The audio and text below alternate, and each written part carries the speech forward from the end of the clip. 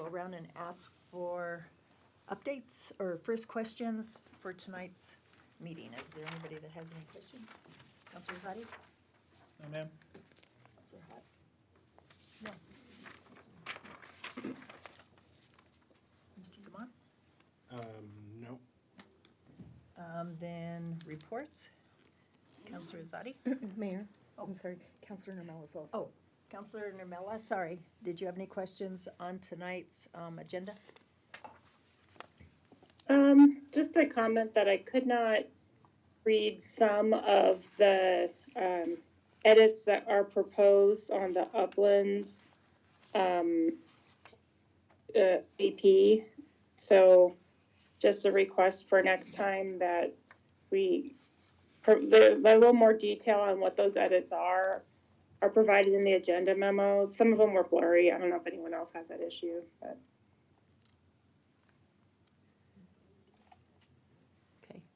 So I might ask for some clarification when you guys have that up, when staff is presenting. Okay, perfect. Councilor Zadi, any reports? Councilor Hott? No. Councilor Grimaldi? Yes, as the Environmental Advisory Board attended, we and several other cities around us, our neighbors, as well as Jeffco, attended our first regional summit last Wednesday, and that went really well. It was very successful. We had a high turnout. I think almost 30 people attended from neighboring cities, from Boulder to Longmont to Fort Collins, Thornton, Arvada, et cetera. We had a lot of great ideas flowing around how the city can work on environmental initiatives together to help alleviate some of the burden. And so that was really exciting. And we already agreed to have that cadence 4 times a year at this point. And the next city, I believe it was Broomfield, offered to host our next regional summit. So that was really exciting. And it also shows that the folks who attended were just as eager to get this off the ground and continue the work there. And then I attended the St. Baldrick's event, which was, it went very well. It's always a little bit emotional, but it was very positive and it went very well. Thanks. Councilor Iron? I went to the Westminster Hills Open Space meeting with our mayor. I thought the group that was chosen was a good mix of different ideas, and they seem to be glad to be heard, didn't they? Good conversation. Anything else? Councilor Dumont? I was out of town this last week on vacation, but the week before was the Inclusivity Board. And I did hear, I know that were a couple other council members there, and I heard, listening to the meeting, that a couple people shared some of what they talked about. But the CEO from Senior Resource Center had joined them, Chris Lynn, and so just talked about some of the things that their organization is doing for seniors. A lot of change since I was on that board as far as what they are delivering in services over COVID. That seems like it changed their business quite a bit. So we continue to talk with them. The chair of the Inclusivity and myself are actually going to meet with Chris Lynn and talk about ways that the city can partner with them. And then the other thing is that group continues to talk about mobility and ways that we could provide mobility for seniors. And I know that I've shared with them before, specifically that Mayor Pro Tem Nermella really wants to talk about that in strategic planning and has support to do that. So they are listening to that. The other thing that they did talk about was the fact that we're coming up to strategic planning, and I just shared with them if they have things that they would like the group to discuss, to please send those to me, and I would be happy to, share their thoughts. So.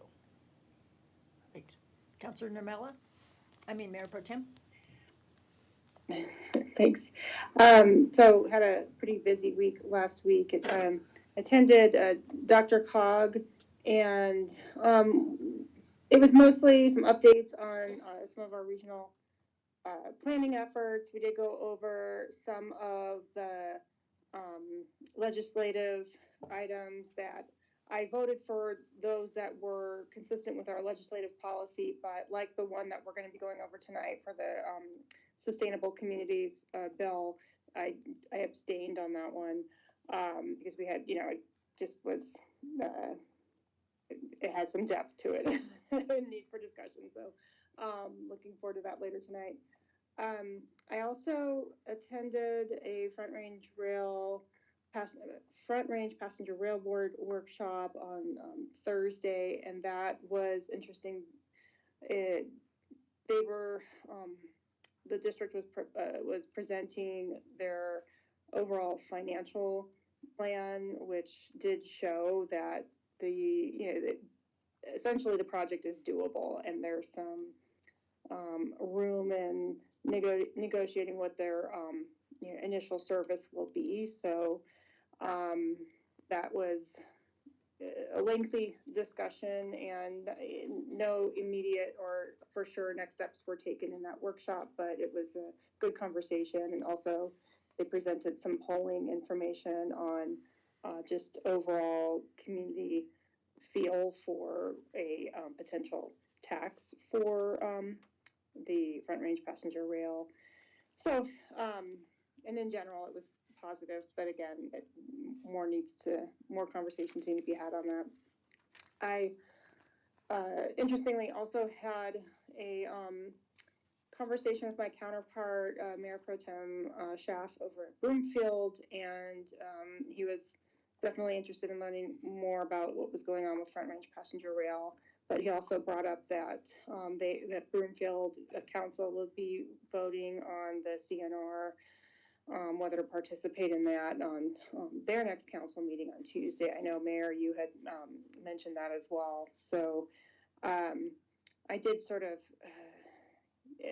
I don't know if it's worthwhile talking about it now or not, but it would be interesting, where Broomfield at least is coming from for some of their members, is their concern that with some of the lack of participation from other community members, that the CNR may not have much juice or purpose left to it if not everybody is participating. So I would just kind of ask Councilor DeMott, the next meeting I think is going to be an important one to discuss what does the CNR do with the not a full head count. So wanted to bring that up. I had one more thing, but I see that Councilor DeMott has, feel free, respond. Well, I certainly would ask staff if they have any opinion, and I mean, we obviously have one more meeting before then. My view is still that I would like us to try to stay at the table. If the group falls apart, I don't know if it's potential that another group could be formed of people who do want to participate. And I think the biggest reason for me is the fact that Jefferson County is going to do that Part 150 study, and I would think that our community would want to be able to assure that we are advocating for our community as part of that study. But I honestly don't know, and I have heard the same thing that you have as far as, there's a lot of talk, and I do think some of the communities are going to leave. I don't know what that means for the group in general, but I think as far as the discussion, it makes sense in my mind for us to continue to try to participate in whatever that future might look like.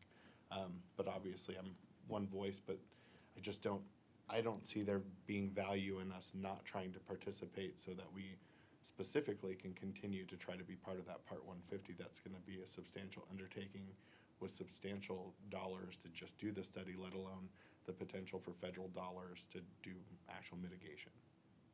Mm-hmm.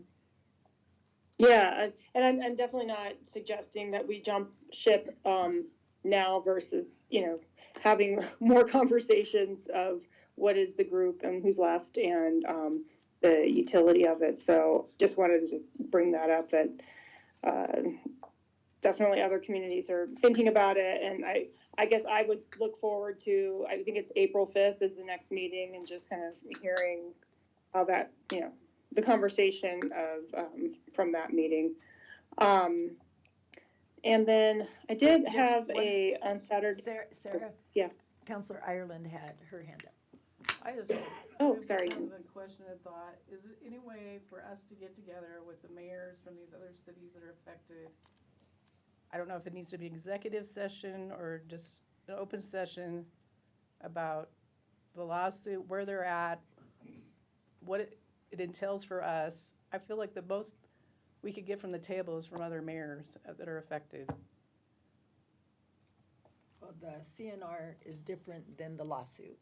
There's several different I things know the happening. CNR is not the mayor's either, so that's what I would like to propose, that we sit down with these mayors, part of the lawsuit, and Broomfield's mayor. I don't know if there's any other mayors that are affected besides us, Boulder, Superior. Is there anyone else? It would be the liaisons that have the information, not the mayors. They're the ones that are going through this. Even when I talked to Mayor Castriata last night, she just was informing me this is going to be on their agenda. She has not counted votes, and she doesn't vote unless it's a tie. So she's a mayor that doesn't get a vote unless there's a tie. And she said, I have not counted votes, so she doesn't know which way it's going to go. She knows she has people on both sides, and she was just giving me a heads up. So we'll wait and see what they do tomorrow night. Kind of on that vein that Councilor Ireland was talking about in terms of talking to other communities. I know we've brought it up before in terms of potentially having some study sessions with other adjoining communities, and we have a quarterly town hall with Jeffco Commissioner Kraftharp and Arvada Mayor Simpson, Lauren Simpson, and we did that on Saturday, and we talked a lot about just our collective and various efforts towards, sheltering, towards homelessness, towards affordable housing, and it was a great conversation because we were each doing things that are somewhat complementary, but it looked like there were opportunities for kind of complementing and supporting one another. And so I'll send out my notes from that conversation because I think it's a good just list of items that are going on outside of just the city and in the broader Jefferson County, but it's a good lead up to strategic planning. And we all thought that it would be useful to at least get Arvada and Westminster together and see, how we can complement one another's efforts.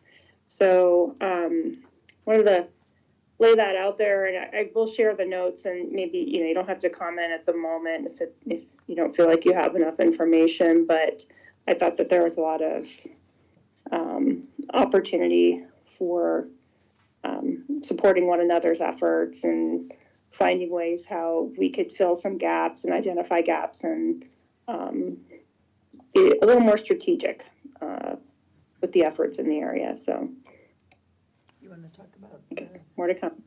the city managers and all of them, Jeffco, that get together and meet and talk about these things? Yes. First of all, to Mayor Pro Tem's comment about a study session, the staff is currently looking at a study session either April 29th, May 6th, or May 13th. Mentioned that to the mayor in our pre-meeting this evening. But that's intended to be council-centric, not with a bunch of other folks participating. And so which day we actually set on or land on, I don't know yet, but we've got room in those 3 meetings to have that kind of conversation about RMMA. A lot has to do with what happens at the CNR meeting early April, so that could certainly change the flavor of that meeting, but that was kind of what we've programmed. I do meet with, city managers on a monthly basis from Adams County and again from Jefferson County. Frankly, RMMA is not a big part of that conversation. It just hasn't been. We tend to focus on homelessness issues and on currently the IGA for Foothills Animal Shelter. So that's where our attention has been. But I could certainly raise that. I will tell you that they are hiring for a new airport director. That job is posted and out there. I got a comment from the county manager last Thursday that they've gotten good responses so far, so that's encouraging, but have not talked with, any of the other reps at any great detail about RMMA specifically. Most of my conversations are with the county manager. And what I heard her say was not necessarily RMMA, but the homeless and the shelters and some of the things that we do need to talk to them about because we're holding money, waiting to figure it out. So, good conversations. You were a busy woman. Thank you. Anything else? I'll stop there. Thank you. Oh, go ahead. I just wanted to address a question from Mayor Pro Tem's report. That, Mayor Pro Tem, did you say that there was a town hall this last Saturday between Jeffco and Arvada? If so, I guess I didn't realize or know about it. So, yeah, we have Commissioner Kraft-Tharp and Mayor Simpson and we do a quarterly. I forgot to mention it last week, so that is my bad that I did not. And we have a quarterly town hall. It's been going on for a long time. Actually, even when I was still working at the city. But that is just an opportunity it's a virtual town hall, and we try and hold it quarterly. And our next one is in June, and I'm looking for the date. I'm really bad about. I guess I'd just like to know Here. more about that. Is that hosted by the city or just Mayor Pro Tem, or, do we do that with any other cities? I have a lot of questions around it. It's just a joint session that is run by the three of us, the commissioner, myself, and Mayor Simpson. Okay. And sometimes we have specific topics and invite people to talk. We've had the Westminster Fire Department in the past and others. We've talked about energy in the past, like brought in Excel. So it's usually pretty topical. This one was pretty open. Thank you. Anything else, Mayor Pro Tem? Nope. Okay. Today, going to my torture chamber and trying to work out. The LED lights are not hot enough to melt the snow. So I can't tell you how many accidents I went past because north and south had snow. You could not see red, green, yellow. And whether it's a turn signal or the regular lights. And so people going north and south would just go through, and the east and west could see because there wasn't snow on their side. And if they had green, they're coming. And we saw 3 crashes with all of this happening. Westminster Boulevard, our own side, could have been one. They were just seconds apart from crashing, and it's because people don't know what they aren't treating them as 4-way stops. It's bad. So either we need the hot lights to be in the winter so they melt, or we need to figure out what we're going to do because people cannot. It's dangerous. Every accident I saw was because nobody could see what lights they were going through. Yeah, Mayor, it's interesting.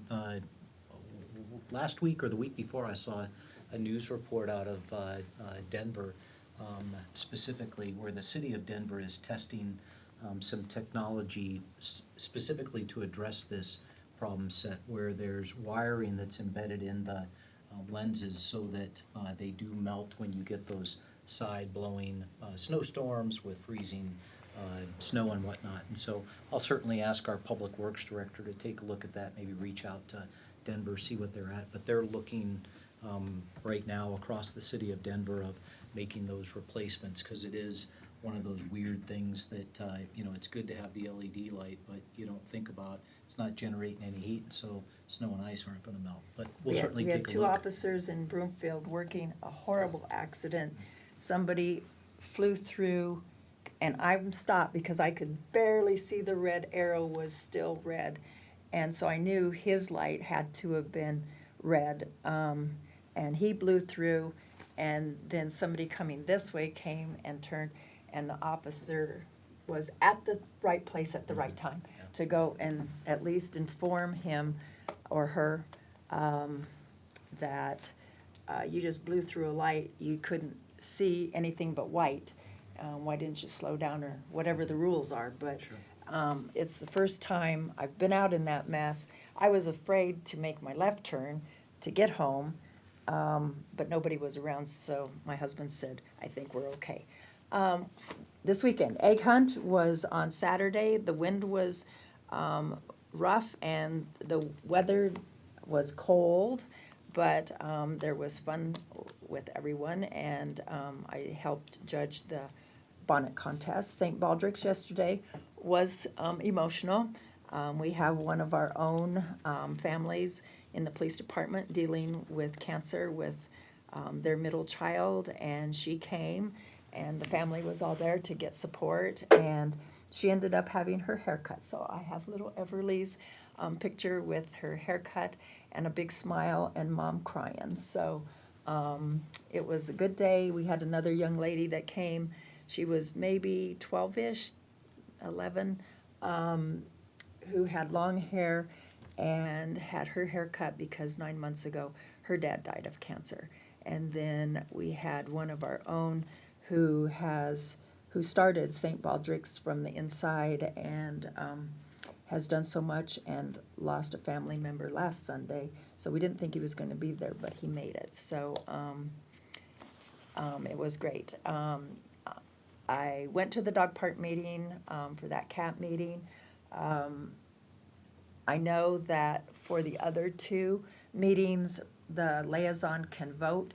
I have chosen not to speak or vote at those meetings because we're here to hear the group that's brought together. They have everybody represented, and they have plenty to talk about. They don't need me. I know it's coming back to us, and we have a vote there, so I just don't feel that I need to insert anything. So I did sit and didn't say a word for an hour and a half.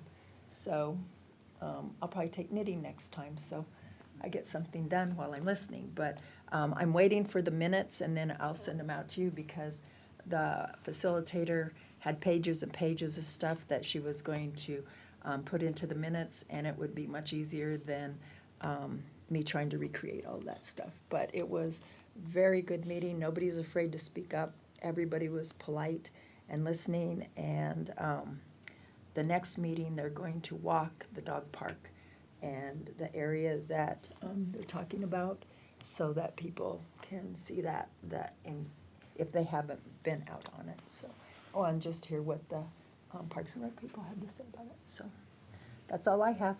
Anything else for the good of the order? Anything from you? No, ma'am. Okay. Then we'll see everybody at 7. Don't forget your green sheets. And at the very bottom,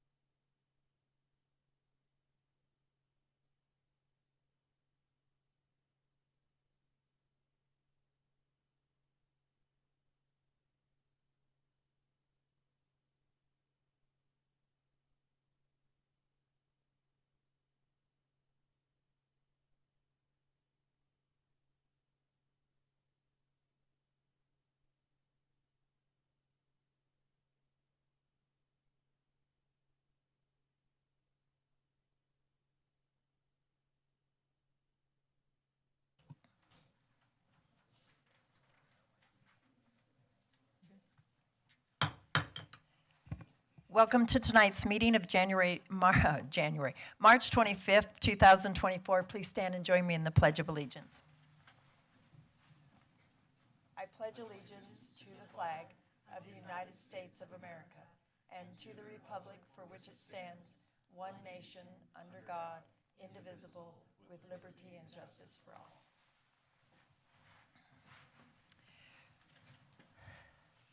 Welcome to the Westminster City Council meeting of March 25th, 2024. We thank you for coming and would like to remind all in attendance that our meetings are subject to the rules of decorum that are posted inside the chamber doors. These rules are in effect while our meetings are in session, as well as during breaks and transitions between meetings. We want to be sure all feel welcome and remind all there is an expectation that no attendee shall disrupt the meeting and that threats and intimidation are prohibited. No attendee shall engage in audible expressions of support or opposition for any speaker. Signs and placards are prohibited, and all attendees shall remain seated in the seats provided, not in the aisles, nor shall the doorways be blocked. Roll call, please. Councillor Carmelia. Present. Councillor Demott. Present. Councillor Azadi. Here. Councillor Hott. Present. Mayor McNally. Here.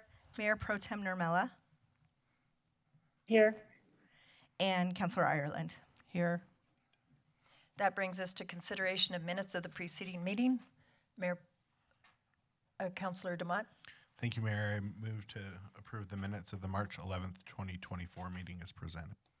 Do I have a second? Second. It's been moved and seconded to approve the minutes of March 11th, 2024. Is there any further discussion? All those in favor say aye. Aye. Aye. Opposed? Motion carries. That brings us to some presentations tonight. Councillor Demott will present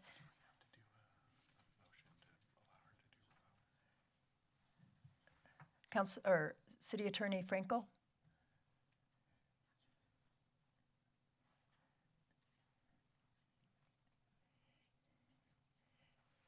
City Attorney, do we need a motion? Sorry, Mayor, just conferring with the clerk, with regard to Mayor Pro Tem's remote participation. Right. I believe she's not missed more than 2 in person, so that no motion is necessary. Okay. I believe remote participation beyond 2 meetings per year would require a vote of the council, but I don't think we're there yet. Okay. Thank you. We were just checking. Thanks. Councillor Demott will present the proclamation for Child Abuse Prevention Month.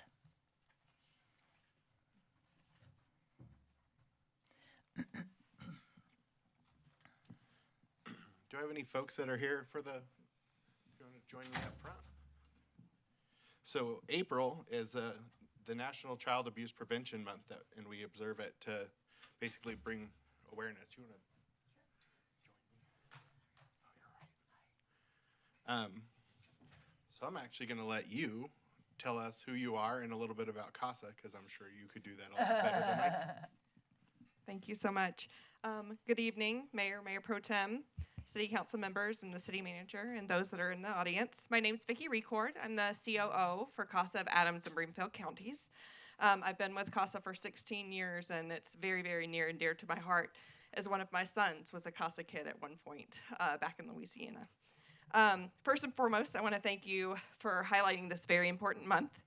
As at CASA, we recruit, train, and supervise community volunteers called Court-Appointed Special Advocates, or CASA volunteers, to advocate for children who have experienced abuse or neglect, as well as for children who are chronically absent from school. We see firsthand how child abuse and neglect impacts not only our children, but our community at large. By recognizing Child Abuse Prevention Month, you're helping to increase awareness in the community about the importance of strengthening families, supporting parents, and building better futures for children in Westminster. Just last year, our CASA volunteers served 72 children just in the city of Westminster. Your support is instrumental in helping us provide life-changing advocacy for at-risk youth. I encourage anyone listening to consider becoming a CASA volunteer. And our upcoming Light of Hope event is April 11th, and it's a great way to learn more about the CASA mission and how you can get involved. We are very, very proud to have the City of Westminster as a sponsor of this event. Thank you again for your incredible support. And thank you for what you do. I would be remiss if I didn't share that our former counselor, Emmons, she was a CASA, and she still is a CASA, actually. She joined us at my town hall on Thursday and told us she just finished with one of her cases. So she was very excited, and I have admiration for anybody who does that job. And I'm very pleased that we have the partnership that we do with you all through, the city and our police department and the various groups that work with you all. I would also share that there's another organization, the Ralston House, that we work closely with as well as you guys do. And their goal is basically when kids go through abuse or they see traumatic things, they do interviewing process to kind of start the healing process. And so that's another organization that the city partners closely with. That the city has a long partnership with. We've had former city manager who was on their board, my wife was on their board, former Mayor Seitz was on their board. So very important organizations that help our kiddos in times of basically the worst times possible. So with that, I'm going to go ahead and read the proclamation. Whereas every child deserves to grow up in a nurturing environment free from harm and fear, and whereas all children do not receive appropriate care, in fact, too many children become victims at the hand of abusive perpetrators. And whereas every responsible person would agree that even one abused child is too many, and it is up to us as a community to tirelessly work to end the abuse of children through awareness and action. And whereas Westminster has dedicated individuals, organizations who work daily to counter the problem of child abuse and to help parents obtain the assistance they need. And whereas effective child abuse prevention and advocacy programs such as CASA of Adams County and Broomfield County succeed because of partnership among families, social service agencies, schools, religious and civic organizations, law enforcement agencies, and business community. And whereas the community is stronger when all people become aware of child abuse prevention and become involved in supporting parents to raise their children in a safe and nurturing environment. Now, therefore, I, Nancy McNally, Mayor of the City of Westminster, on behalf of the entire City Council and staff, do hereby proclaim Child Abuse Prevention and Awareness Month and urge the City of Westminster to work collaboratively to increase their efforts to support families and prevent child abuse. Signed this 25th day of March, 2024, Nancy McNally, Mayor of Westminster.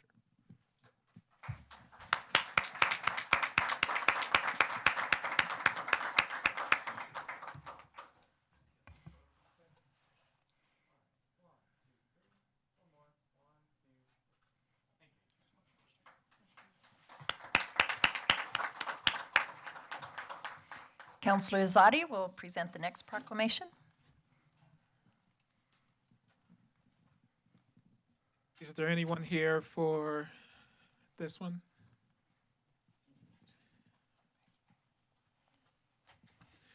So this one is a little tough for me. I had a close friend, Monica Zealand, who died from cancer, stage 4 breast cancer, a few years ago. And when I saw that I was presenting this tonight, I'm gathering myself. I almost switched out because I didn't know if I could stand here today. But I think it's important to bring awareness to cancer. Colorectal cancer specifically, I know is the leading cause of death for folks under 55 in Colorado now. The leading cause of cancer death, right? So it's very important to bring awareness to this, and if anyone you know is going through a fight with cancer, please pray for them, be with them. It's very tough, and my daughter was friends with the friend that was friends with the daughter of my friend that died. So it's very, very tough. Thank you for being here. What's your name? My name's Ian Kahn. Excuse me. Thank you. Those are very powerful words. The thing about colorectal cancer is it is very, very, very preventable. With a colonoscopy, you can prevent cancer. It starts with these little polyps that grow, which can be removed when you get a colonoscopy. And once that polyp is removed, it can't turn into cancer. As Counselor mentioned,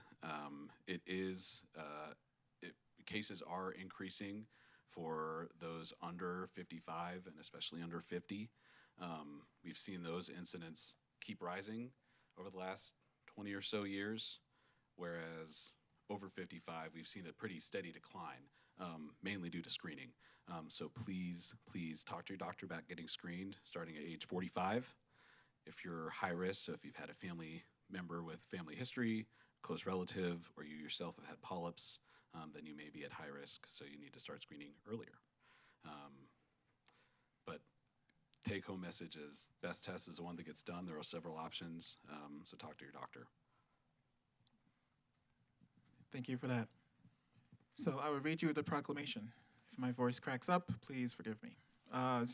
Whereas it is estimated that over 145,000 people were diagnosed with colorectal cancer and over 53,000 people died of colorectal cancer in 2020.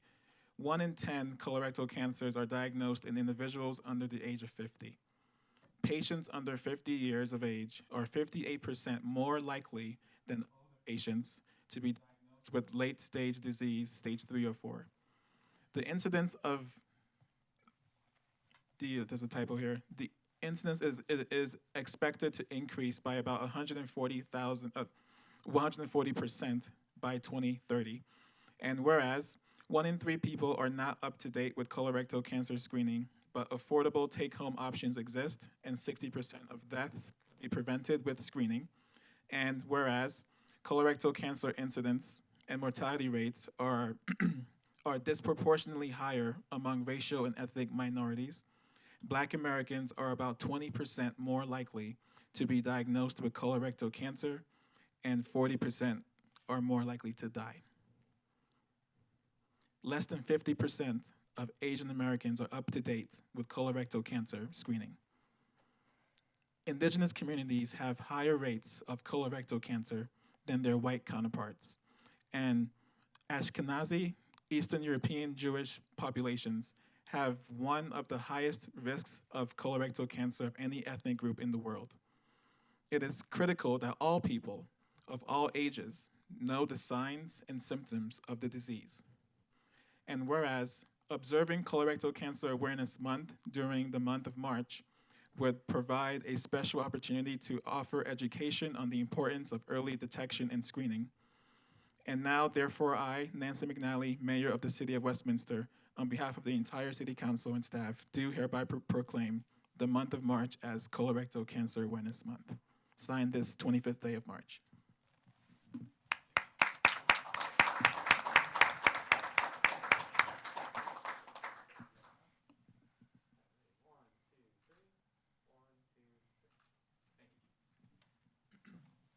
Next up is Councillor Carmelia.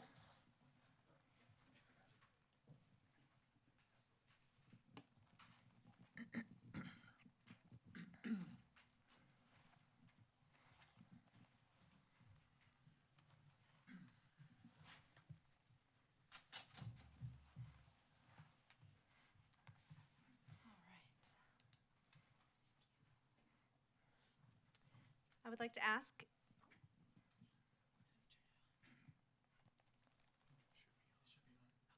Just eat it. if anyone is here for Persian New Year representing. Thank you so much. Come on up. Your hair is beautiful. All right. I would just like you to introduce yourself, say your name, and I'll hand it over. Thank you so much.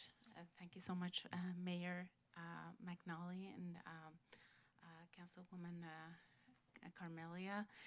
My name is Mojgan Tahirinia. I'm a Westminster resident. On behalf of Iranian Americans in our community, thank you, Councilwoman and Mayor and all the members for recognition of Nowruz and Iranian New Year. Nowruz is the first day of spring, a non-religious celebration which is nature-based and inclusive. It has been celebrated for over 3 millennials, and people around the world from different religious backgrounds and ethnicities share its spirit of joy and renewal. Other than Iran, this festival is marked in countries located in the Silk Road with significant Persian cultural influence from China to West Asia and beyond. I would like to also mention the plight of Iranian women and people for freedom through the ongoing Women Life Freedom movement for regime change. The message of Nowruz provides an opportunity to renew meaningful relationships with nature and people, appreciating blessings and looking forward to opportunities the future brings. As we reflect on this past year, we hope that this new year brings greater peace in the world, along with health, prosperity, freedom, and joy. Happy Nowruz. Thank you so much. That was absolutely beautiful. And I just also want to say, I've only recently learned of Nowruz myself, and as it's an environmental justice holiday, trust me, I'll be learning a lot more about it. So thank you, and thank you for being here.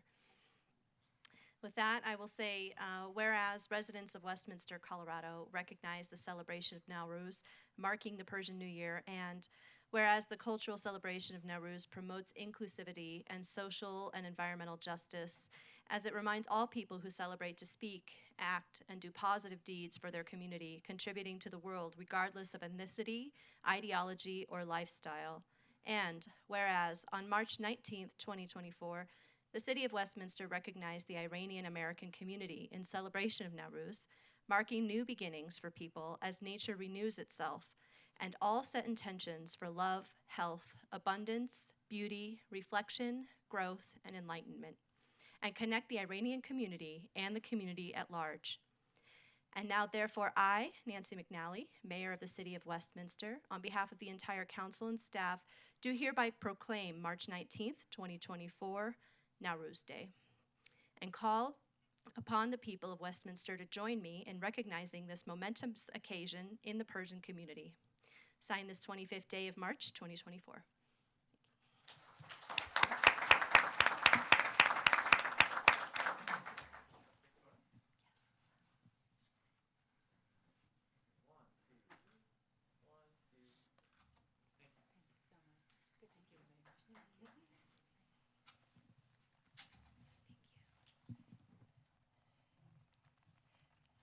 The public comment portion of the meeting is an opportunity for the public to communicate with City Council. Each participant will be given no more than 5 minutes on any topic they choose. Public comment is not intended to be a back and forth discussion. If there is a public hearing scheduled for an item on which you wish to speak, please hold your comments and testify when that public hearing is called. Tonight, we have 3 public hearings. The public hearings are the proposed update of building code and fire codes, consideration of the 5th preliminary development plan amendment for the Foster property, and consideration of an official development plan for Uplands Filing Block 4, PA-A4, located at the northwest corner of 84th Avenue and Lowell Boulevard. This evening, the city clerk, we have how many emails? We have 8 emails. By the deadline, which have been posted to the online agenda packet and forwarded directly to City Council.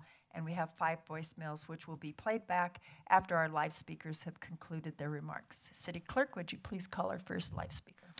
The first speaker is Linda Bova.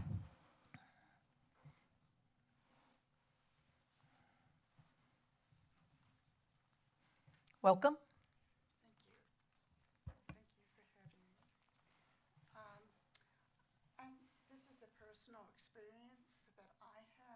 Can you take the microphone and get it? Yeah, thank you. I'm going to talk about a personal experience that I had at the dog park about a year and a half ago. My name is Linda Bova. I've lived in Westminster for the past 15 years. When I moved to Westminster in 2009, I searched online for dog parks, and Westminster Hills Dog Park came up, describing it as 420 off-leash dog, a 420-acre off-leash dog park. And I've been going there ever since now with my golden retriever, Hank. We go every day. I watched the 100th parking lot and Greenway Trail being put in. I didn't know then that it was the Greenway Trail because there was no signage. I thought they were making improvements to the dog park. And by the way, all the signs for the dog park on 100th, Sims, in Indiana, all said Westminster Hills Dog Park and not Westminster Hills Open Space. Then in 2022, barricades were put up, closing several trails. There was no communication from Open Space about their project. When they were done, they left 4 trails running parallel, east to west, coming from the 100th Street parking lot. And all but 2 trails were closed, running south to north. The 2 open trails were on the east end of the parking lot, of the east end of the park. If a person wanted to walk a loop, the only option was to walk 2 to 3 miles. Not every person or every dog can always walk 2 to 3 miles. I emailed Open Space about the problem, that there was no option to walk a smaller loop. Open Space wrote back that they closed those trails because they were redundant. I emailed them again, then I counted 9 trails coming from the lower parking lot from Sims, running north to south. And those trails were also redundant, but none of them were closed. Their answer for those trails were that they were too steep and it couldn't be closed. I didn't buy that, and I still don't. I emailed again and asked them, please, how about if we compromise and open up just 1 trail going south to north near the west end to make a smaller loop? And they never responded to my request. During this time, the people walking there were extremely upset about the trail closures. Some of the closed trails had been there for years and were not social trails. They were also upset because Open Space made no effort to post anything at the dog park or on their website about their intentions. Animosity started to build toward Open Space. People felt they didn't care and that Open Space would do what they wanted regardless. So the people just gave up and did what they wanted and walked around the barriers and onto the closed trails. So because of Open Space's lack of management and communication skills, their project and money spent went down the drain. And so here we are today. The Greenway Trail now has signage. The concrete bike path is built. The fences are erected with wire, which is difficult to see, with only one way for all people, dogs, and bikers to run into each other because all the other entrances, which used to be present, are now closed. It's obvious to me that Open Space never had the intention of improving the dog park. They took away waste bag dispensers and the voluntary cleanup days. All the changes were made for the Greenway Trail and bikes, and not the dog park. It saddens me that we have people working in Open Space who have their own agenda and have no consideration for the 6,100 people who signed the change.org petition. And your time's up. Thank you. Thank you. The next speaker is Beth McBride. Welcome. Low tech here. My name is Beth McBride, and I've been living in Westminster since 1970. I know it's a long time. I've owned my own current home for 25 years. I also taught in the Westminster schools, from Scott Carpenter to those of you who know these schools, but anyway, Scott Carpenter and Hodgkins and Westminster High School. 10 years ago, I fell in love with the Westminster Hills Dog Park, and because it's a unique, beautiful experience, not only for its views, but for providing experiences of community of friends. However, to add to that, it's been neglected by the city. We've asked to, do volunteer work, but anyway, I'll get into that more. I wasn't going to speak, like I'm a retired teacher, but I don't really like talking in front of public, but that's okay. Because so many others have spoken so eloquently and articulately about the situation. But after attending various meetings, engaging with the Parks Recreation and Open Space staff, I felt like I had to speak. I've been losing sleep over the issue. When I was a teacher in the district, I was fortunate to have bosses who were fair and clear about what our goals were, how to achieve those goals together, and they wanted our input and help. That showed respect because I knew that what they stood for and what was expected of me and all the people that I worked with. Recently, a friend of mine gave me a book of principles of creating and maintaining an effective, constructive workplace environment. For the many ideas and principles given, I just chose two that I wanted to highlight. First is truth or integrity, and the second is honest, clear communication. To me, that means stating the goals, the plans to attain those goals, so everyone understands and has a buy-in as far as what's going on. In my experience, that is not what has happened with regard to the recommended changes to the dog park, and I felt blindsided. First, at the open house, it became obvious that plans were set, despite smiling assurances that, quote, nothing has been decided. Pat answers were given that this is the only way to preserve the pristine prairie land, despite the fact that for years the land was an active ranch with cattle roaming the area. This did not instill confidence that we would be heard, and it was disingenuous. At the open house also, I was mentioned to a presenter there that there were signs that said it was a dog park, and I was told in no uncertain terms that I was wrong, that there were never any such signs. As council saw 2 weeks ago, the Guardians provided photographs by way of Sherry, saying that they had photographs that showing Westminster Hills Dog Park, several signs all over the area, different from Indiana, Sims, 100th.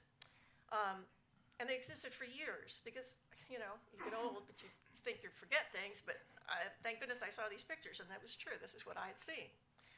And this doesn't instill any respect for me or a citizen. At the same meeting, I was told by two of the top staff members that in the exact wording, that they would never let their own dogs to the park because the first time they had gone there, they were attacked. I've been there for 10 years, and now that is totally contrary to any experiences I've had. This shuts down communication, and it tells me that the deal is done. Also, a survey was completed by almost 900 people. Then at the March 6th meeting, Parks and Recs reported that only 47% of the residents wanted to keep the park as it is. That didn't sound right to me. So upon listening to what the Guardians had to say, they took their own time, and they went over again the surveys of over 800 surveys. And they recounted, double-checked the responses on their own time, finding that the percentage was actually over 89%. This is not representing the truth, and the trust is lost. The second principle that the book mentioned, the leadership, is communication. There are many examples of the lack of open communication, but I'll just mention 3. Surveys were conducted last year regarding the park, and yet no results were given and published.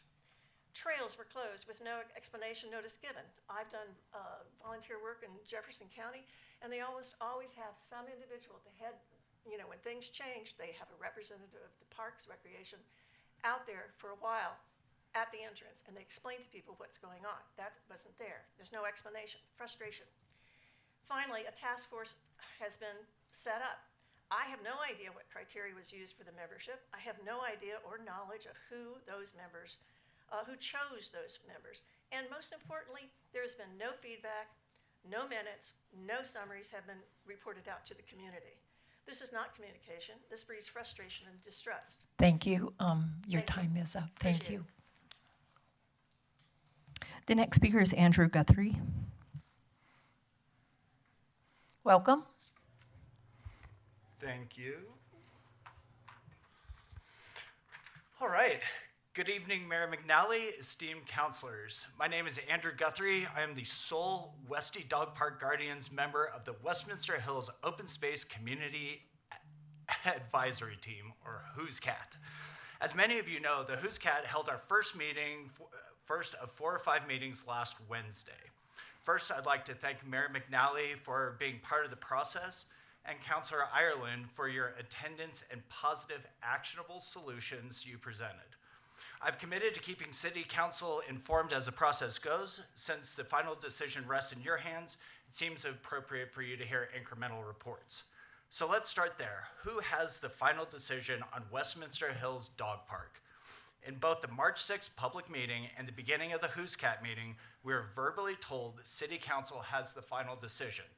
However, Who's Cat members were asked to sign a statement including, quote, "The final decision regarding the project designs, management, and operations rests with the City of Westminster Department of Parks, Recreation, and Libraries." At the end of the meeting, we were asked for one-word feelings so far. Comments range from heard, frustrated, to hopeful. Please keep hopeful in mind for the next few minutes because the meeting sure didn't start out hopeful. Before the meeting, I attempted to understand the history of the Greenway Trail, essentially why a bicycle highway was built through the middle of an active dog park. In speaking with Mr. Reale of the PRL, he stated the path cutting directly through the middle of the park was the, quote, "only way." When presenting an alternative, Mr. Reale said absolutely not and reiterated the current path was, quote, "the only way." Now, I don't know about you councilors, but if I was given 1,000 acres to draw a line through, I could come up with more than one path. One suggestion I started with was rerouting the Greenway Trail starting at the end of the concrete bike path, which already exists, but was told that was impossible since, quote, "that's all the sisters' land at the end of the concrete bike path." To that end, I asked you all to look up the address 10,001 Alkire. It is a City of Westminster open space forestry maintenance facility right at the end of the concrete bike path. I'll give Mr. Reality the benefit of the doubt that he forgot a facility he manages as the open space superintendent, but it continues to call into question the accuracy of information from the PRL to the public. Here's another prime example. Quote, "Westminster Hills open space is not a dog park." Direct quote from Director Herrera Mishler at 16:07 of the official city recording of the March 6th meeting. This narrative from the PRL has to stop. Maybe the original land purchase was for something else. Fine. But to continually say this is not a dog park when we have 24 years of history calling it a dog park, the physical signage until last year said dog park, and until last week, the city website called it a dog park, and it was only changed because I called it out at the Who's Cat meeting. Please call it what it is. It's a dog park. So, what was accomplished at the first Cat meeting? We established what was good about the park and what improvements need to be made. That's it. We spent 20 to 25% of our total time, one of 4 or 5 meetings, establishing why we like the dog park and improvements need to be made. Now, I get negotiating 101, where each side has to agree on something, anything. I question if this was an efficient use of our time, especially since the next meeting is entirely on-site presentations selling the PRL's vision of the dog park. I challenge you all to ask your PRL department 4 key questions. 1, why was the public told prior to the construction of the Greenway Trail on April 7th, 2016 that bikes would yield to dogs, but the basis of the Cat is to change that? 2, if community cleanup days had such a big impact as noted in the press coverage, why were they stopped in January 2017, conveniently just after the Greenway Trail installation? 3, why were PRL policies changed sometime between January 2017 and February 2024, not allowing cleanup days at the dog park for the majority of the year? 4, what checks and balances are being created to what checks and balances are being created to create accountability and transparency in order to stop PRL misinformation from being spoken to citizens. I will stand faithfully by my duties as a Who's Cat, knowing that it's a community advisory team, not an action team or accountability team, only advisory, and I hope you all take a close look at the issue and make the best decision for Westminster residents. Thank you. Thank you. The next speaker is Tamara Kramer.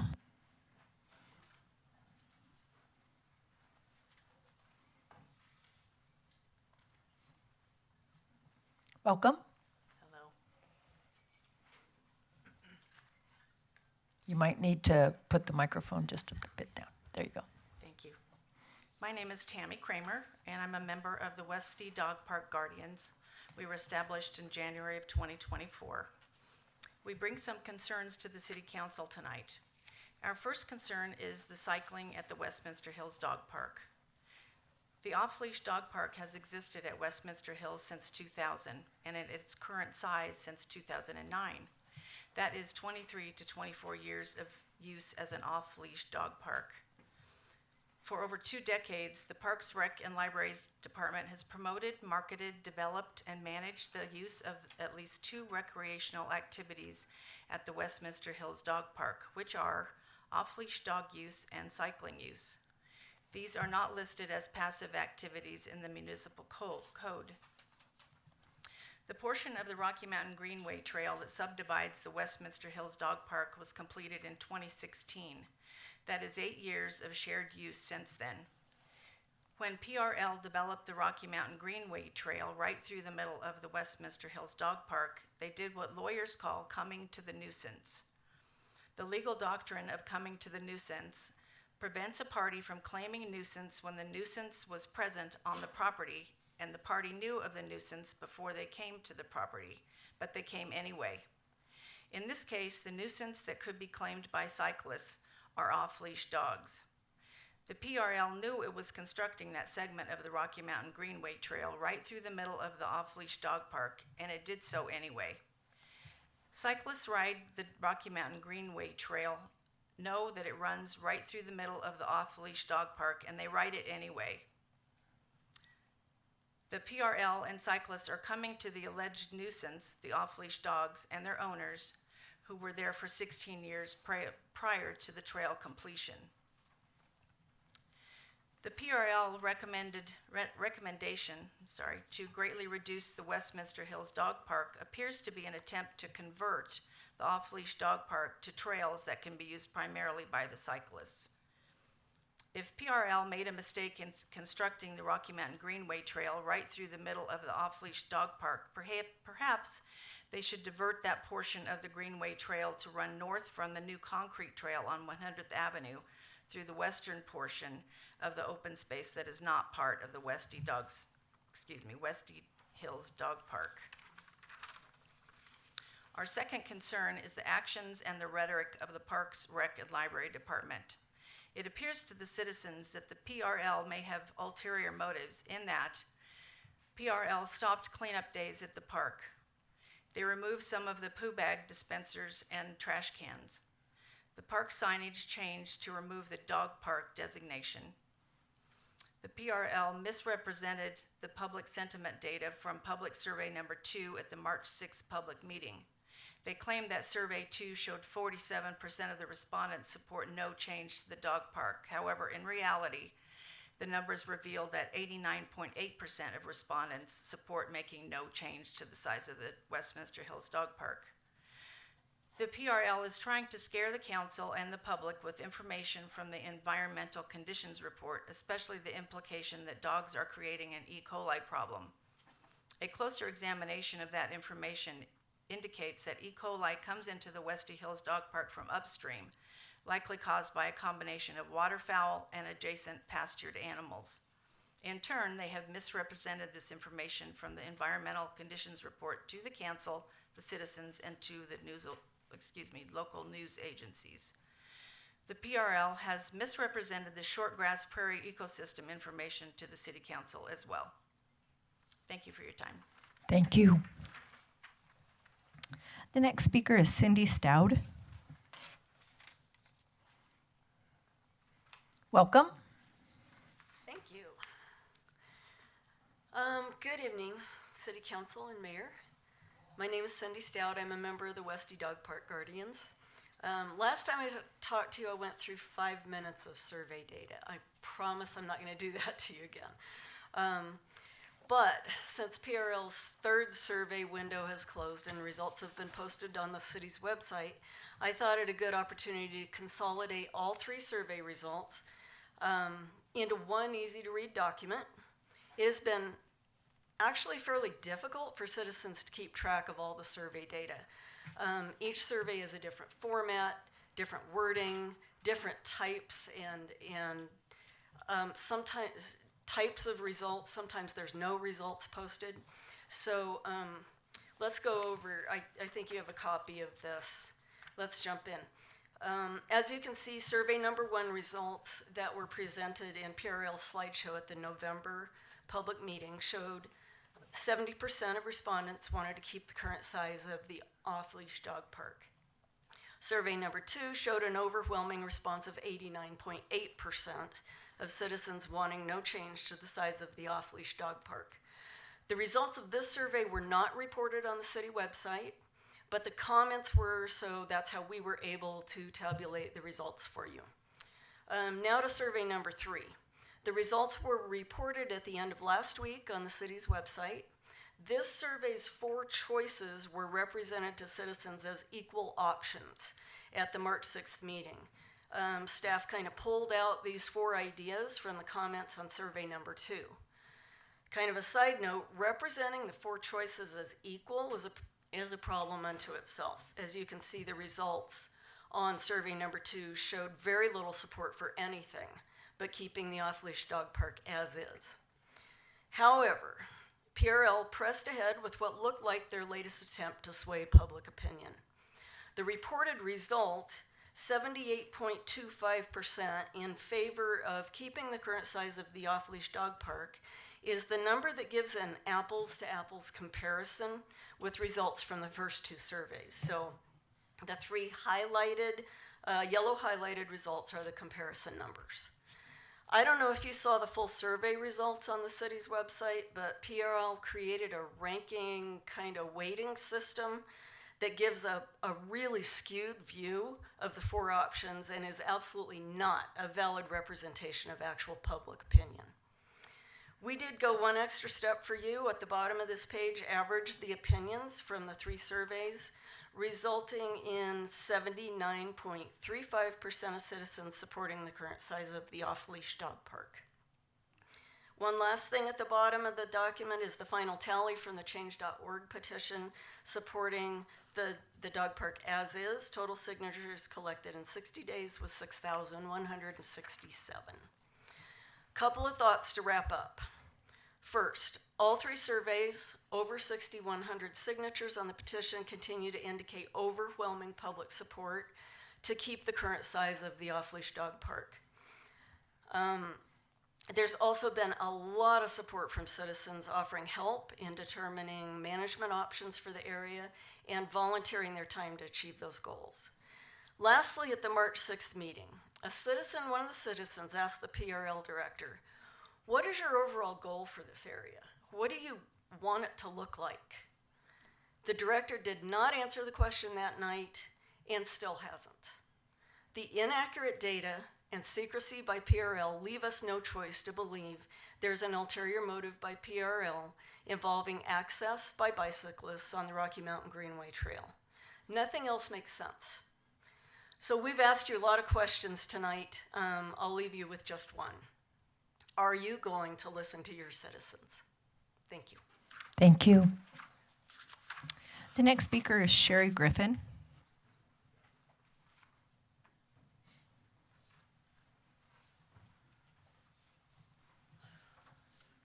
Welcome. Hi, everybody. Let me not talk too loud. Thank you for allowing me the opportunity to speak.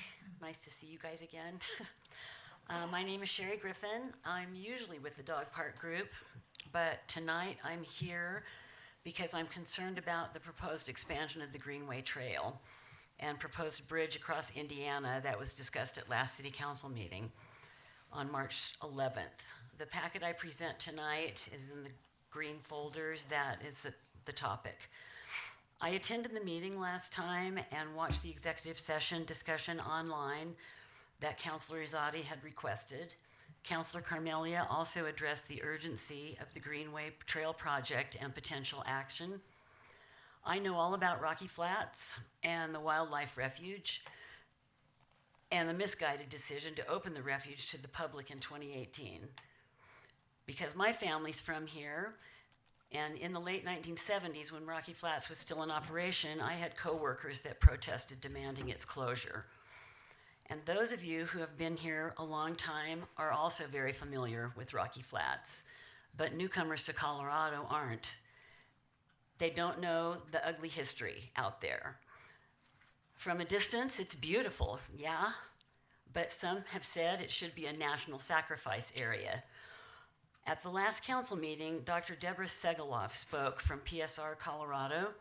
She brought up something I hadn't thought of before, that visitors traveling north on the Greenway Trail through the refuge have the potential to transport plutonium all the way to Rocky Mountain National Park, putting many other people at risk.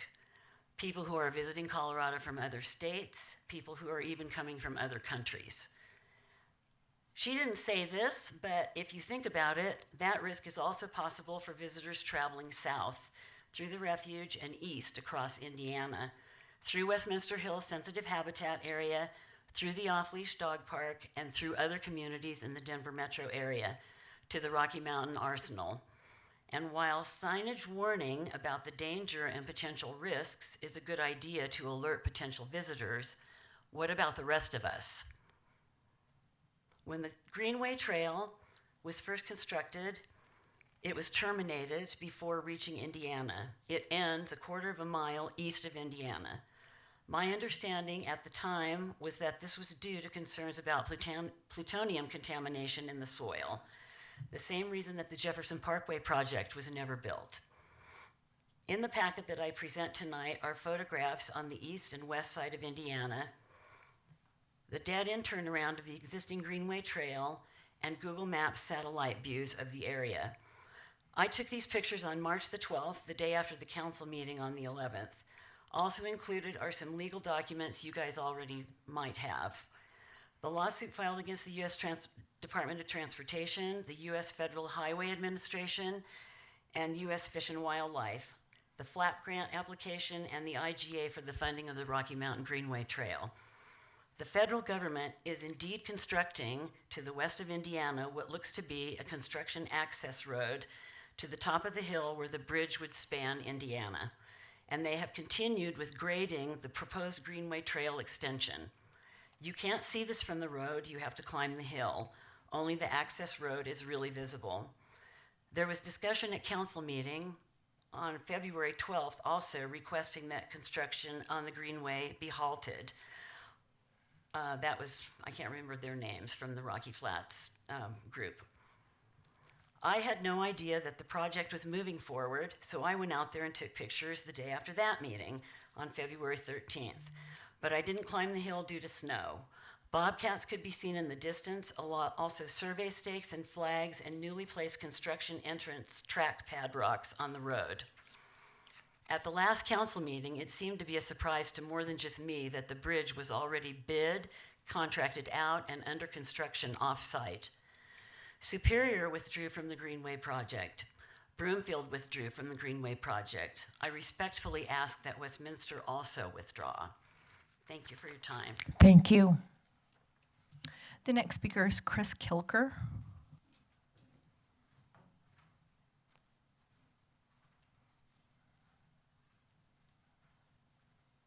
Welcome. Thank you. Appreciate the time. My name is Chris Kilker. I'm a resident of Westminster in Jefferson County. I wanted to talk this evening about the Rocky Mountain Airport Noise Advisory Roundtable. I've been attending that for about the last 6 months. I am a pilot, only been a pilot for about 6 years. I think Councilman DeMont is on that board there. I have to say, I have no notes or anything tonight, but I have to say I'm pretty well discouraged after about 6 months of attending the meetings. The last meeting I was at, there was a resolution put forward on a study that had been done and had been done by a consulting firm, I believe. And I don't know how long it was out there for, maybe a year, maybe longer. But after they made their recommendations that there should be some things sent to the FAA, it was voted down by the board. I guess all 8 members must approve it. The thing I found out about this whole process is if one board member disagrees with it, it just doesn't go. I think the board is just dysfunctional. I don't think anything can be accomplished with the way the board is. I know in this next meeting coming up is they've got on the agenda item if to keep the board going or not going. Mr. Dumont, Councilman Dumont, I appreciate and respect that you've represented the city of Westminster on this board, and I just feel that it's so dysfunctional that nothing will ever be accomplished with this board. I suggest that we do not continue on the board, that Westminster not participate in the board, and we certainly try to find other ways to remedy the noise situation. I certainly believe as a pilot that there is things that can be done to help remedy some of this noise that is going on at the airport, but I believe there's nothing being accomplished with this board as it is today. Thank you for your time. Thank you. The next speaker is Carolyn Farbman.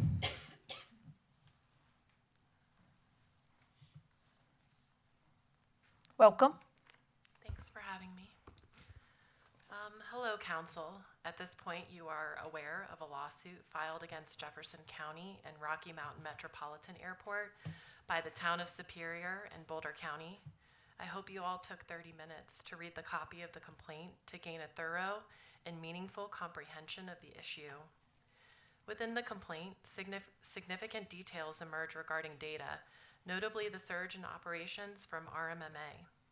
Additionally, it references Jefferson County's recently proposed taxiway project, projected to amplify operations by an estimated 35,000 annually, on top of the already significant number of operations. I kindly urge Westminster City Council to engage outside legal counsel, specifically with expertise in aviation law, to A, understand the implications for Westminster should Boulder County and Superior win the lawsuit against Jefferson County and the airport, and B, to take legal action against RMMA and Jefferson County to mitigate the nuisance arising from touch-and-go operations over Westminster residents. Through numerous discussions with Jefferson County, particularly Tracy Kraft Tharp, it has become evident that they harbor no intentions of curbing operations and noise levels. In my inquiry to Jefferson County commissioners regarding the new RMMA taxiway, I sought clarity on the rationale behind advancing this project, particularly in light of the widespread discontent among nearby communities regarding existing airport operations. I also aim to ask how this development aligns with the interest and objectives of Jefferson County. Part of the response from Kraft Tharp that I shared with you all via email was, quote, "As a federally funded public use airport, RMMA cannot stop growth, but can plan for and prioritize the best ways to grow," end quote. Upon following up with the question, is the FAA requiring that you build this taxiway? I was met with silence, highlighting Jefferson County's pattern of sidestepping direct questions from their residents. Speaking of silence, it's a luxury my community no longer has. The noise over Westbrook and Westminster has become increasingly worse. I urge you to take a moment to watch the roughly 8-minute video I shared via the public comment email. In those brief moments of filming while walking my dog, I counted 7 planes overhead. It's crucial to understand that the constant noise is unrelenting. As one aircraft fades into the distance, the next one begins its approach, offering only a brief pause of 20 to 30 seconds. What was once a peaceful 45-minute stroll now feels like an endurance test. My mental well-being is strained, and the once cherished tranquility of Stanley Lake's open space has all but vanished.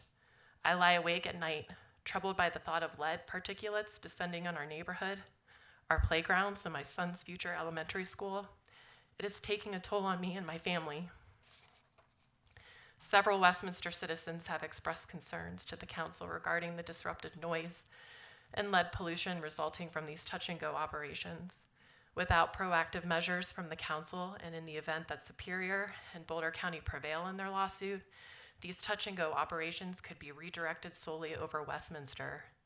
This scenario would amplify the airport's impact, stretching its reach further south and eastward, resulting in heightened disturbances, increased grievances, and deepening discontent within the Westminster community.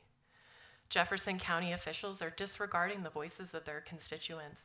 It seems they couldn't care less about the profound impact their decisions have on residents, choosing instead to sweep our mental and physical health concerns under the rug. Their unwavering commitment to constructing the taxiway, facilitating further airport growth, is crystal clear. Let's be real, the FAA is not forcing them to do that. If reducing noise means fewer operations, and fewer operations violate their grant assurances, that's their problem, not mine. This is mismanagement of the airport. Perhaps they should have considered the repercussions on communities before applying for the grants and agreeing to those assurances. They ought to reimburse the funds and relinquish the grants, allowing us to reclaim our quality of life. I find myself in a position where I shouldn't have to ask Westminster to intervene. I live in Jefferson County, yet I'm struggling to identify what more I can do to make the county comprehend the ramifications of their actions on everyone involved. So I kindly ask, will you please help? Will you please take these actions? Thank you. Thank you. The next speaker is Jim Fenimore.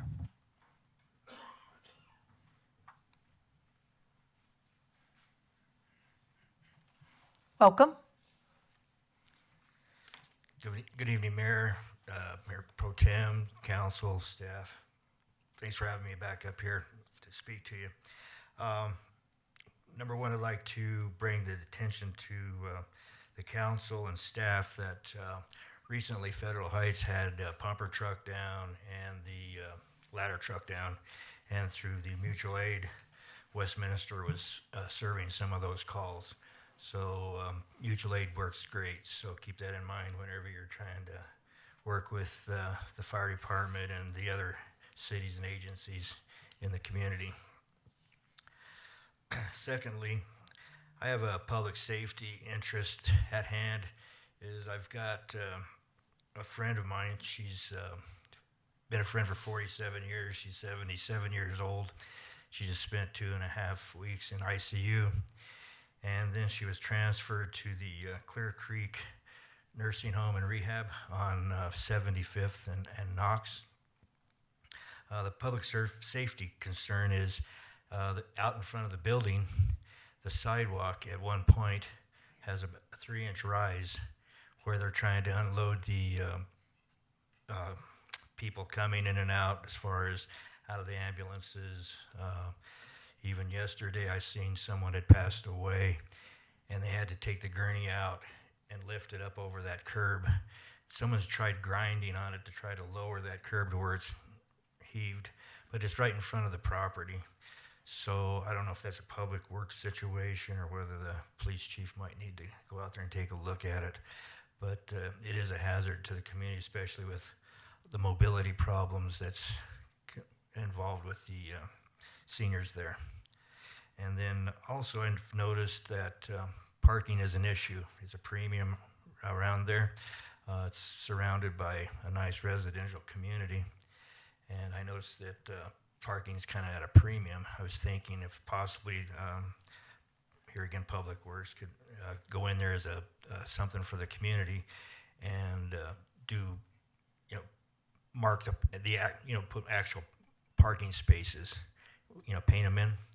I think that that would help with the residents and also the staff and the visitors that are coming in, because it is tough to find parking there a lot of times. So, you know, the facility's been there for 50 years, and we did go look at other rehabs and analyze them, and with it being an older unit, it is very well kept up. It's clean, and it's a privately owned facility.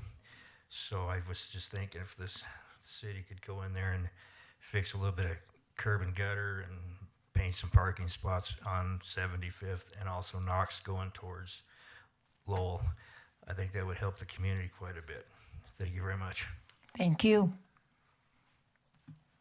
The next speaker is Tom Lampo.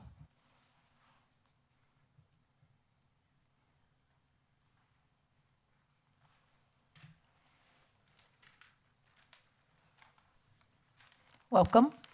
Hello. It's nice to be back in Westminster. I'm here to lift up the people of Westminster and the city in prayer. As a side note, though, I hope everybody has caught a little March Madness. And if you're not participating in the madness, I hope you've derived joy from watching others stricken with the madness of March. So please join me in prayer. Heavenly Father, in Jesus' victorious name, you are the God of Westminster. What incredible times you have us in.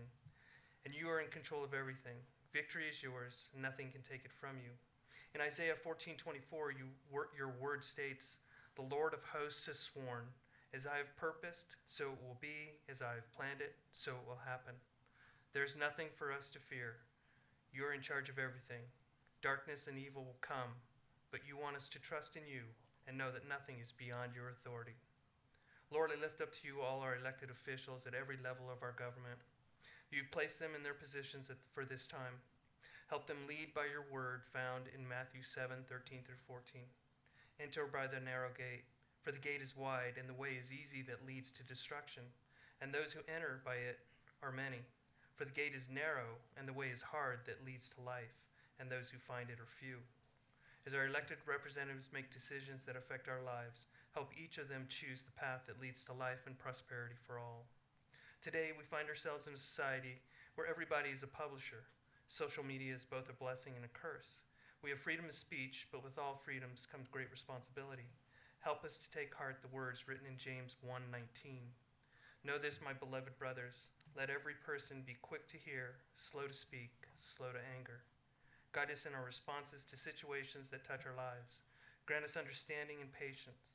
We don't need to agree with a view, but help us to respect an opinion and thoughtfully respond. We need good, open communication to heal as a society.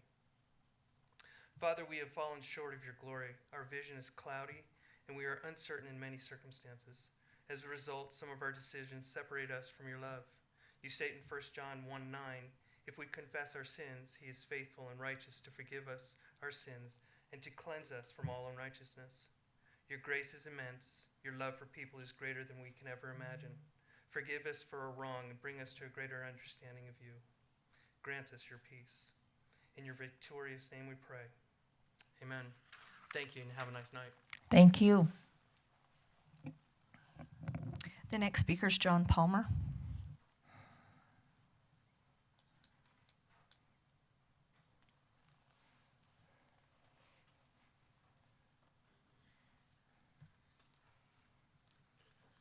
Welcome. Good evening. Thank you. Let's take a minute and call your attention to use Judge Judy's, one of her favorite words, a kerfuffle that we had on the weekend of the 16th and 17th over at the Uplands property. I'm sure you all saw the video that was sent to you where the water had breached the silt fence area, which is in violation of the city code, by the way. There is an ordinance about stormwater runoff. That being said, I would like to thank Director Knipple for coming out last Friday and meeting with me, doing a walkabout on the site, understanding what the problem was, and trying to move forward with Uplands developers to assure that that doesn't happen again. And the problem was all of the silt that was running off of the property into our storm sewer. I'd also like to take a minute and thank John Burke and Heath Klein. Had a meeting with them this afternoon discussing some of the Uplands stuff. very informative, got a lot of questions answered. But I really think, like I say, that you people, and I'm sure Mr. Knippel's on top of this, but we need to make sure this doesn't happen again, not just on the A property, but the B property, the C property, the D property. Stormwater runoff is a problem. It's a pollutant. So, like I said, thank you. Thank you. That's our last live speaker, but we do have 5 voicemails. Okay. Hello, my name is Charlene Willie.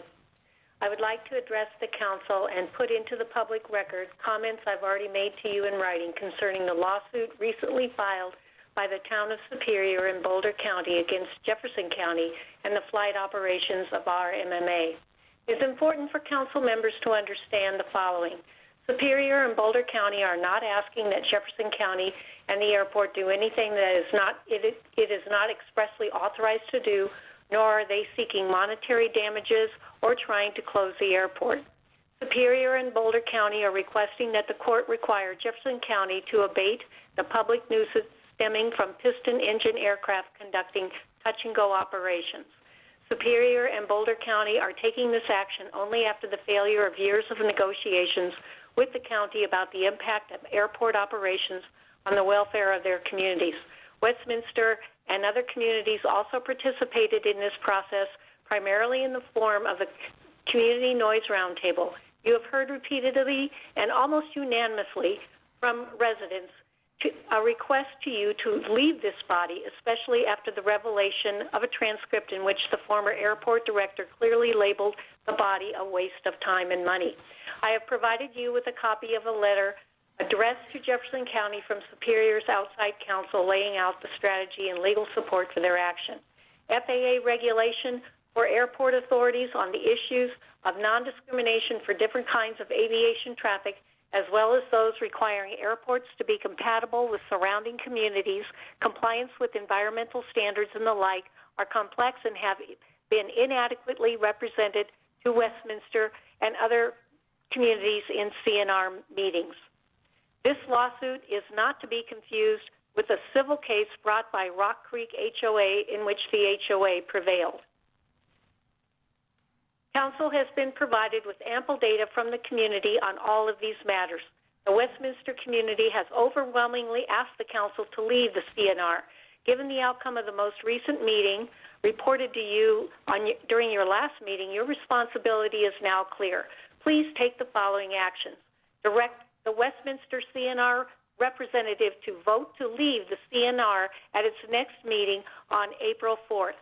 There is no voice at the table if half the CNR members will not continue. 2, engage with other victim communities, including Superior, Boulder County, Broomfield, to learn more about how Westminster can protect its own citizens from the harm of this facility. You share a common problem. Seek a common solution. Engage outside legal counsel with expertise in aviation law to understand your rights. Thank you for your time this evening. I appreciate your consideration of this important matter.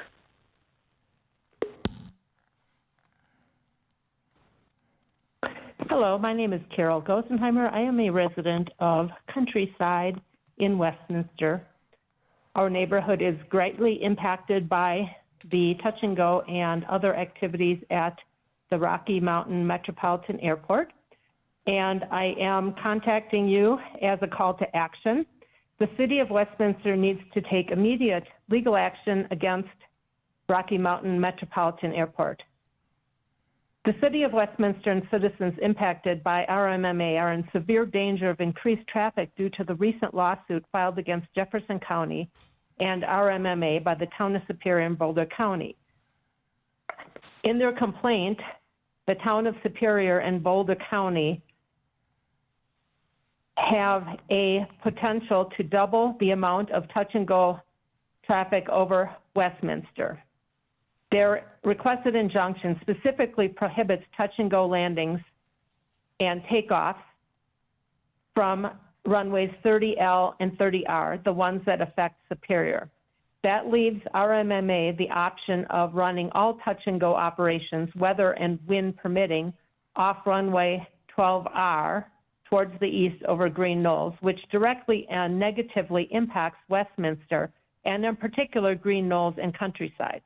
Days with favorable wind conditions could potentially pack the traffic patterns and greatly increase takeoffs over green knolls and excessively loud traffic over countryside while providing relief to Rock Creek in the town of Superior. On calm days, touch and go activities would always be over green knolls and countryside. I encourage the council to engage outside legal counsel with expertise in aviation law to understand the rights and responsibilities we have and pursue legal action against RMMA and Jefferson County to mitigate the nuisance arising from touch and go operations, which will clearly increase should the town of Superior and Boulder win their lawsuit. In the complaint, the town and Boulder County request the court require Jefferson County, the owner and operator of the airport, to abate the public nuisance stemming from piston engine aircraft conducting touch and go operations on runways 30L, 30R at the airport. The town and Boulder County are not seeking monetary damages, are not trying to close the airport, they're not trying to limit which aircraft can use the airport, and are not asking Jefferson County to do anything that it is not expressly authorized to do. Westminster needs to be proactive in protecting its citizens as well through a similar lawsuit which would prohibit touch and go activity over green knolls and countryside and prohibiting the use of runways 12R and 12L for those activities. Also, as you are aware, Jefferson County is currently advancing a new taxiway project that they anticipate will increase operations by over 10%, an estimated 35,000 per year. Despite the significant increase, Jefferson County shows no inclination towards curbing operations or mitigating noise levels. Their persistent actions and the absence of viable solutions within the Community Noise Roundtable clearly demonstrates this stance. This is why it's imperative for the Westminster City Council to disengage from the Community Noise Roundtable and pursue legal action instead. We ask that the Westminster CNR representative votes in favor of leaving the Community Roundtable at its upcoming meeting on April 4th. Several Westminster citizens have repeatedly expressed concerns to Westminster City Council regarding the disruptive noise and lead pollution resulting from touch and go operations and expansion of runways. It is imperative for the City of Westminster to take action now to curb this ever-growing threat to the mental and physical health of our citizens. Thank you for your time, and we appreciate your discussion and response to this request.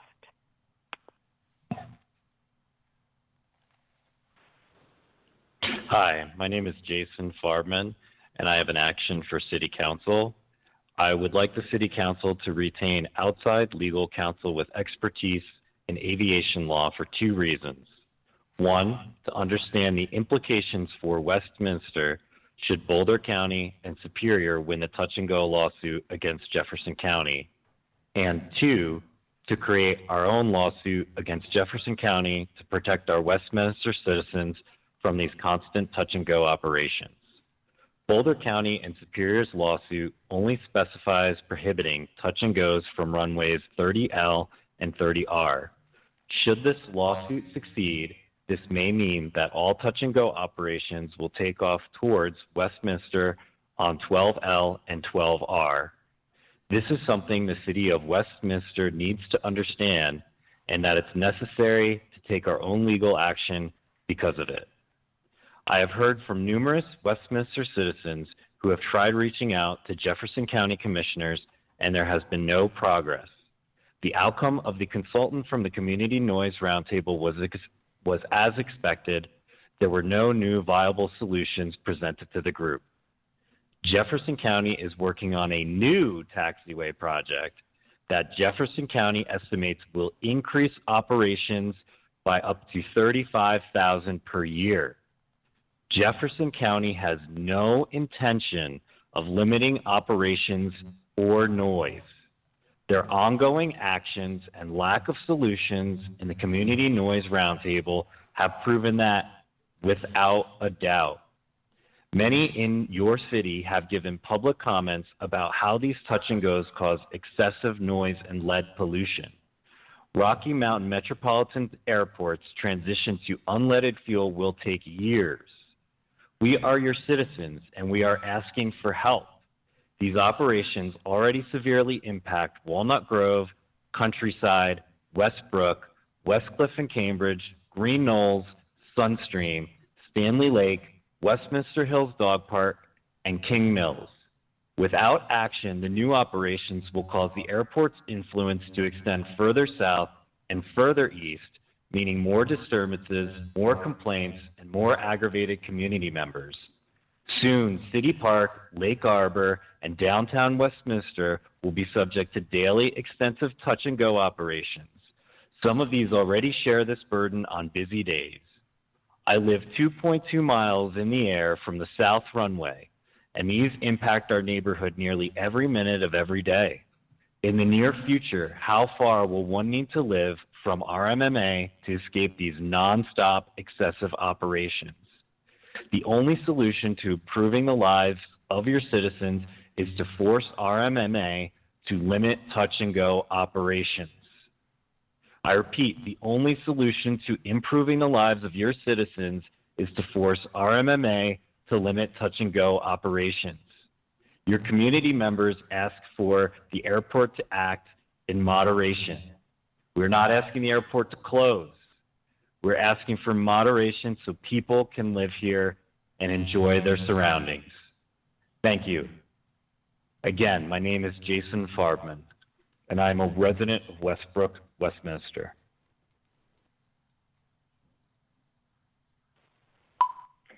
Hi, my name is Paula Berkey, and I am I am leaving a message to comment on the bridge project over Indiana. I am not in agreement with this. My family and I have lived in the Countryside neighborhood for 30 plus years. I feel like there is this sense of urgency to complete this project, and I understand it's different municipalities that are involved and not just Westminster. However, in our 30 years, we have known many people who have been affected by the environmental risks from the Rocky Flats area. And I am really concerned about the soil being disturbed. My understanding is it was, and I am no scientist or environmentalist, I am simply a concerned citizen. And my understanding is that if there is disturbance that is beyond several inches, that it can set off some environmental concerns. So I'm concerned, very concerned about that. In our area, we have all known somebody or experienced very strange cancers that have happened here. Our family is no exception. Our daughter is a childhood cancer survivor. Though it is considered, her oncologist said it was not considered an environmental cancer. It's just caused us to pause over the years and wonder, with living so close to Rocky Flats, whether that has impacted our daughter's health. So I am asking you, and strongly asking City Council to vote no on this project. Thank you very much. Bye-bye.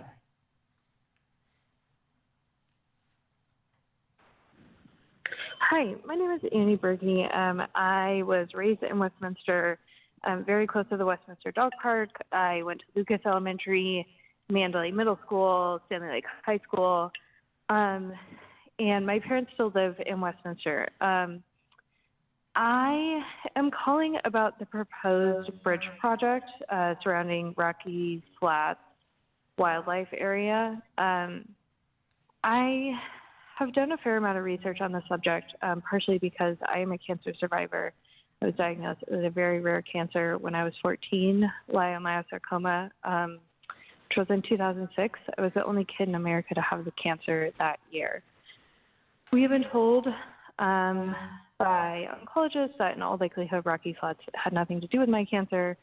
And based on the research I have done, it seems that the science and the research backs that up, including the physicists that have spoken at previous city council meetings.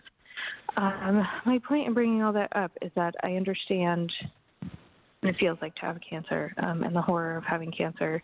And I understand that the risk, according to our recent research, is quite low related to Rocky Flats, but it is not zero. And with that in mind, I don't understand why there's such a headlong push to force this project through. It strikes me as quite odd. I don't know what the community's gained, what the community earns from this. I know it will cost money. I don't understand what the point is in continuing this project. So that is all I wanted to say. I thank you for taking the time to hear my concern and to hear the concern of the community. I think this is a beautiful area that makes me proud to be from Westminster. And my most concerned parts of my brain are that if this bridge is built, then perhaps it will lead to further developments in the future that will destroy this land. For many reasons, I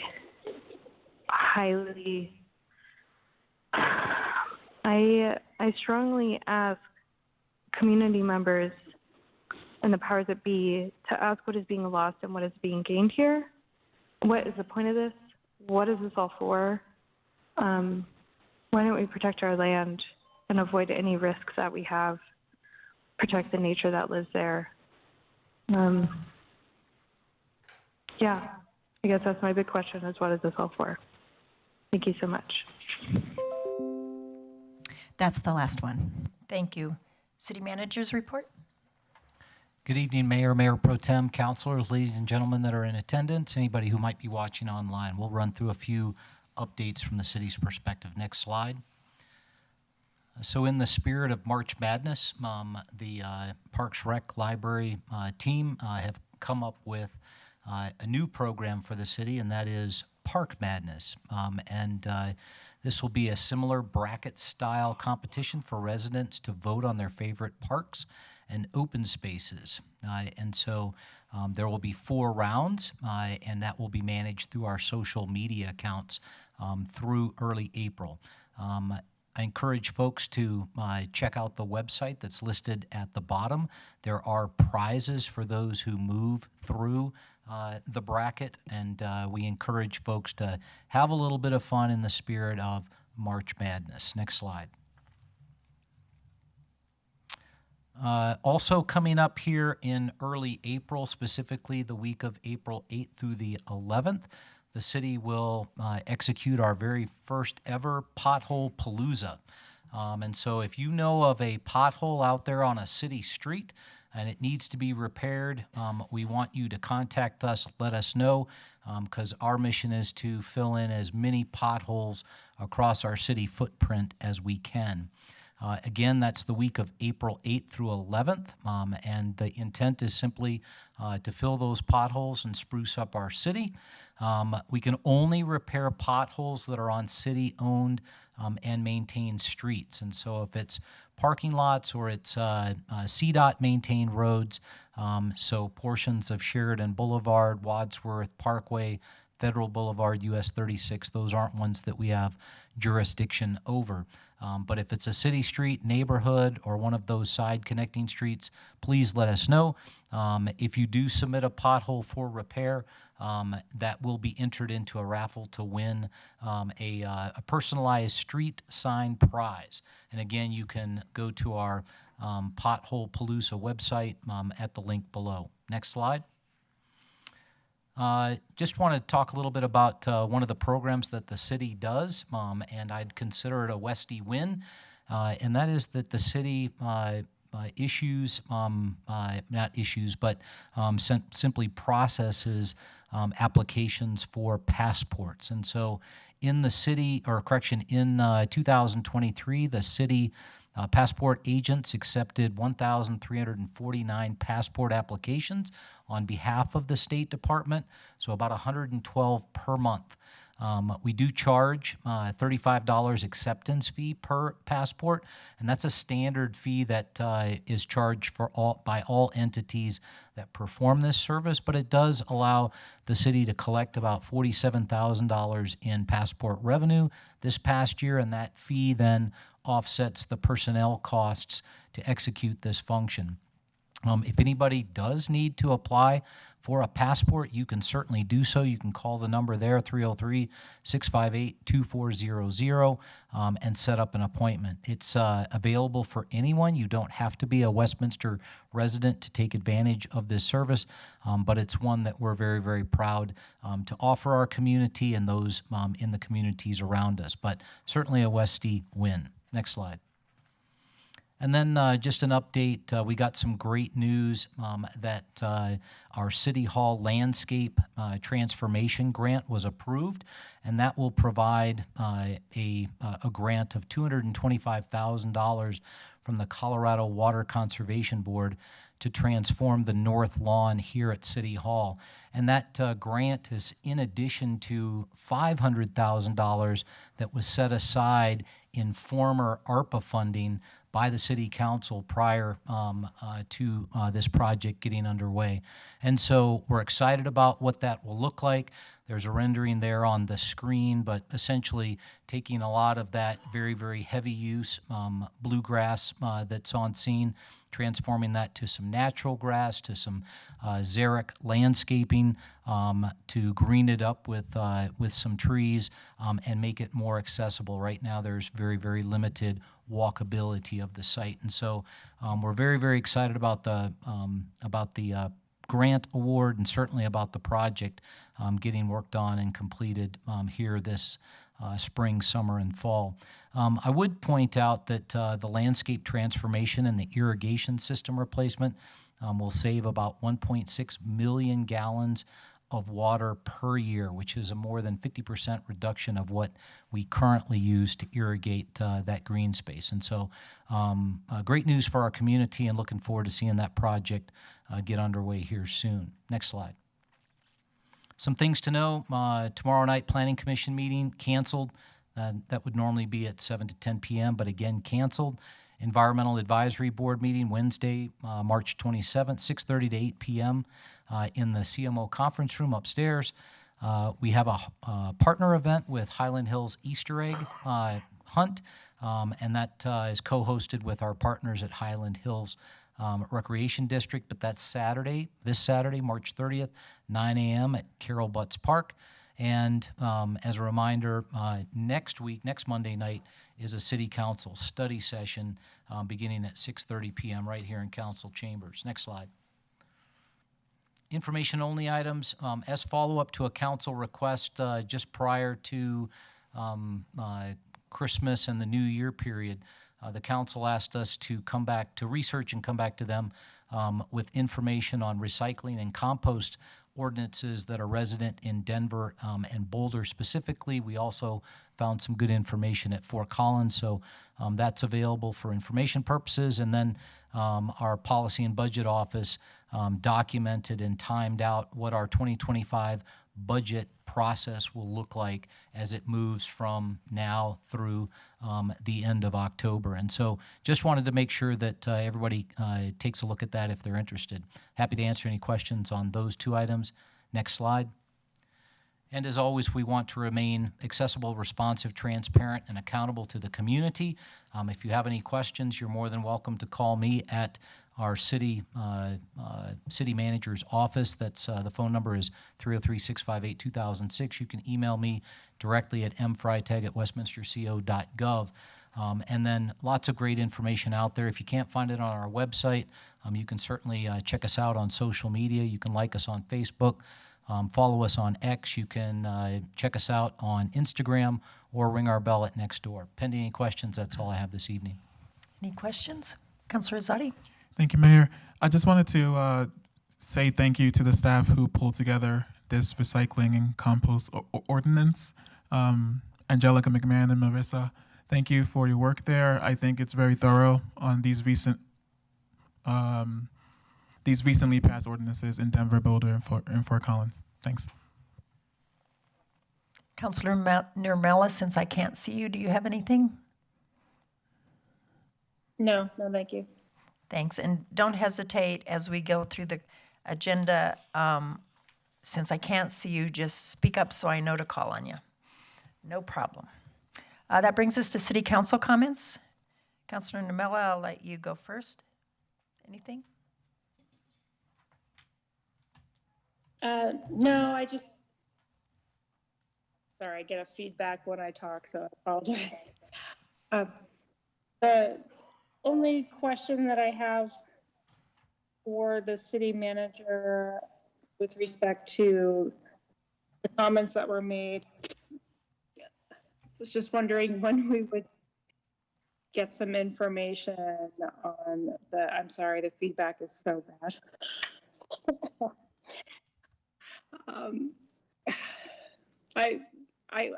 Let me come back to it. I need to just write my question down and say it really fast. Okay. Councilor Azadi. Thank you, Mayor. Wanted to start with a thank you to all the residents who came to speak tonight. We've been seeing an increase in engagement this year, and it's been great to see because I think this is how you get change, right? This is how you make the change that you want to happen. So thank you for continuing to come out. At my office hours today, I had a woman come by and she told me a fact about Rocky Flats that I actually did not know. So I'm just saying, I'm repeating this to you because I think we need to continue building the awareness of Rocky Flats within the community because a lot of people don't know what happened there. But what she told me was there are these two sites, and she showed me this map. There are a few sites where the plutonium, when it's below 6 feet underground, there was no cleanup. They only cleaned up above 6 feet underground. But there are about 18 different species of animals that burrow into the ground 16 feet deep. So think about that. So in that area, these animals are burrowing in. Think about the potential of an animal going deep underground where we know there's plutonium and coming back up and going around the community. I think that's not something to scare you. It's just something to be aware of, that we can't just keep ignoring this. It's very important that people understand why I bring up the Rocky Mountain Greenway Trail, why that's something that needs to be shut down, why we talk about public health issues all the time, especially this year. We have a lot of public health specific issues that have come to us. It's just important to stay engaged and stay aware and educate yourselves on what's happening around that area. For staff, city manager, I do have some questions on the dog park survey that went out. I would like staff to respond to, I guess, the allegations of what the residents were talking about. One is this discrepancy between 20-something% and 90. So if staff can respond as to what that's about.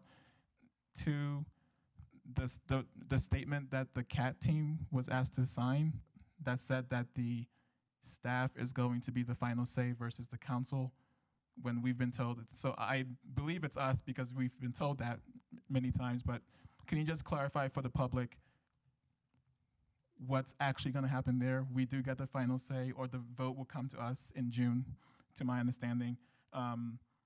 And finally, the organization of the CAT team.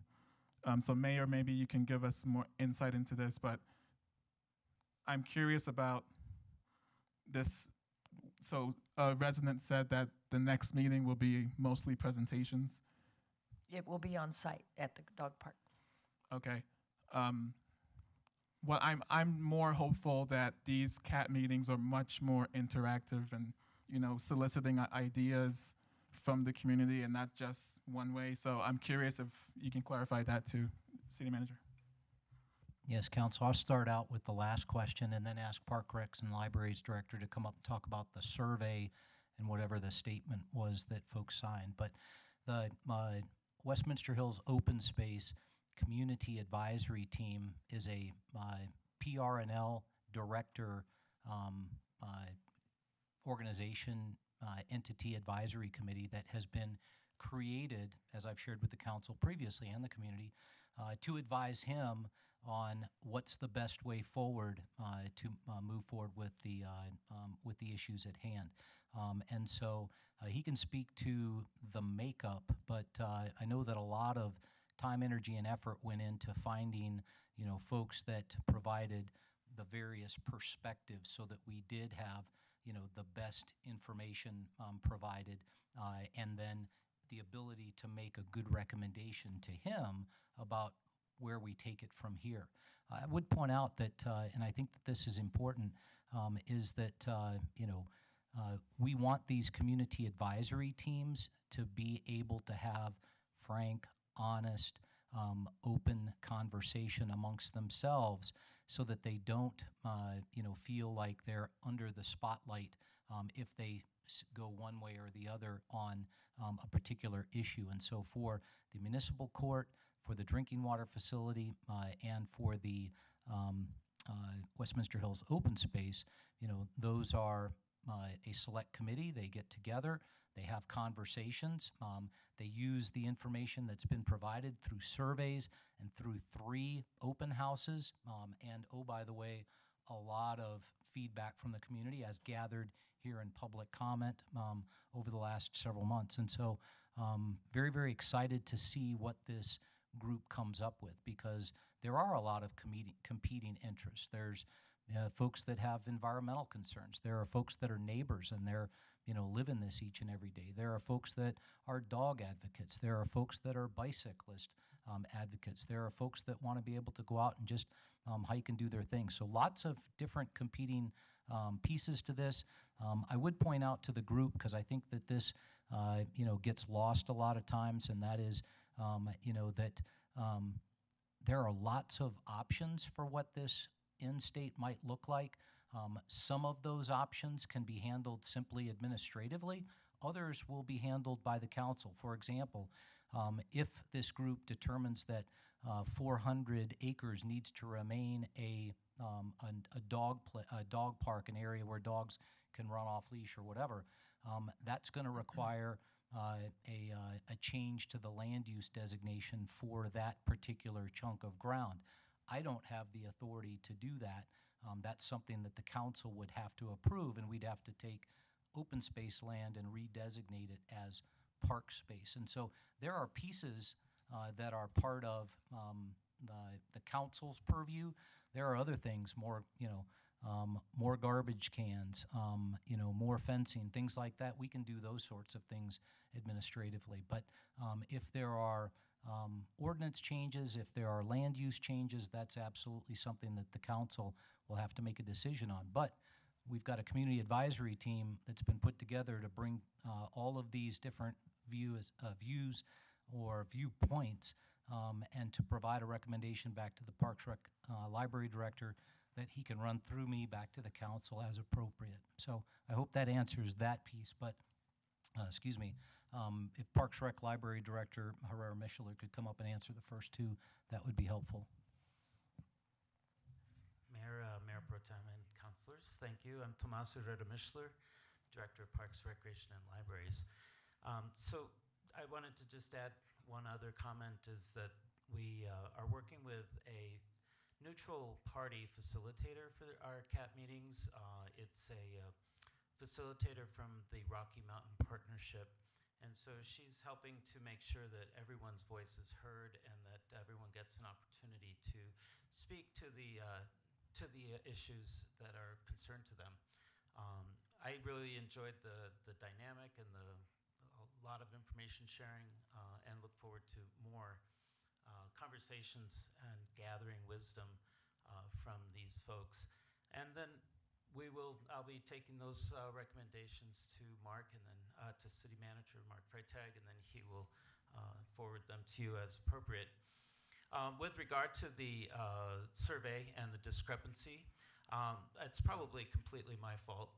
I didn't do it on all of the almost 1,000 responses that we got. I did it on a random sampling of about 250.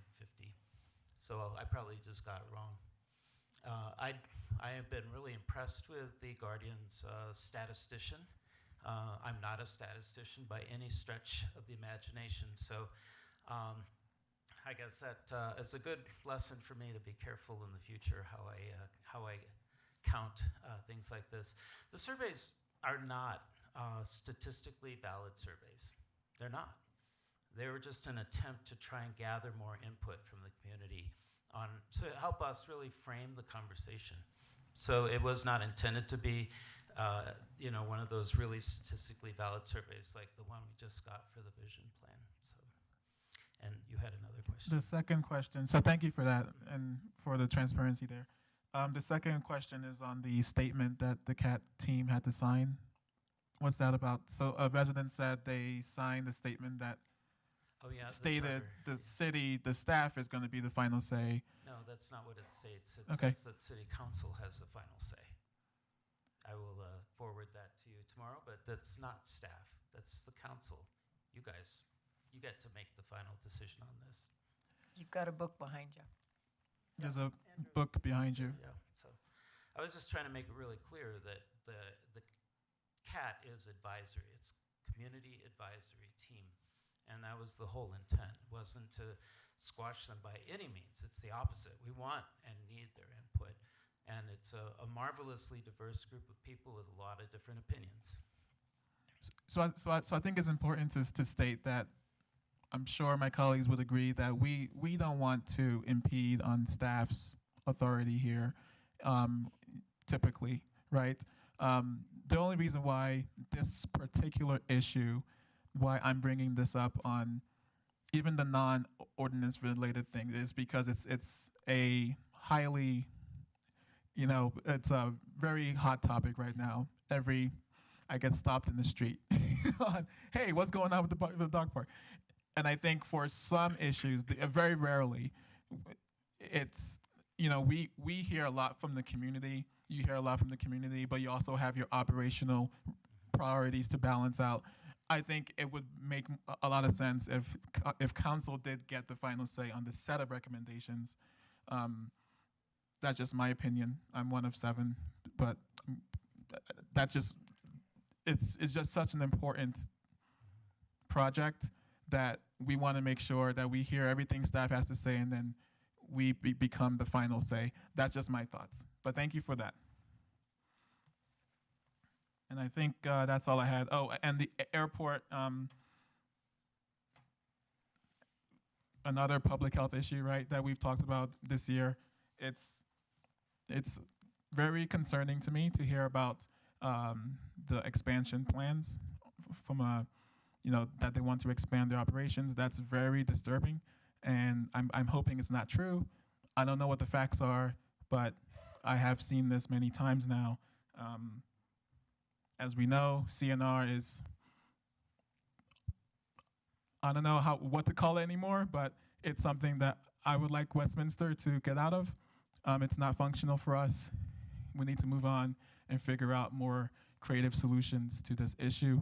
And the lead, from a lead standpoint, I would love to talk about this at the upcoming strategic planning retreat that we have in Westminster. So April 13th, I'm gonna bring up the need for us to do something about a study, to have a lead study done, so we can get more transparency at our local level on what the impact is of the lead. I think that's very critical. So thank you all for making your comments. Councilor Namela, did you get your question written? And we're sorry for your feedback. Thank you, Mayor.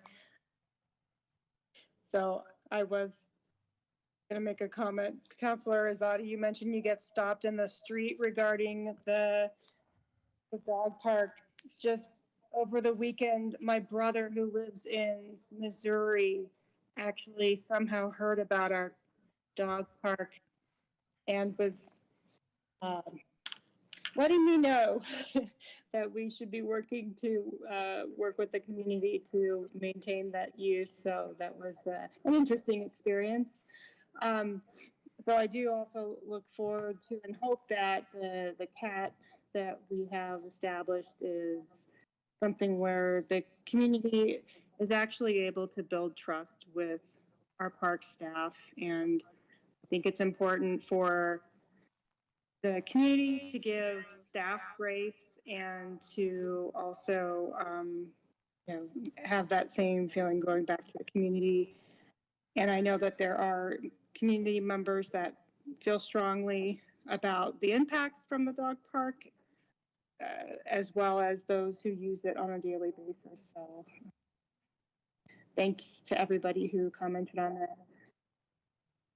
The question that I had for the city manager was actually regarding the airport, the upcoming airport study session. You had mentioned it in our pre-meeting, and so I thought it would be useful to discuss where we are with kind of having a more in-depth conversation on that.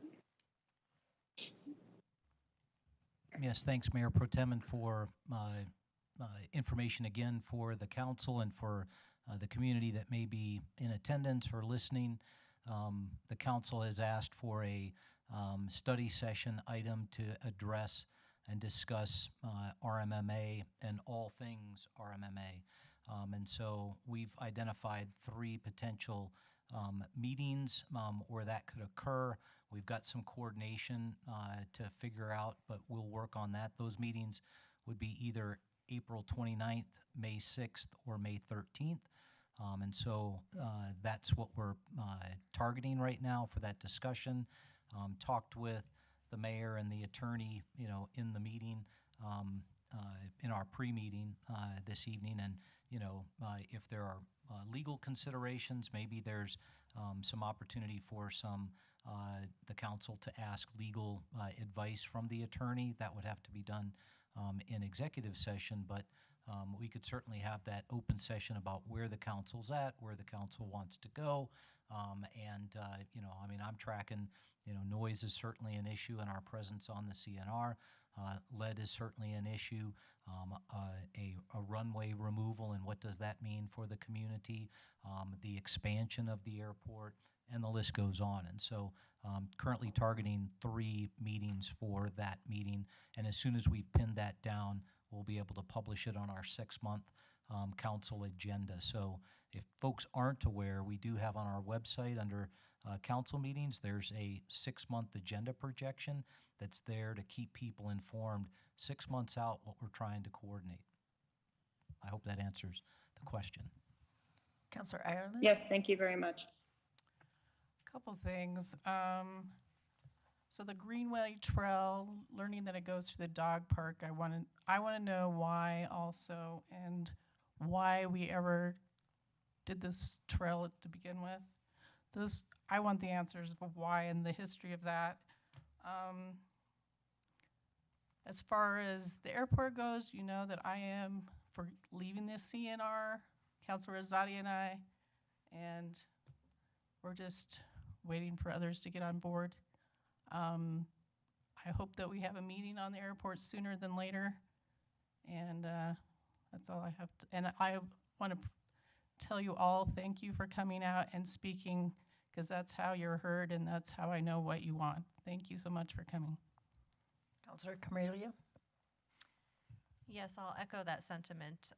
We certainly have had a lot of participation, and that's very valuable, so thank you. I wanted to comment on a few different items, such as there was an email that was submitted regarding 89.4 acres of land on the northeast corner of West 136th Avenue. And I'm just commenting on this because this sounds like something that has not yet come to council, but I'm not sure. And so if it has, can we just get some background info so we can properly respond to this resident? That would be really helpful. And then, of course, we have several emails and a lot of public comment.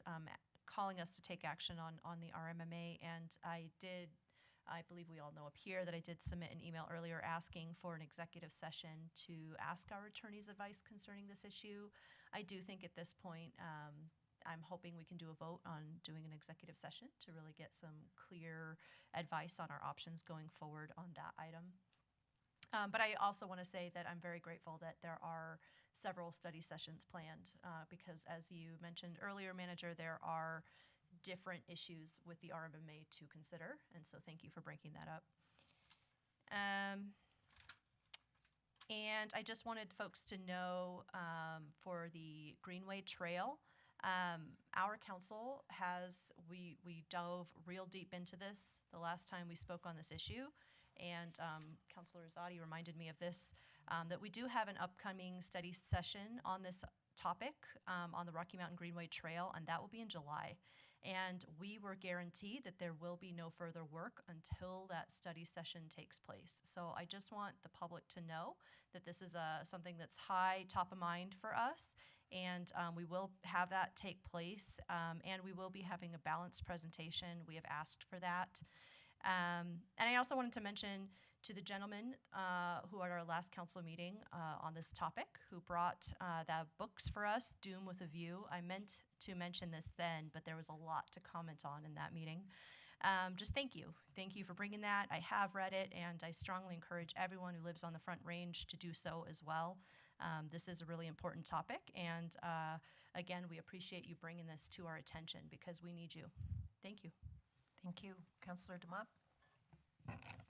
Thank you, Mayor. First, I'd say for those of you who are like me that are going to celebrate the resurrection and Easter, I hope you have a good holiday. And aren't we blessed to live in a country where we can have those kind of beliefs and be able to practice them openly? I think that is something that's often missed, just like you can openly come here and share with your elected officials your views on things from the airport to the Rocky Mountain Greenway Trail to anything else that your heart desires. And I think that's really important. I do have a quick question for the Parks and Rec director in terms of the survey. Was it presented to the public that it was a sampling, or was it just presented that those were the results? No, I did not present it as a sampling. Okay. I appreciate your transparency and honesty with that. I think that's a learning moment for the city because that is something that we should definitely point out if we're going to do a survey in that light. The other thing that I would say that I think is frustrating for me as a resident, taking my council hat off, is those signs have been up at as a dog park for as long as I could remember. So I've lived in that part of countryside for pretty much my whole life, and so I empathize with you, and I think that's another room of opportunity for the city to think about how we move things forward. I want to briefly address the airport. I certainly support Councilor Carmelia's ask for an executive session. One of the things that I would say to our attorney and our city manager, that it's difficult to be able to speak on this and know what we should share with the public, because I certainly have heard some assertions tonight that I don't know are accurate as far as if the lawsuit that was filed was successful, what that would mean for the city of Westminster and the traffic there.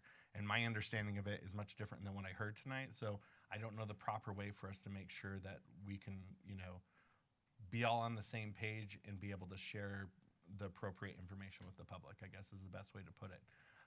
So whether that's tonight or in the future, I certainly would encourage us to be able to understand the city's view on that and, why or why not we may want to participate in action. The other thing I'd say is, often the easiest thing to do is not necessarily the right thing to do. The easiest thing to do for me would to not stay in the CNR. I don't think that that's the right thing. I think that Westminster continuing to advocate for the community at the CNR makes sense. If the CNR falls apart, then it falls apart, and then I guess we'll see what happens in the future. But to me, standing forward saying, hey, we're looking for solutions has always been the right thing for Westminster to do. That's why we went in the CNR in the first place. That's why we rejoined the CNR, because the FAA says that's the appropriate place for them to hear about noise complaints. Ultimately, that's up to this council whether or not they do it. But I'm going to continue to at least speak why I think it's important, because it certainly isn't the most fun assignment that I get to enjoy as a council person. But I do share the frustration. It is frustrating for multiple governments to put more than $60,000 forward with consultants that came forward with what could have been viable options to be, one member say no. I share that frustration from the community's perspective. I share that from some of the other CNR members' perspective. And I'm not sure why the FAA has those things structured that way, but that is something that is structured by the FAA, not necessarily the CNR. I hope that at some point maybe they look at one of these and realize that that's not in the best interest of all the impacted communities. So with that is all I have. Thanks. That takes us to consent agenda. And do I have a motion to? Sorry. Oh, I'm sorry. Didn't see you. I'll just be brief. I just want to thank everybody who came out to speak tonight. And then I wasn't here on the 11th, but I did watch that meeting, and so I heard all the public comments that night as well. I read your emails, and I just want you to know that it makes a difference. So thank you for being here tonight, and thank you for expressing what you wanted to express on the issue that you're passionate enough about to bring you here tonight. And so I just want to say thank you, and that it absolutely does make a difference. So thank you. That brings us to consent agenda. A motion to approve the consent agenda items 8B and D through G. Councilor DeMont. Thank you, Mayor. I move to approve consent agenda items 8B and 8D through G. Is there a second? Second.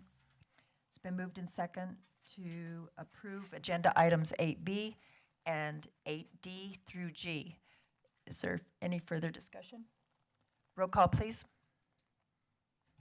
Councillor Carmelia. Yes. Councillor DeMott. Yes. Councillor Azadi. Yes. Councillor Hott. Yes. Mayor McNally. Yes. Mayor Pro Tem Nurmela. Yes. And Councillor Ireland. Yes. The motion passes on a 7-0 vote.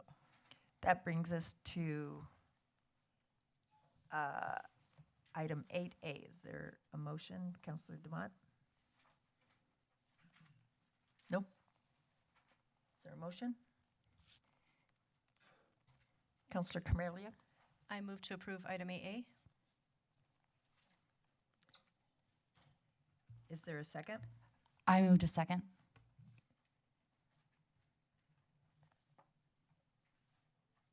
It's been moved and seconded to approve item 8A. Is there any further discussion? Councilor Ireland? I asked for this to be removed from the consent agenda because it is a 24% overage of the original contract. I don't want this to be something that is a constant thing in our city where we can just keep asking the taxpayers for more money when we go over.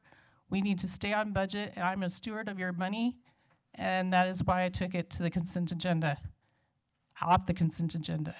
So I will be voting no on this. Anyone else? Roll call, please. Councillor DeMott. No. Councillor Azadi. Yes. Councillor Hott. Yes. Mayor McNally. Yes.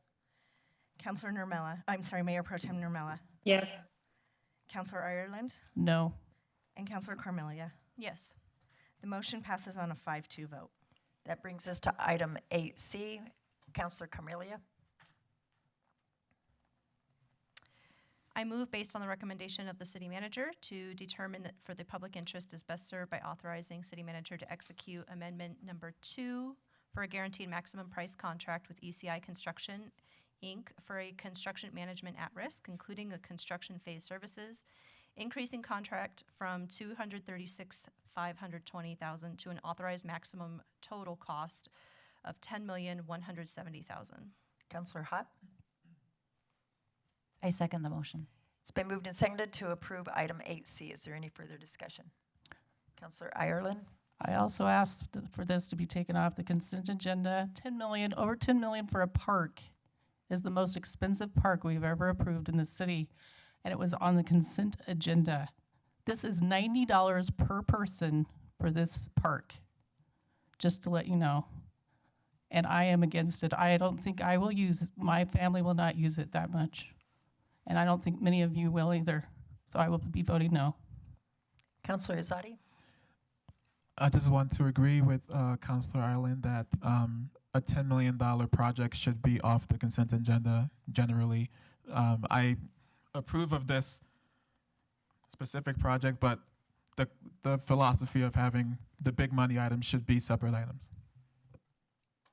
Anyone else? Councillor Hutt? Yes, I do believe that this park will help support the businesses that we have in the downtown, and I do believe that it will help bring revenue to the city. Seeing Councillor Demott. I'm going to be voting no on this, not because I don't think that the park is an important centerpiece of the downtown. I just feel like the costs of this have gotten to a place that I am not comfortable with. I am glad with some of the components, such as the balloon. I'm glad to see that made it into the final park design. That's something that the community wanted for, throughout this to kind of memorialize. Can't talk tonight. The balloons at the mall, for those of you who have been around long enough to see those. But this cost is just something that I can't get on board with, so I will be voting no. Anyone else? Roll call, please. I did have. Oh, I'm sorry. Go ahead. I think it might be helpful to have park staff weigh in on what the cost is of an urban park. This park was designed years ago with a cost of, I believe it was close to $13 million.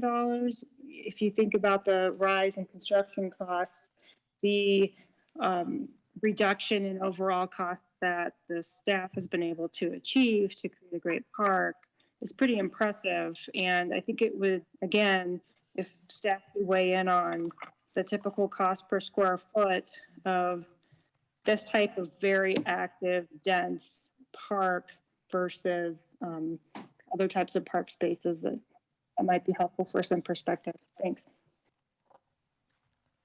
City Manager? Mayor, I'll defer to the Parks Rec and Library Director, who's been intimately involved in this project.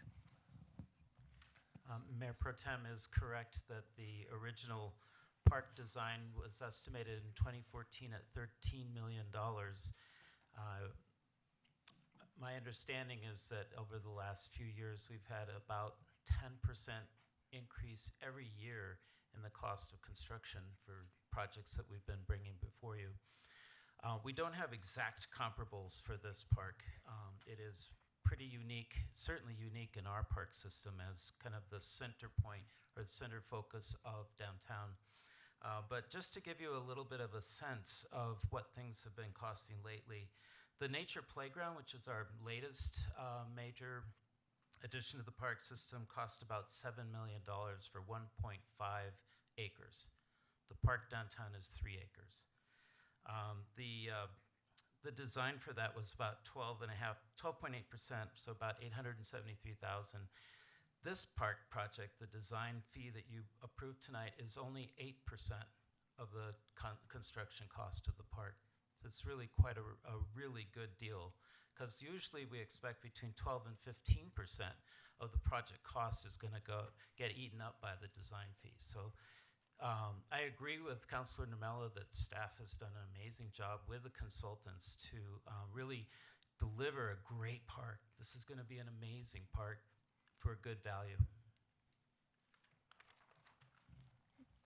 And I'd like to add 2 comments as well. I agree large dollar items should not be in our consent agenda. I imagine that that was done so because it was brought to us in a study session, but I believe with this council going forward, we can ensure not to do that. And I also want to remind folks that what this project is really going to be the heart of our downtown. And so essentially this is the hope of, this is really meeting our ask as a council and as a city. It's really meeting our ask to build and grow and ensure economic viability going forward. It will bring business to our downtown. And so I want to make sure that that's not lost in what the goal of this park is accomplishing, is creating a space for families and neighbors to meet, a safe space and strengthening our economy, hopefully, which is the goal. Anyone else? Roll call, please. Councillor Azadi. Yes. Councillor Hott. Yes. Mayor McNally. Yes. Mayor Pro Tem Nurmela. Yes. Councillor Ireland. No. Councillor Carmelia. Yes. And Councillor Demott. No. The motion passes on a 5-2 vote. I have been asked for a break before we get into our 3 public hearings, so let's try for 10 minutes.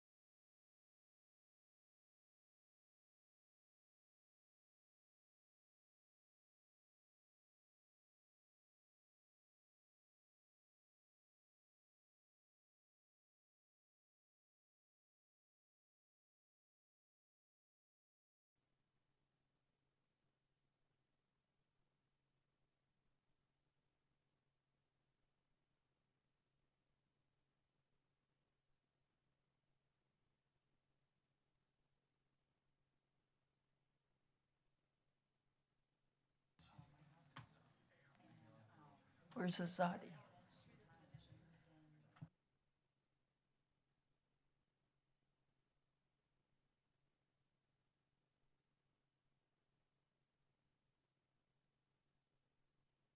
OB, where are you?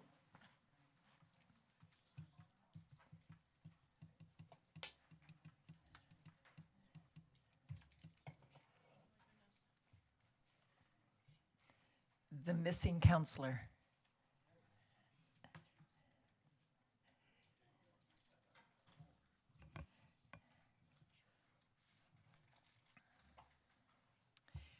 Next, we have public hearing and second reading of Councilor's Bill number 7, proposed update of building and fire codes.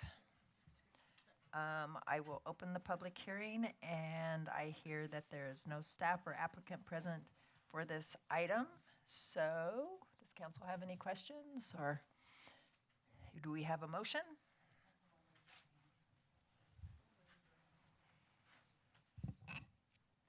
No, I meant for us, have a question. Is there anybody? I'll move. Oh. Is the public hearing closed? No, I'm just looking to see if someone in the audience did raise their hand to speak.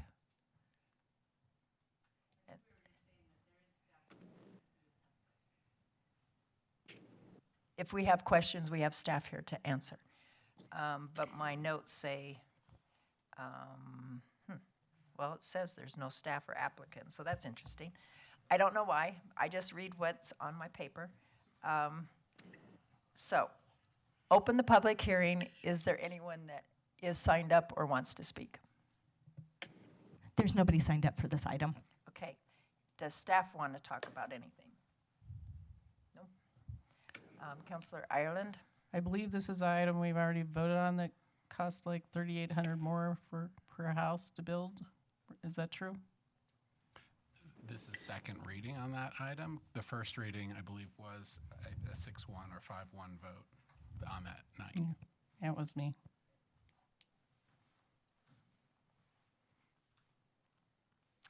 Seeing no questions, no comments, I will close the public hearing. It is 9:21 and ask for a motion.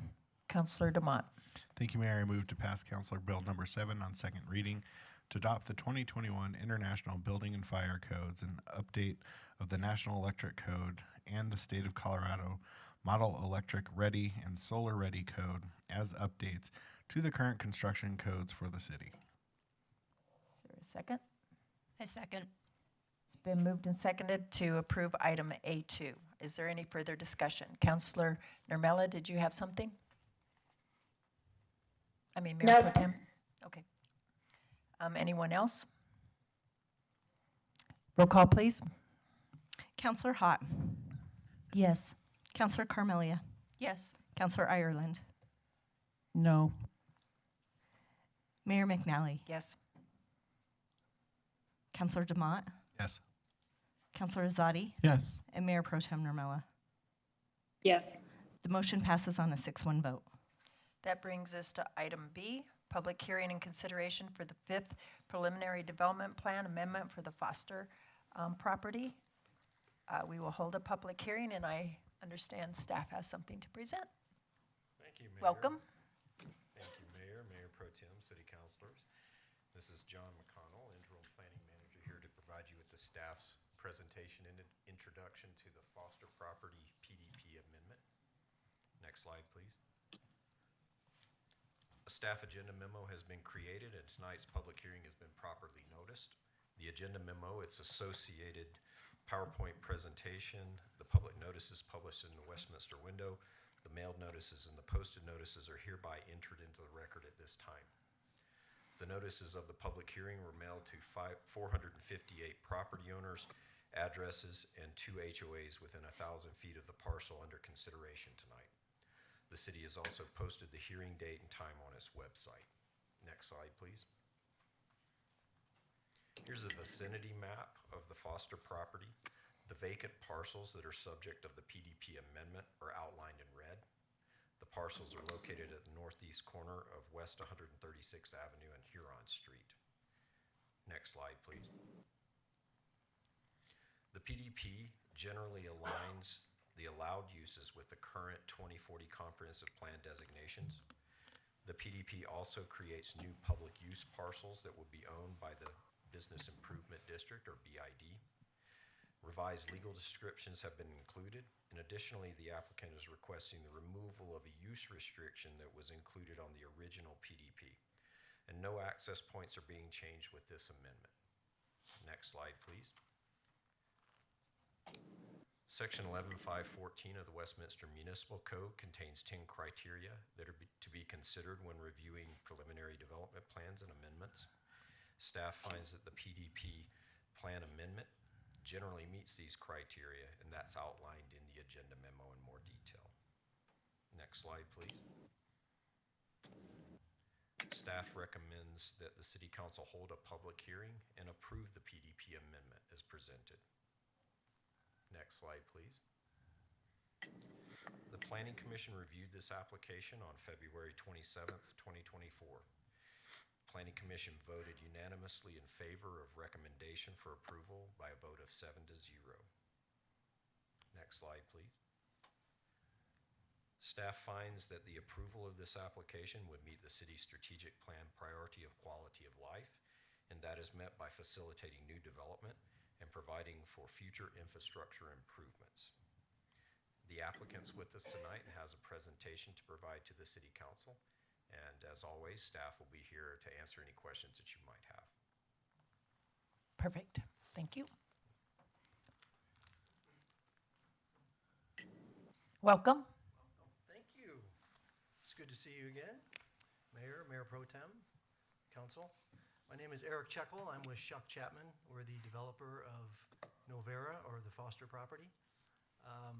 Staff always does such a great job that we don't really have much of a presentation. This is our opening slide, just again introducing the name of the property. The second slide, you can jump to that if you don't mind, thank you. This just shows the previous comprehensive plan that our Fourth Amendment to the PDP was governed by. The new comprehensive plan, the 2040 comprehensive plan, is, we show that on the right-hand slide there. Again, the purple color is the employment flex, and everything's outlined in green, and then the red is the retail parcel. So not much change there, except it changes to an employment flex use. Next slide, please. And then this slide shows the same colors, the purple and the red. What we also show here is these public use parcels in brown. That is the Frico Canal relocation. If you recall from previous concept plan review, some of you council members were on the council for that, as well as the Fourth Amendment. The canal cuts through the middle of the red parcel, the retail parcel, and we've just negotiated, very close to finalizing our approved documents with Frico after about 3 years of negotiation, to agree to relocate the canal to the west side of Orchard Parkway. And so that's what those brown tracks are. That's where the canal will be located. And so we needed to amend this PDP to identify those tracks. And with that, I'm here to answer any questions, as well as Brock Chapman is here with me, if you have any other further questions for us. Thank you. Any questions from council? Councilor Ireland? So is the north part that is commercial, is that right across from Lexington? Yeah, Lexington is, just across from that purple parcel, the employment flex piece. That's Lexington? That's Lexington, yes. Okay, thank you.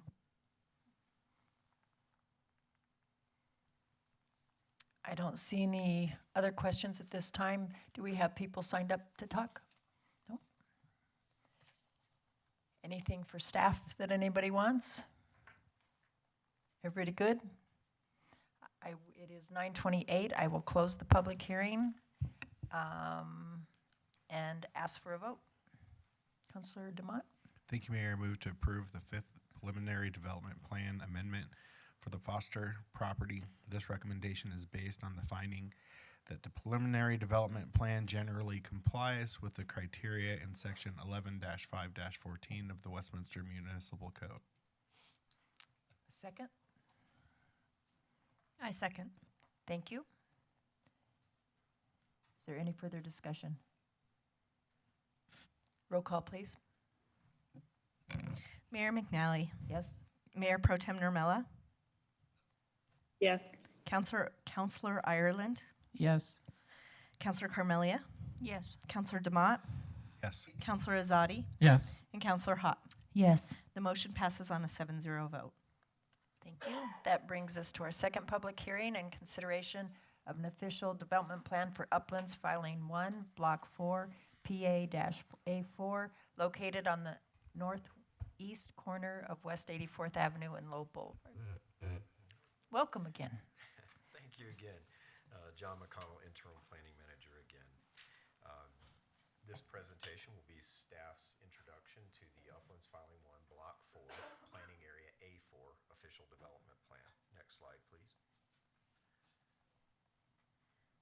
The staff's agenda memo has been created, and tonight's public hearing has been properly noticed. The agenda memo, its attachments, this presentation, the public notices in the Westminster window, the mailed notices and the posted notices are hereby entered into the public record.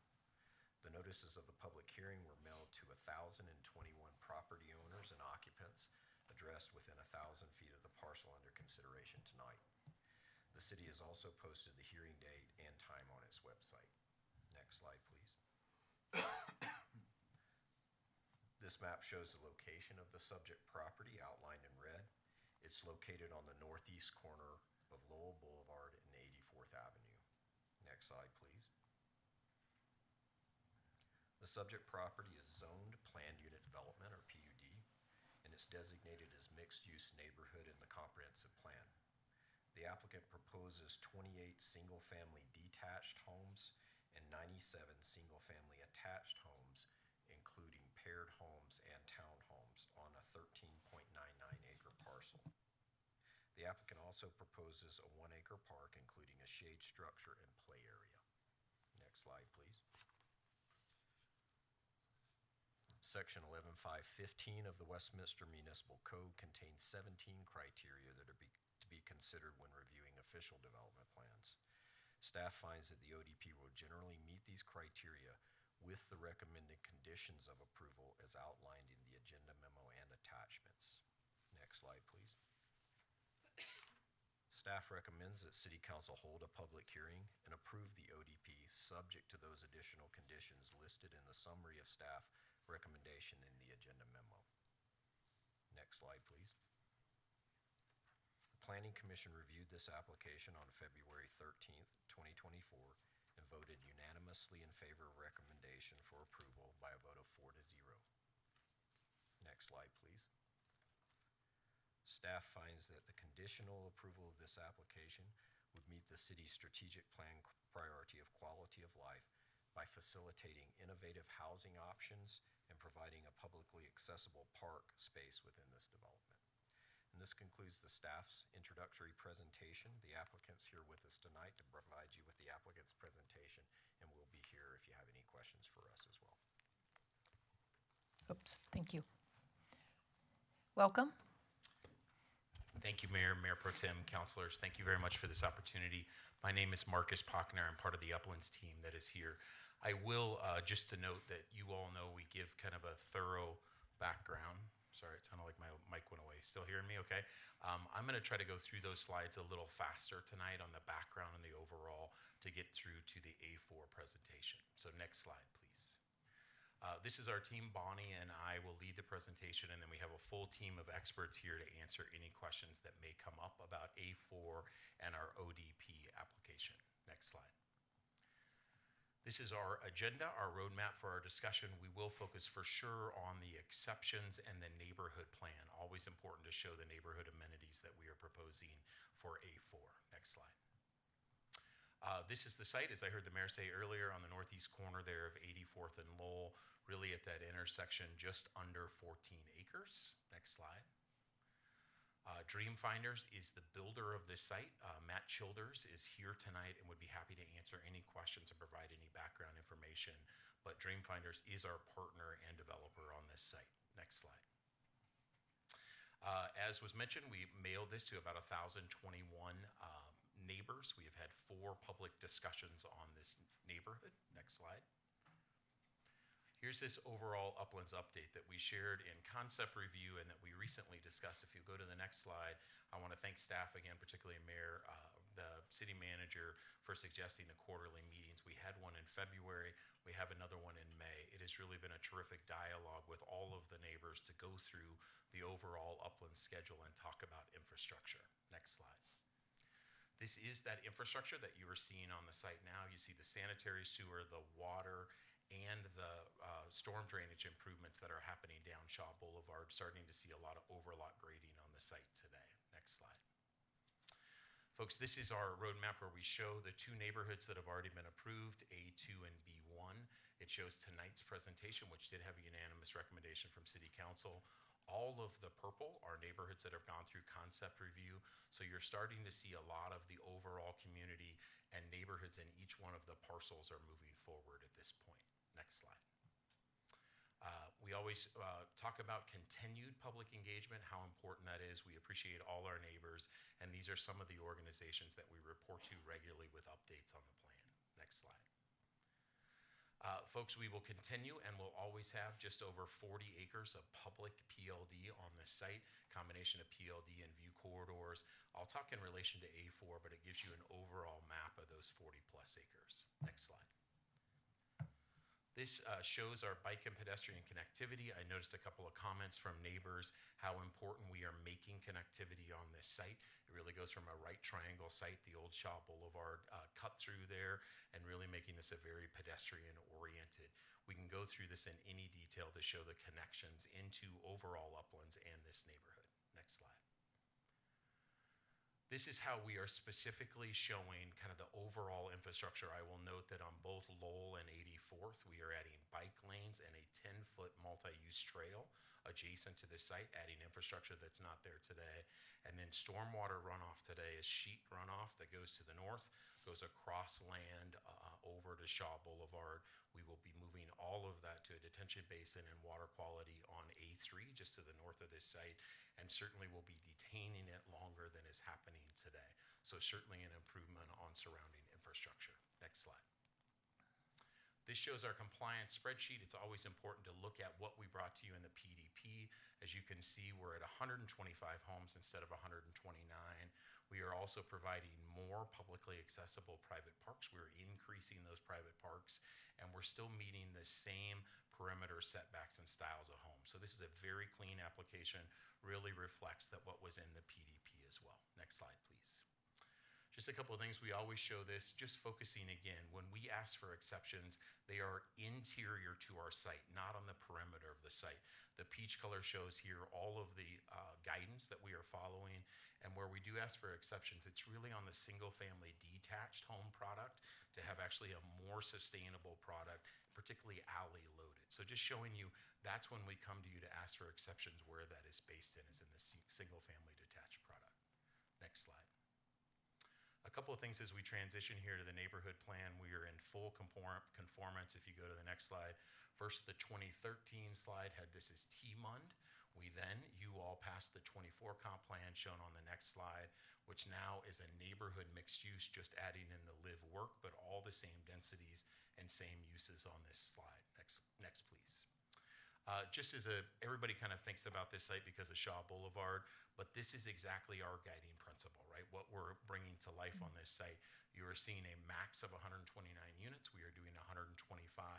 And again, really focused on bringing pedestrian connectivity to this site that has been completely auto-oriented in the past. So really bringing that to life. Next slide.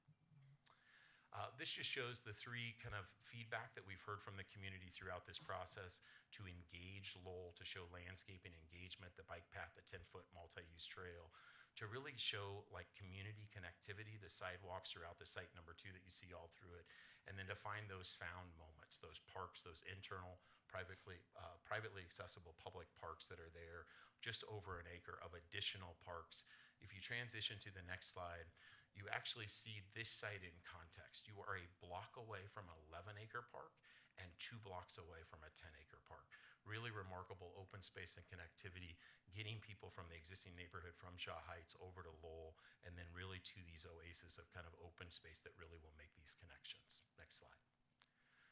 Bonnie's now going to go through, Bonnie Nizelik, our principal planner, is now going to walk through the site plan itself, and then we'll be here for any questions you may have about the application or to provide any other backup information. Thank you very much. Welcome. Good evening, Bonnie Nizelik with the Uplands at 1480 Humboldt Street. Thank you, Marcus. Thank you, Mayor. Thank you, Mayor Pro Tem, and thank you, Council and staff for your time this evening. As Marcus noted, both the public land dedication and setbacks really set the stage for this proposed neighborhood. You can see here the highlighted lines on the perimeter. Those are showing our required and proposed setbacks. So all of those perimeter setbacks are met with this proposed plan. Next slide. With this neighborhood, we are requesting a total of 125 homes. This includes a mix of single-family detached, paired homes, and townhomes. In the existing condition, the site has more than 50 feet of fall from the intersection at 84th and Irving, which is on the bottom right of the screen, to the intersection at 85th and Lowell, which is at the upper left of the screen. The neighborhood plan, the home types, and the access locations were designed to specifically accommodate that existing grade. Access to the neighborhood is provided along both West 85th Avenue on the north and Irving Street on the east. The local streets are shown here in that dark gray color, and the alleys are shown in that light gray color. So all these homes are alley loaded, fronting on either public local streets or parks. Next slide. Here you can see how the neighborhood is easily accessed by the sidewalk network that runs both through and around the proposed neighborhood. So all those dashed yellow and blue lines are the sidewalk improvements that are either part of the master infrastructure or will be built specifically with this neighborhood. Next slide. In addition to the public land dedication that Marcus walked through, we also have just over 1 acre of publicly accessible private parks. Next slide. Oh, there it is. As noted in the master ODP, all the parks within Uplands are inspired by spaces from within homes. This particular design is based on the back porch concept, which focuses on active play and creating spaces for large and small group gathering. Here's a view looking west across the Pocket Park, which features a large plaza gathering area, a large shade structure, a variety of passive small seating options, an open lawn for kids to play, dog pickup station and bike amenities, a climbing themed play area, and a pollinator demonstration garden. Next slide. And here you can see that same park just looking east. Next slide. The proposed neighborhood includes a variety of sustainability features. All homes comply with Energy Star and WaterSense. All homes feature level 2 EV charging. All single-family detached homes with traditional roofs are designed as solar ready. On the landscape plan, turf is limited to active play areas, which covers just 8% of the site compared to the 20% that's allowed in the landscape regulations. All tree lawns consist of a mix of low water use shrub material and low water use turf in place of high water use turf. And the landscape plan is focused on creating pollinator corridors to link the green spaces. Next slide. The proposed homes include a variety of floor plans and elevation styles to provide architectural diversity. Within this 125 lot neighborhood, we have a total of 5 different products. Next slide. First, we have 3-story single-family detached homes. Within this product line, we have 4 different floor plans and 3 architectural styles, creating 12 different options to be used on the 14 single-family lots. Next slide. Here you have the 2-story tuck-under single-family detached homes. So these are 2 stories in the front. They utilize a lot of the grade that's on site, so they have a 3-story rear elevation along the alley. But that publicly facing front elevation is just 2 stories. Here we have a total of 4 floor plans in 3 styles, also creating 12 different options to be used on the 14 single-family tuck-under lots. Next slide. Next, we have the paired homes. These are also 2-story homes and alley loaded. Here we have 3 different floor plans and 3 architectural styles, creating 9 different options to be used on the paired home lots. Next slide. And here's a view of what those those paired homes would look like along Lowell Boulevard, where we have that 2-story perimeter sensitivity zone. Next slide. Here we have our single-family attached townhomes. These are also 2 stories. Here we have 3 plans and 3 elevation styles. Next slide. And then our 5th home type, we have a lot of home types on this little neighborhood. These are 2-story townhomes. So again, those have a 2-story front elevation, a 3-story rear elevation on the alley to help accommodate the grade that we have on site. Here we have 3 floor plans and 2 styles to choose from for this home type. Next slide. And here's what those 2-story tuck-under townhomes look like along 84th, our southern boundary. The grading, again, kind of tucks those homes a little bit lower, really softening that edge. Next slide. As with all of our Uplands neighborhoods, we do have a number of exceptions to walk through. You all know Uplands is zone PUD, which is, if you go to the next slide, it's, the PUD is defined here per code. This zone district allows us to integrate land use and site conditions as a unit and to more fully utilize the physical characteristics of the site to provide for diversification and flexibility in housing types, housing prices, and overall design. Next slide. First, we have a parking exception. Parking is defined in code and requires 2 off-street spaces for all of the home types we have here today. Those are provided via 2-car garages in every single home. Code also requires 2 driveway spaces for detached homes and 1 street space per 3 paired homes or townhomes. With this ODP, we propose the driveway and guest spaces be provided through a combination of off-street surface spaces and on-street parallel spaces. This does not reduce the quantity of parking spaces provided, but simply allows for them to be provided in a different way. This exception increases housing diversity and improves the streetscape. And utilizing that on-street parking adds natural friction to the street to slow traffic and encourage more pedestrian movements. So on this slide, sorry, just one back, all these orange dots, those show every single home having a 2-car garage. We also have 2 plans in the single-family detached series that allow for a 3rd tandem space. So if someone did want to buy a house with additional parking, they would have that option as well. Next slide. Here we add the blue surface spaces that are sprinkled throughout the neighborhood. Next slide. Here you can see those purple lines. Those are where we have on-street parking on our internal, local, and collector streets. Next slide. And then here in that blue color, you can see on both 84th and Lowell additional parking spaces. We are not including the parking spaces on Lowell or 84th as part of our parking count. Those can kind of count as additional overflow parking for Uplands or for the existing neighborhood. But overall, we're required to provide 369 spaces, and we are providing 378 spaces with those additional 49 spaces on 84th and Lowell, just to provide a little bit of extra room if someone needs some extra parking on any given day. Next slide. Our next exception is tied to roof pitch. This is also one we've asked for on a handful of neighborhoods within Uplands. We are requesting that minor roofs on some of the attached homes have a 4 and 12 pitch instead of a 5 and 12 pitch. This only applies to covered porches to accommodate egress windows above the porches or to shed roofs on one specific style of architecture. And that's just noted to comply and see where those are located in the red dots on the upper image. Next, we have exceptions to the master ODP, which impact the overall size of the proposed lots. As Marcus mentioned, all perimeter setbacks established in the MODP are met. The setback exceptions are limited to the individual lots.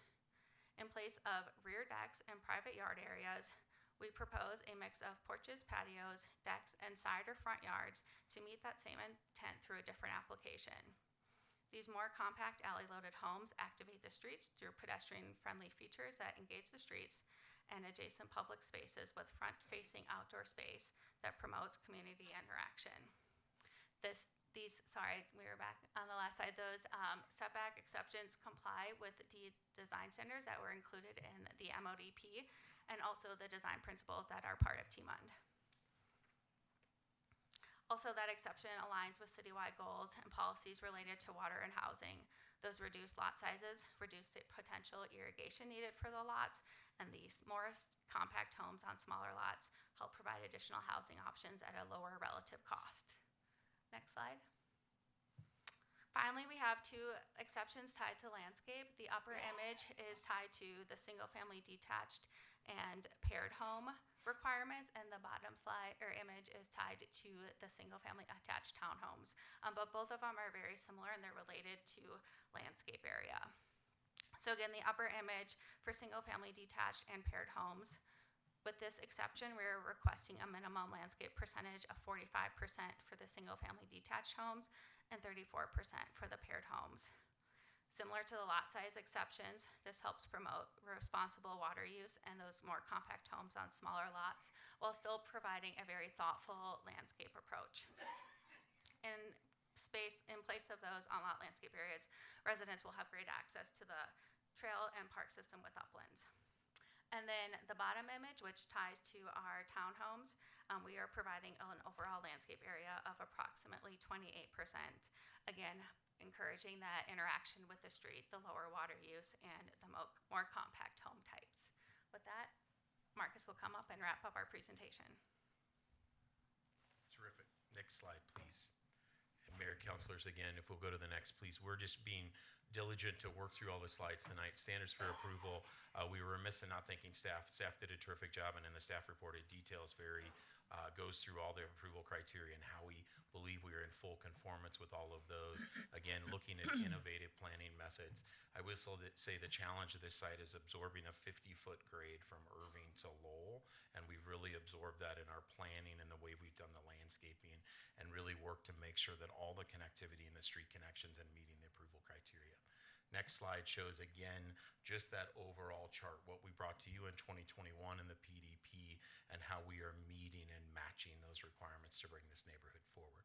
So with that, if we go to the next slide, again, thank you as always for listening to us and going through this. We think this is a terrific neighborhood as it edges out to Shaw Heights. It really becomes part of that corner there. So our whole team is here for any questions or comments you have. Thank you very much. Thanks.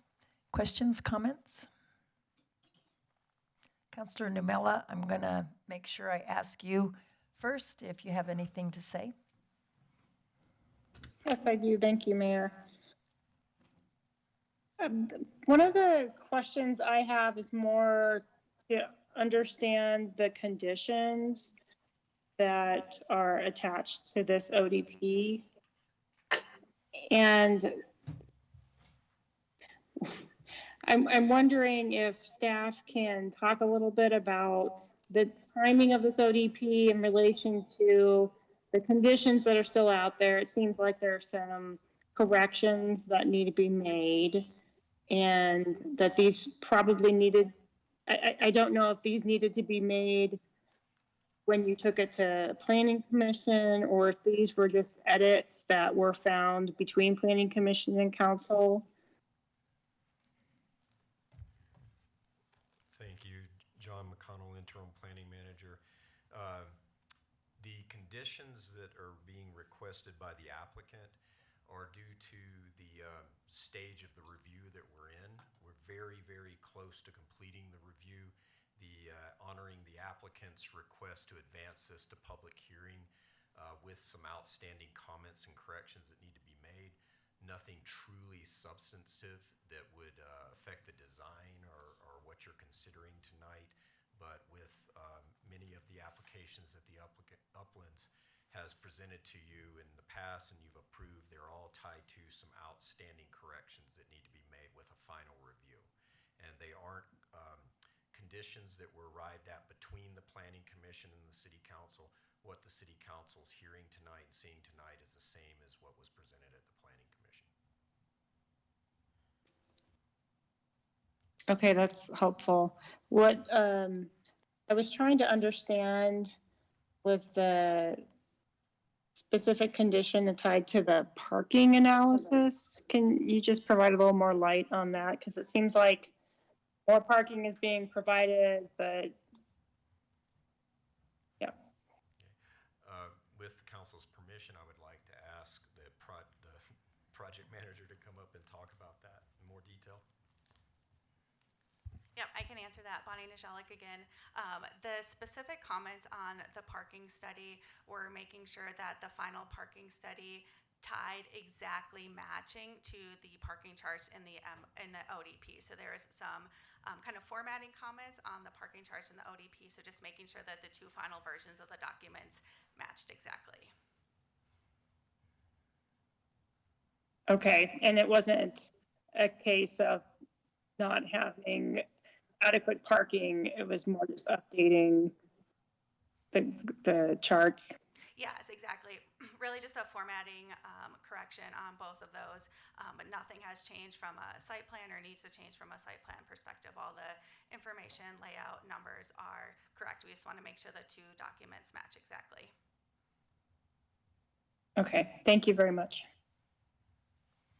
Anyone else? Councilor Ireland? Go ahead. Last week in the study session, I don't like the parking situation out here at all. I think it's setting us up for more crime. People should park where they live, and I don't like the alley thing either. I live in an HOA. HOAs are burdened with all these costs. It should have had a regular road that was put in for the neighborhood and not an alley. And so I will be voting no on this. Councilor Carmelia? Yes, I just wanted to say a big thank you on the emphasis on mixed housing and on pedestrian accessibility, both with the mixed-use trails and the bike paths, and on the community or found spaces. I think that's very helpful. I did have a question. I might have brought this up last time. Could you define turf? Is that grass or is that, what is that? So the only place that we have traditional turf grass, kind of like a Kentucky bluegrass, what you think of when you think of turf, is when we have active lawn areas. So that's less than 8% of the site. Anything else that might look like a turf or sod material, we have specifically worked with a nursery to come up with a low water use turf to be really thoughtful and hopefully encourage people in the future to be more thoughtful about how they use their turf as well. Amazing, thank you. Councilor Dumont? On that same note with the turf, and I'm trying to find your slide that has your kind of overall where you're at, but I'm just curious, and if it's on there, I apologize, but where are you tracking on that? So like when you got the original approval, part of your presentation was that the overall uplands development was going to have some water savings from what was allowed. So I'm just curious, is that a metric that you're tracking, and how are you guys doing on that particular effort? Give me one moment. I'm trying to see if we have a good quantitative way to explain that in this ODP. If we don't, I'll make sure next time we're in front of you. But high level, it's really been trying to get turf out of the tree lawns and get turf out of kind of where you think of it in a lot of places today, like landscape, like entries to communities, you see a lot of turf, maybe a sign with a couple of evergreens behind it. So taking that turf out of those spaces, taking turf out of the tree lawns, and really just having turf where you're going to kick a soccer ball or things like that. So I think all of our neighborhoods have been under 10% of the site having turf. While I'm talking too much, I'm not looking at this very well. And if you don't, honestly, if you don't have it tonight, that's probably okay. But long term, I think it would be interesting for us to know that as you go through, because I'm seeing the, the pictures of the development, and it's, coming to fruition in front of us. I'd be interested to know like what the actual net of that is as you continue to go down the path of each of your different plots. Yeah, just while you were, thank you for giving me a minute while you were saying that. Just as an example, part of the ODP requirements, we need to identify landscape hydrozones for the different types. So our high water use hydrozone is just 6.7% of the site. 15% of that is low, and then that balance is medium. Even the medium, I think, is a little kind of misleading. That special turf that we came up with, that we worked with the nursery on, it just crosses over that threshold into medium, but is on the low end of medium. But to your point, we'll look at some good ways to kind of quantify that when we come in front of you next time. Yeah, no, I appreciate that. I guess my only other comments really are, it's, you know, the mix of different housing types. I think this is something that we've talked about throughout is important for the city so that we have different points of entry for folks. And so it's nice to see these different types as you've kind of went through the process. And I'm glad to actually see some more product in front of us that meet some of those needs that I think our community needs. So thank you. Anyone else? City Clerk, do we have anybody to speak to us? We have one person signed up to speak, John Palmer. Okay, I will open the public hearing. It's 9:59 and ask John Palmer to come on down.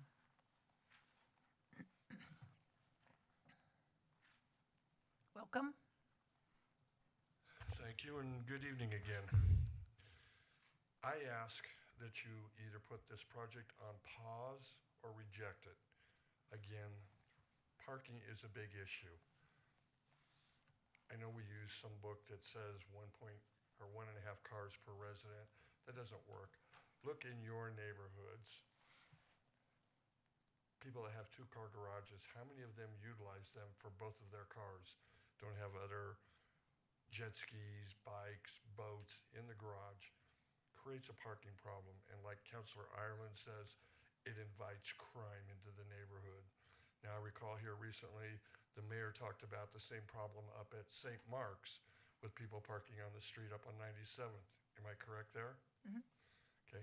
We're creating that same problem here throughout not just this Uplands piece, but all of them. There's not enough parking. Street parking is not the answer. Like Councilor Ireland said, people need to be able to park close to their house or at their house, be able to access it if they're disabled, if they've got groceries. Having to walk blocks with your groceries is not conducive to a neighborhood. Secondly, as I spoke earlier about the breach of the silt fence, which is detrimental to our neighborhood, I believe that if you proceed with this, you need to get a surety bond from this developer for these properties in case that happens again and the city's forced to clean up this mess. Next, they keep talking about how this all meets code. Well, along with this, they're asking for a new floodplain to be zoned, and that falls off part of this property. City code in 2 places doesn't allow the floodplain to be changed as they're asking. One would be, this is in city code, no new houses will be admitted into a floodplain. The latest documents I'm seeing show new houses being admitted into the floodplain against city code. Secondly, it states in another paragraph that the floodplain shall not cause a problem with the school. And it goes a little bit further in the definition, but right at Sean Circle, there's a daycare school. You're putting that into a floodplain, and that is not what city code allows. So at that point, again, I wish that we would pause, hit the brakes, and get all of these worked out. They also keep talking about this light at 86th and Federal that CDOT's approving. CDOT hasn't approved it. There's no immediate plans to approve that. And that's per conversation I had with Mr. Klein this afternoon. Until they get everything approved, we need to hit the brakes on this project. Again, for the betterment of our neighborhood, and I'm speaking for the Shaw Heights neighbors after what we had to put up with 2 weekends ago with the flooding. As it is right now on the property, the A4 property they're talking about, the way they've got the grade, there's an area there that's got a lake. And we're not talking the detention pond. We're talking where they put up a berm, and the water's probably 3 feet deep in that corner. Where's that water going to go? Where's it supposed to go? Grading plans suck over there. If you don't believe me, go over there, park, get out of your car, and walk. Don't just drive around and look. You can't see it. Mr. Knipple and I, again, last Friday walked around, and when you're walking around, you can see these deficiencies in this project that they need to correct, need to be put at a stop until they get these corrected, or have affirmative correction actions for them. Thank you. Thank you. That was the only person we had signed up. Okay, thank you. I will close the public hearing then. And come on up.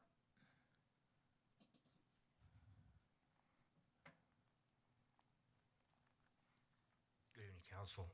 Sorry I didn't get signed up. I wasn't planning on speaking, but I've got some concerns as we've been talking here this evening on the project is as time goes on in these days and times that we have is families are staying together. They're not, the kids grow up, they stay at home with mom and dad. 2-car parking doesn't work per residency. You also, with the migration that we have coming into this country right now, just for example, my place where I live, there's 8 to 12 people living in a single family home.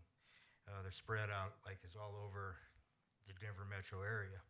There's more people living in these houses than supposed to. You can't get code to go up there and say, we need a DNA to check to make sure these people are family members to be living here. You can't have the police department going up there and asking how many of these people are directly related. It's creating a lot of crime. There's over parking. It's overpopulated.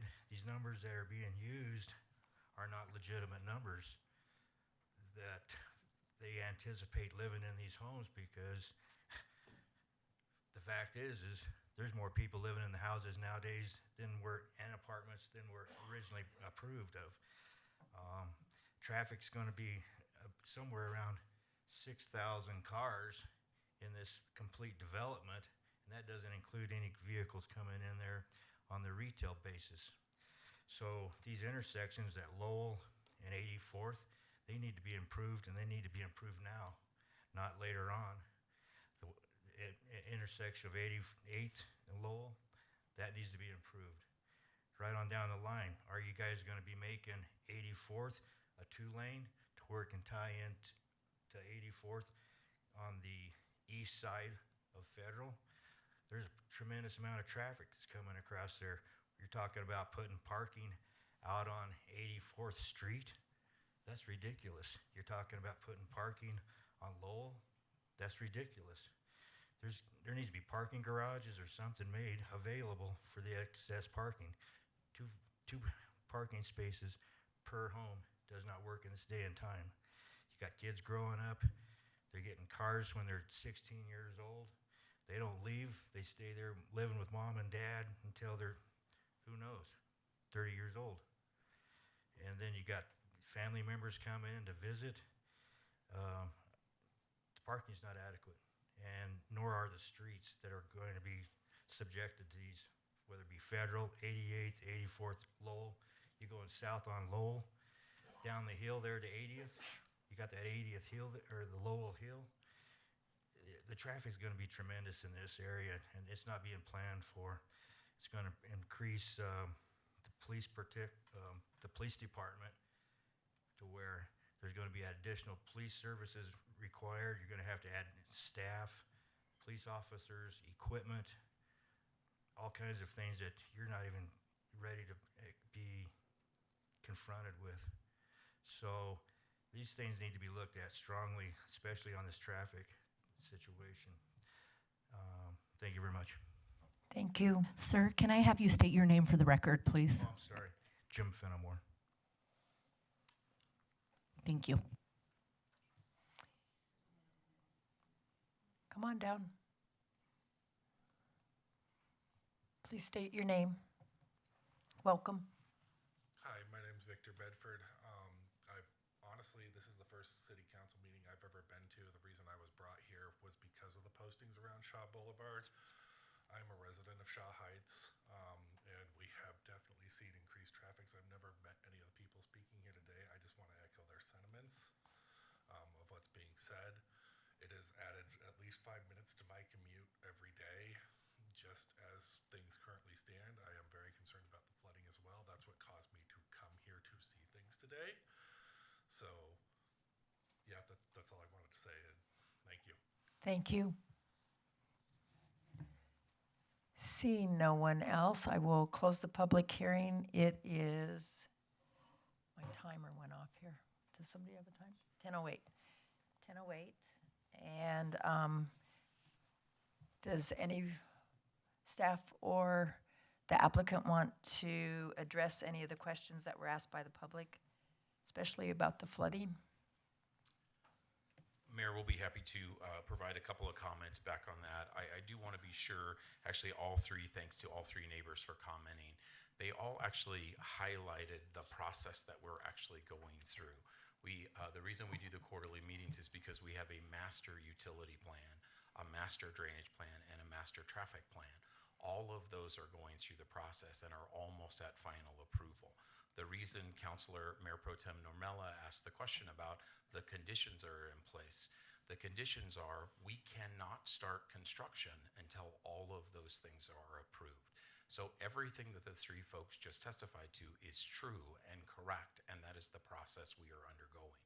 So all of those improvements will be made before we add to that.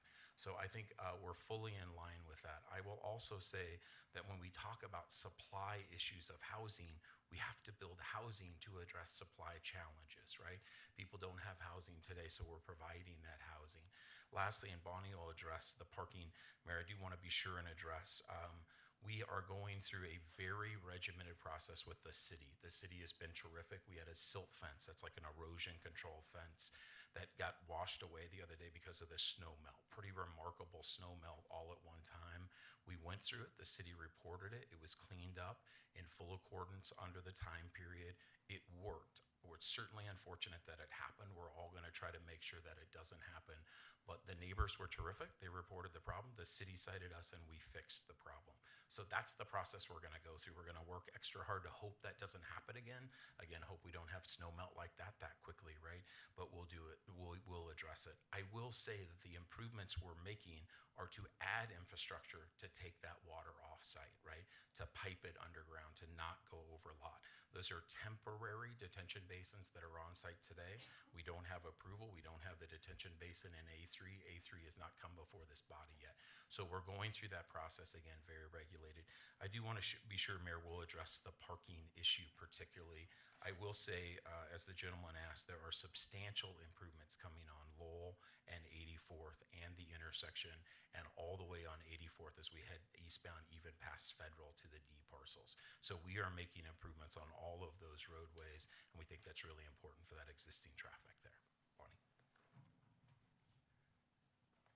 Thank you, Marcus. Just wanted to clarify the parking count. So code requires essentially 4 parking spaces for every single family detached home, which we are providing, and it requires basically, if you do the math, 2.3 spaces per single family attached, whether that's a paired home or a townhome. We are providing all those spaces. We're just providing those in a little bit different way, all internal to the community. Some of the details of that parking study that we didn't go through, a handful of the homes also allow for an additional bedroom, which requires additional parking. That's accommodated in our parking requirements and what we're providing. And then we also have, as I mentioned, the 2 single-family detached home types allow for a tandem third car garage. So there's more parking than truly shows up in the tables that we walked through, should people want to have a home with additional parking in it. And then finally, as Marcus mentioned, we have a lot of infrastructure improvements. Those parking spaces on Lowell and 84th, for example, were part of the street sections that were approved during our PDP. So all those improvements are upcoming as we go through the details of the infrastructure installation that's about to start happening. Thank you. Thank you. Any other questions? Councilor Namella, I'll just ask since I can't see you. No, thank you. Okay. Do we have a motion?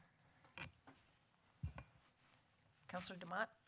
Thank you, Mayor. I move to approve the official development plan for the Uplands Filing 1, Block 4, PA-A4, subject to conditions set forth in the summary of staff recommendations herein. This recommendation is based on the finding that the official development plan generally complies with criteria in Section 11-5-15 of the Westminster Municipal Code. Do we have a second? I second. Thank you. We have a motion before us. Is there any further questions or comments? Roll call, please. Mayor Pro Tem Nurmela. Yes. Councillor Ireland. No. Councillor Carmelia. Yes. Councillor Demott. Yes. Councillor Azadi. Yes. Councillor Hott. Yes. And Mayor McNally. Yes. The motion passes on a 6-1 vote. So that brings us to Councilor's Bill number 8.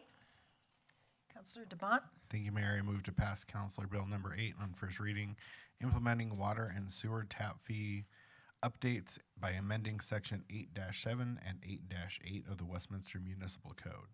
Is there a second? Second. Thank you. It's been moved and seconded to pass Councilor's Bill number 8. Is there any further discussion? Councilor DeMont? I have a quick question. Do we typically do the tap fees not at the same time as water rates? I thought in the past that they'd kind of been paired. So I was surprised to see this separately at this time of year. I was Public wondering Works why. Director Knippel. Hi, Mayor and Council. Paul Knippel, Public Works Utilities Director. You're correct. My understanding, too, is that this has been part of the budget process, and it was separated out this year. I'm not clear on the reasons why, but that's why it's come forward as a separate item. So just to be clear, we're not voting on water rates, we're just voting on tap fees, right? Tap fees, some of the routine service charges that we have. Both of these are to keep up with inflationary costs and actual costs, and then there's also some language changes in the code. So, but it's not water rates. Okay, thank you. I'm fine to move forward with it tonight, but if we could get a follow-up about why that got split out, because, I mean, typically it is part of the budget process, which drives a lot of our other decisions, so I would be curious why that is. So thank you very much. See no other comments? Roll call, please.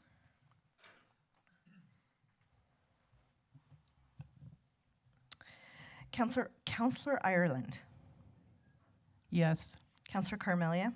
Yes. Councillor Demott. Yes. Councillor Azadi. Yes. Councillor Hott. Yes. Mayor McNally. Yes. And Mayor Pro Tem Nurmela. Yes. The motion passes on a 7-0 vote. That brings us to resolution number 6. Councilor DeMont. Thank you, Mayor. I move to adopt resolution number 6, revising the City Council's rules and regulations and City Council Code of Conduct and Protocols. Is there a second? I second. Thank you. It's been moved and seconded to pass resolution number 6. Is there any further discussion? Councilor Ireland? I'm just going to say that I'm not going to vote for this because I think the people should be able to speak for 5 minutes if they want, and I'm here to listen to them, so I won't be voting for this. Roll call, please. Councillor Carmelia. Yes. Councillor Demott. Yes. Councillor Azadi. Yes. Councillor Hott. Yes. Mayor McNally. Yes. Mayor Pro Tem Nurmela. Yes. And Councillor Ireland. No. The motion passes on a 6-1 vote. City Attorney, we have reason for executive sessions. Thank you, Mayor. Yes, in tonight's post meeting, first there is a public session on legislation, I believe, to discuss the city's position on some pending legislation, but then 2 executive sessions are proposed. The first of which is for the purpose of discussing the appointment of boards and commission members pursuant to Westminster Municipal Code 1113C9 and Colorado Revised Statute 246402 4F1. I will poll council to see if you want to convene executive session for talking over boards and commissions positions. Councilor Azadi? Obi Azadi, yes. Claire Carmelia, yes. Dave DeMott, yes. Nancy McNally, yes. Amber Hott, yes. Christine Ireland, yes. Sarah Nermella, yes. Thank you. And the second executive session, once that is concluded, is proposed to discuss a personnel matter, goal setting specific to the municipal judge pursuant to Westminster Municipal Code Section 1113C1 and Colorado Revised Statute 246402-4F1.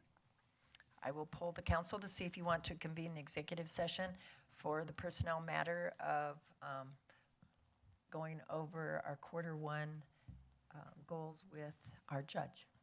Obie's at a yes. Claire Carmelia, yes. Dave DeMott, yes. Nancy McNally, yes. Amber Hot, yes. Christine Ireland, yes. Sarah Nermella, yes. With that, it is 10:19 and this meeting is adjourned. We will meet in the other room for post-meeting.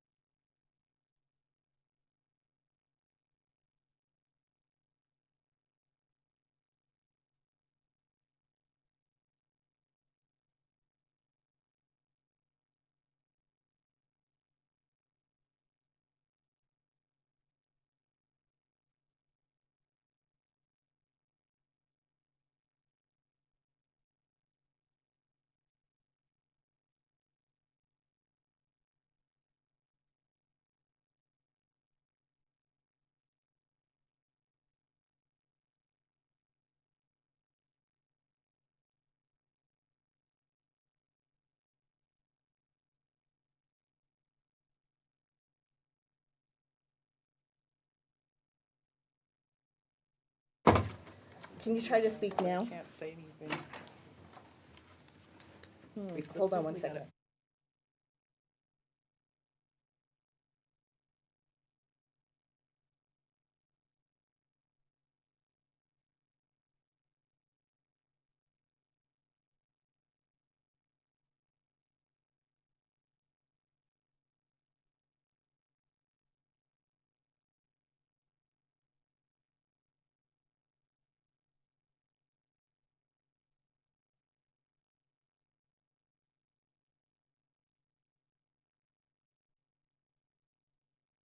Yay!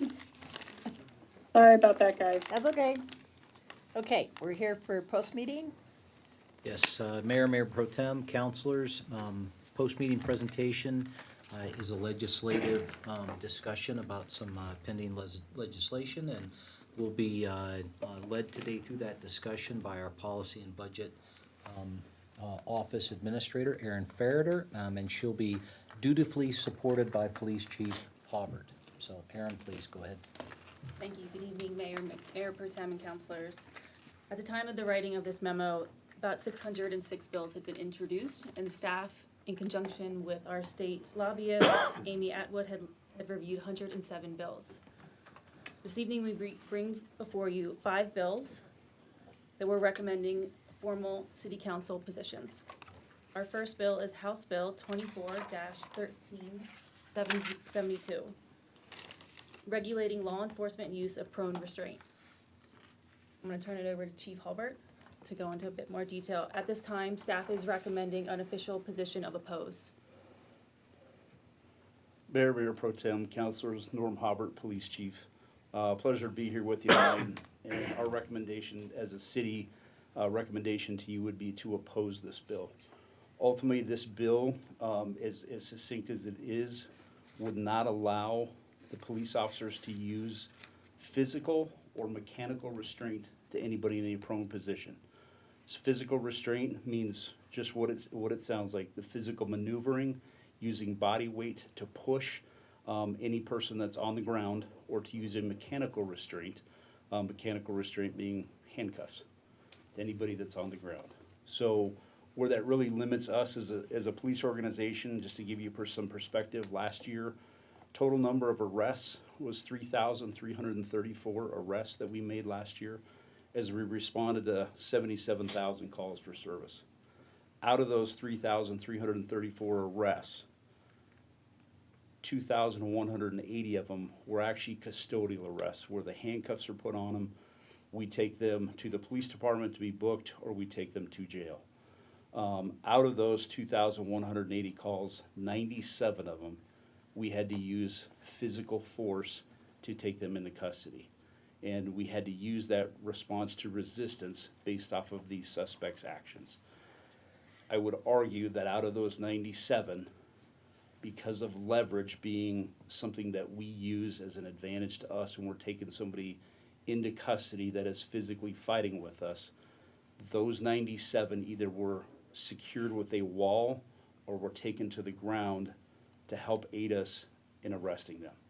What this law does is it prevents us from doing anything to somebody that's on the ground. So we would, if we fought with somebody, we would have to get into a position where there's enough officers before we were able to put handcuffs on them. We would actually have to get them up off the ground, or we would have to allow them to get up off the ground. If we allow them to get up off the ground, one, they could turn and continue fighting, or they could try and run. So ultimately, if we're not able to use the ground as an advantage to us, we're going to be increasing the potential for injuries to officers, the injuries to suspects. And when we do that, we increase our liability both to the officers and to the city. So our recommendation is to oppose this bill in its current form.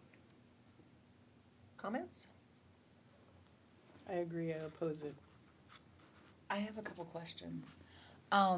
In the bill, it says that prone restraint is a deadly physical force.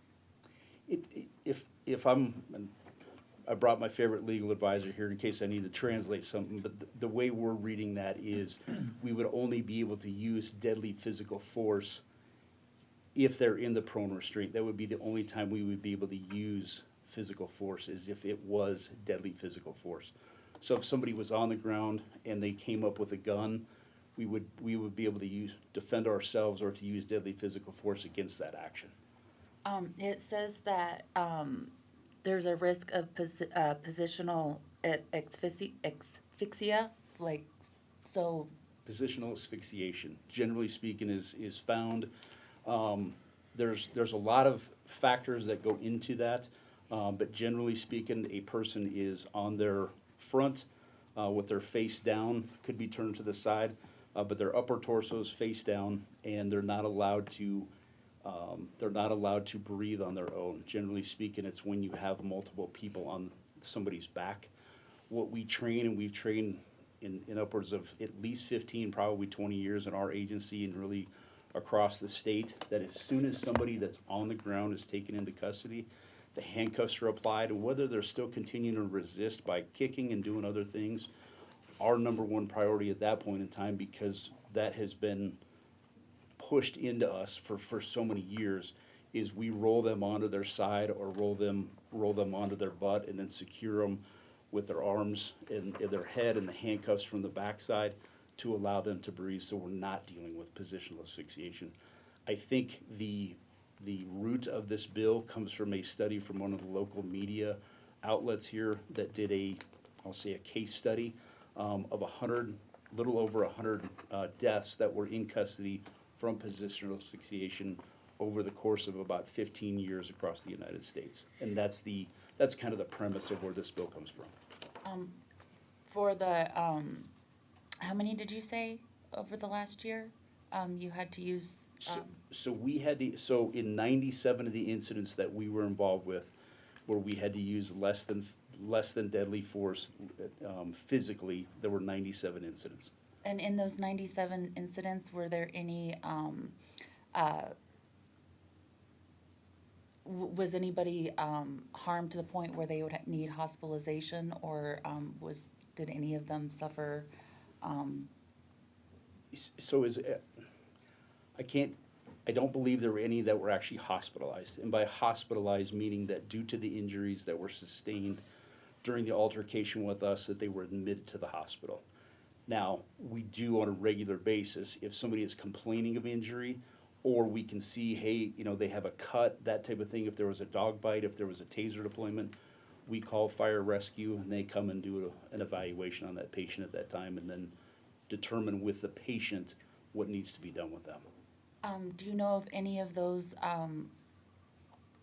97 you said were harmed as a lack of from a lack of oxygen? Without medical certainty, I'm not able to say that, but there was nothing out of those 97 that gave us any indication that there was an issue with them breathing. Okay. As it relates to the custody issue of positional asphyxiation. Okay, thank you. Thumbs up, thumbs down. I would be for the bill with an amendment for mechanical restraint, because it seems to me that handcuffs should be able to be applied. But maybe it's just because I've got a media bias at this point, but I've seen too many cases where pressure does lead to asphyxiation. I can't say it. It's a hard word. And it seems to be in our best interest to improve our relationship with the community, especially around this area. And I don't see how this is too difficult for our officers to comply with if they have the ability to use handcuffs. So I would be for the bill with amendment. Obi, where are you?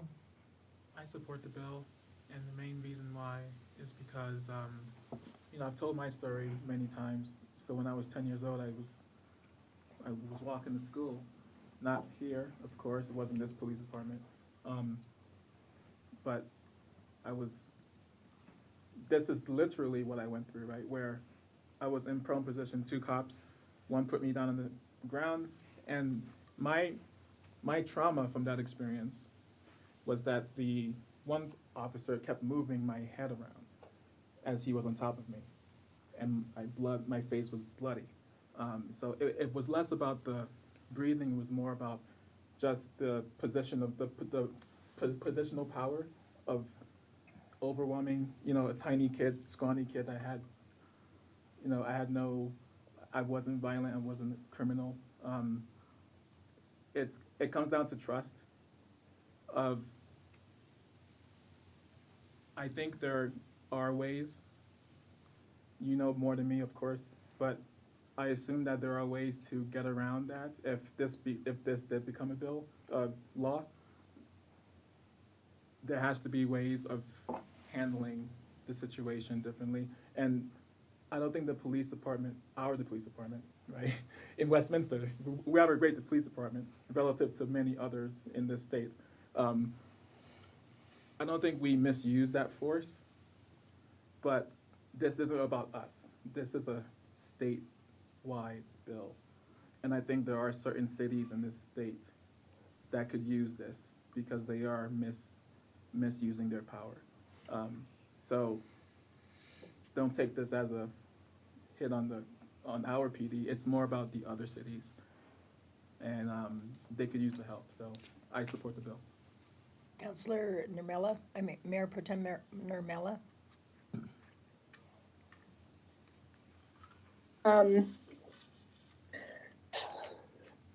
This is a hard one for me as well, because I do want to have people, in general, be safe in these situations, and I do have concern, and I think maybe not having been in the same position as Councilor Azadi to be able to kind of truly understand, whether or not something like the amendment that Councilor Carmelia is proposing would make a difference. I don't know. Sorry,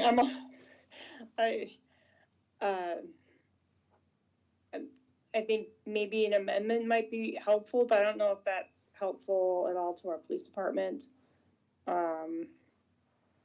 If that's still as impactful as if this were to go forward. And your final answer is? Well, I was asking the chief. Oh. That was my long-winded way of asking the chief, would an amendment to, on the restraint component still make this difficult? Mayor Pro Tem, I appreciate the question. Ultimately, what I would say is in its current form, where it limits the ability to use physical restraint or mechanical restraint, would be taxing, to say the least, on the police department, let alone injury and liability to both the suspect, injury to the suspect, injury and liability to the officer, in the sense of the way it's currently written. If the person goes down to the ground, we would not be able to physically restrain them. So it would be like you're back in grade school and you're on base. We would have to disengage. We would not be able to physically restrain or maneuver the person that's on the ground, or use any type of mechanical restraints as in a handcuff. So we would have to literally back off of them at that point in time.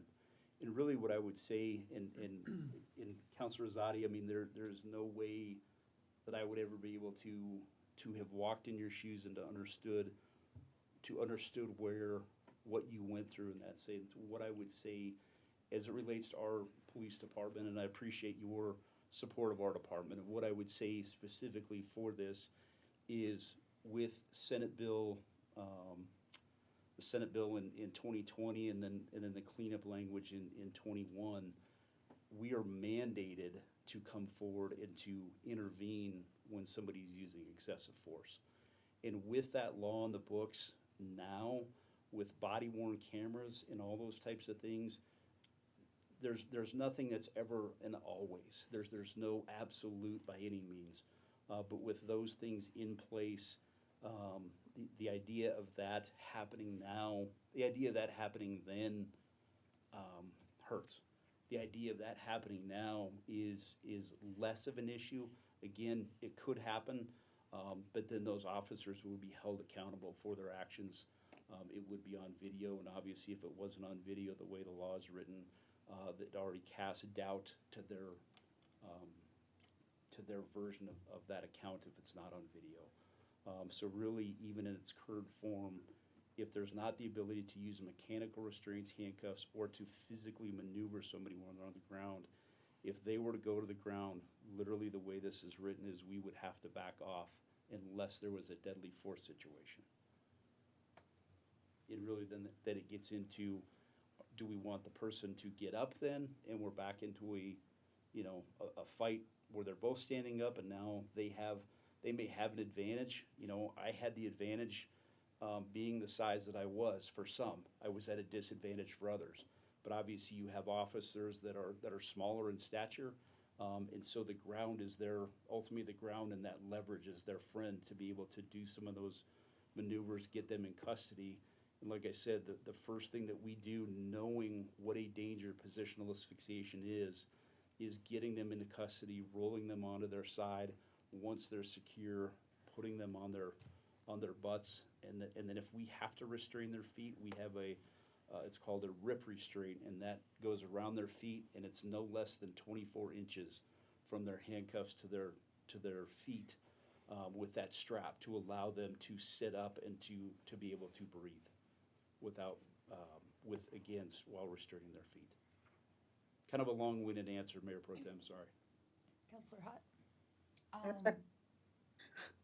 Oh, I'll let you keep thinking while we hear from Counselor Hott. Sure. I appreciate our police department, and I appreciate that you already have protocols in place. But I have to agree with Counselor Azadi. It's not so much about our police department. I think that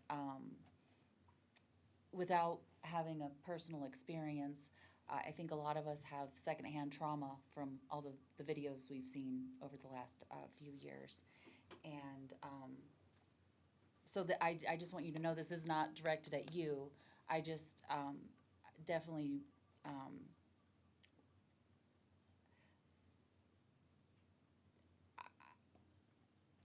it seems dangerous to me, and so I would be in support of the bill. Counselor Nermella?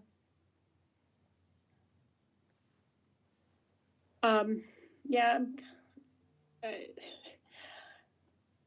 I know we, in general, are doing our job right. So, but I also don't trust that other departments are doing as well. So, I would support the bill as well.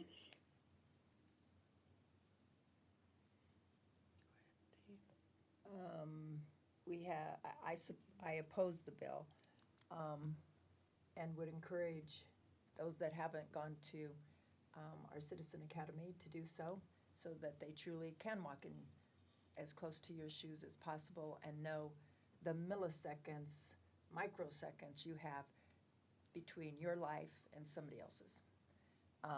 And so Counselor Demott wants to say something.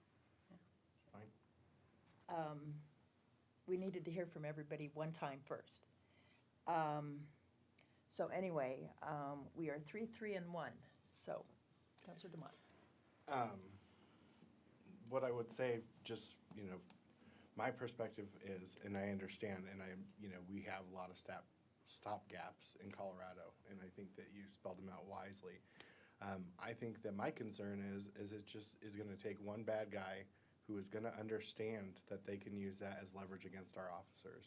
And I don't think, to me, that's not worth the risk, because it does truly. I've been through the academy multiple times, and I'm the son of a police officer who did homicide for 14 years in the summer of violence, which was one of the worst summers in Denver's history. So, and he's had to fight bad guys before, the worst guys. And so I understand, that is a tactic that, especially going through the Citizen Academy, that I think is very, very vital to you all. And I think it'll be unfortunate if this passes, and I think it will put our officers at risk Sure, it'll put other officers and other departments at risk, and I don't think that it's worth it. I think there's better ways to do this kind of work, and I think that you do need some of those tools where you have those advantage, because when you're dealing with somebody who's willing to do some of the things that they've done, that you're dealing with them in the first place, your life versus theirs probably doesn't mean much to them, and that's the problem with it. So that's my 2 cents about it.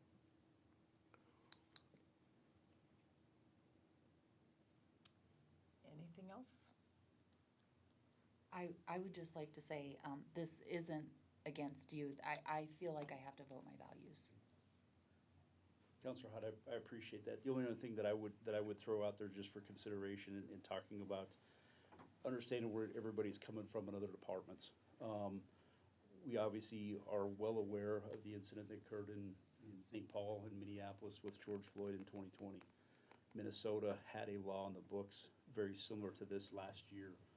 They voted to repeal this law that prevented school resource officers from using these tactics in the prone position.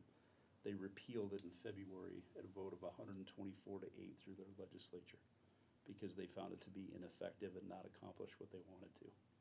So talking about other law enforcement agencies, and I understand, I think the reference was to other law enforcement agencies in the state, and understand your perspective on that, but just wanted to put that out there as a broader scale to another agency or to another state within the union as it relates to this specific measure. Chief, is Minneapolis the only city who's put something like this in place? You know? I don't know about some of the other states. It was actually the entire state of Minnesota put this into place for their school resource officers that would not allow them to use physical or mechanical restraints to students in schools. And that's all, it didn't limit the officers on the street, it was only to school resource officers, and they repealed that in February of this year. Interesting.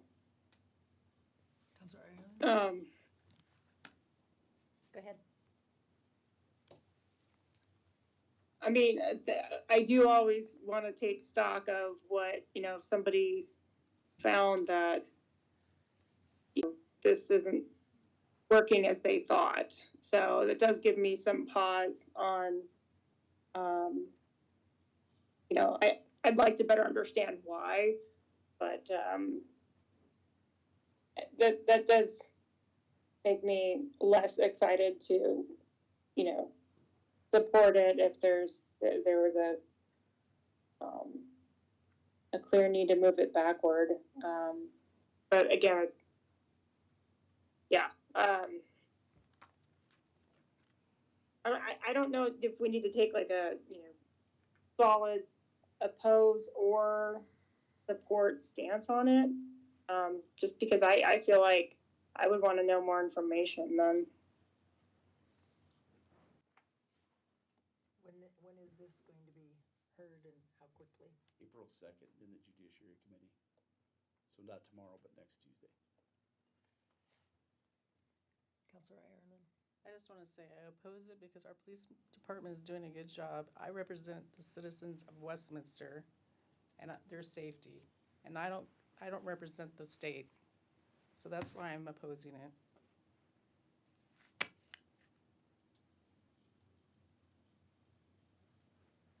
Stay with no voice? Is that what I'm hearing?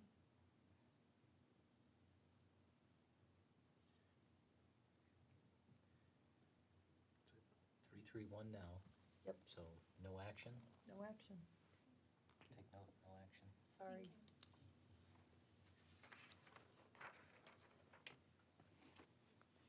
Our next bill is Senate Bill 24-131, prohibiting carrying firearms in sensitive spaces. Staff's recommendation is an opposed position. So the bill in its current form would restrict the carrying, either open carry or concealed carry of weapons, specifically handguns, in various spaces, to include schools, government buildings, churches, and those types of things.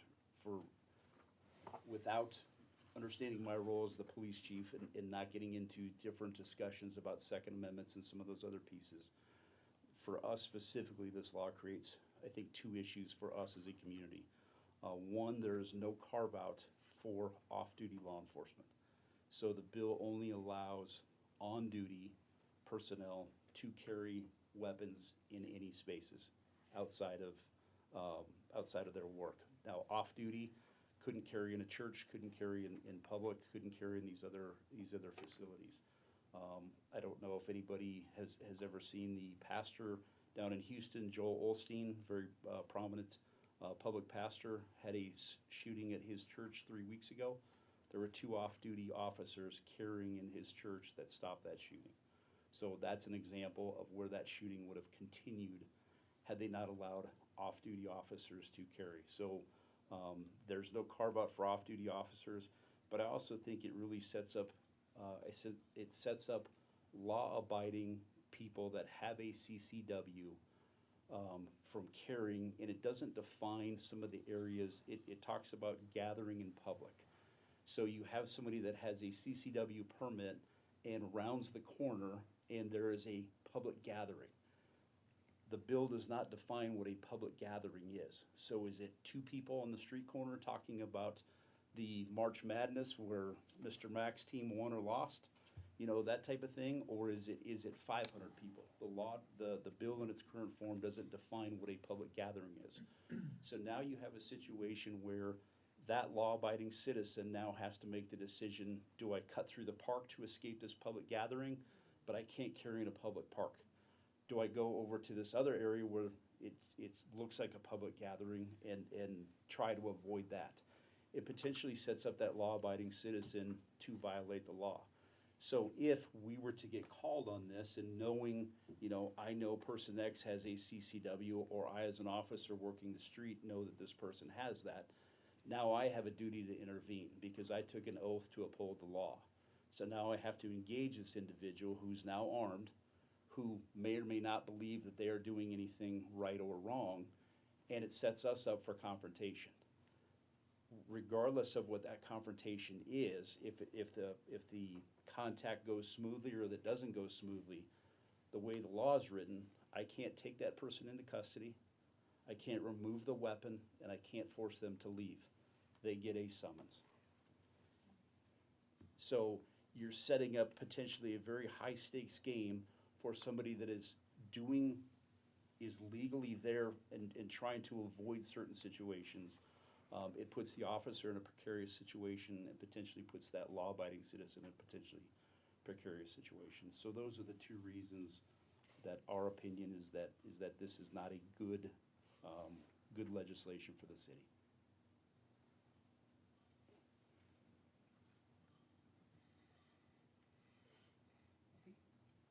I just, so first a comment, then a question. I think for some of these presentations, it would be helpful if we had, rather than a defense of the staff's position, more of a pros and cons, right? Each bill has pros and cons that we can, you know, it's easy to point that out from the bill. That would be better for a council to make a decision on versus here are all the cons because we oppose. Does that make sense? And this is a great example of that because from what you're saying, those 2 examples, this is an easy amend, right? So I'm also confused why some of these come to us as opposed without much justification. And some have justification, some don't have much of it, right? I mean, this one is a easy, we'll just have two amendments. Carve out for off-duty and define public space. Why wasn't that brought to us? This amendment is my question. Those proposals. And I don't know, I guess, I'm not sure from a policy and budget standpoint if there's an argument or a piece to go there. In the initial discussions that we had with the bill sponsors, they weren't willing to change some of those things. And so from my perspective, when this was written, I don't know that amendment or having that position of amend would have gotten us anywhere. Now, if that changes, I completely understand where you're coming from, Counselor. I think that's a valid point, and we'll take that. I mean, that's totally understandable, right? If the sponsors are hard-headed, right? But they all are. So that shouldn't be the requirement of us coming to them with, here's what we want to amend. It shouldn't be determined based off of the initial conversations. The idea behind the bill, I mean, is with great intent. We want to keep citizens, we want to protect everybody that's in these places safe from gun violence. We want to protect the public park from gun violence, which is, I think, which all of us want. We all want that.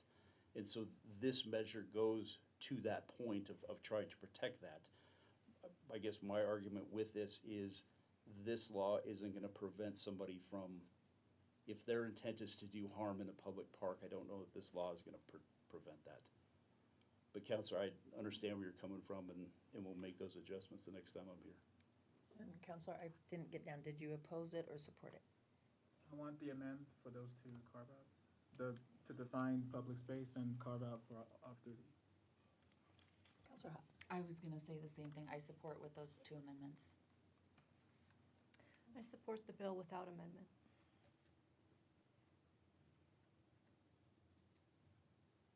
I agree with the city. I oppose the bill.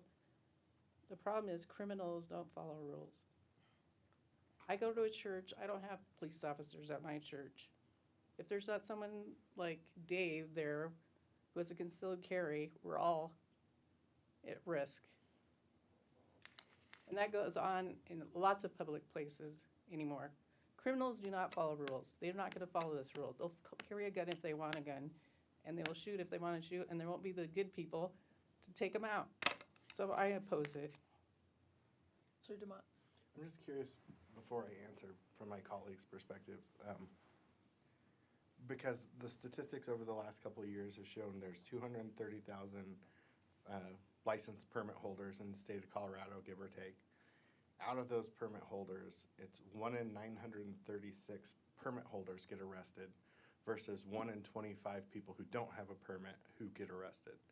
So I don't understand the problem that we're solving by taking the ability of somebody who goes above and beyond to say, I want to be able to have a firearm in case I run into, quite frankly, most of them, in case they run into a bad guy who decides they're going to do something nefarious.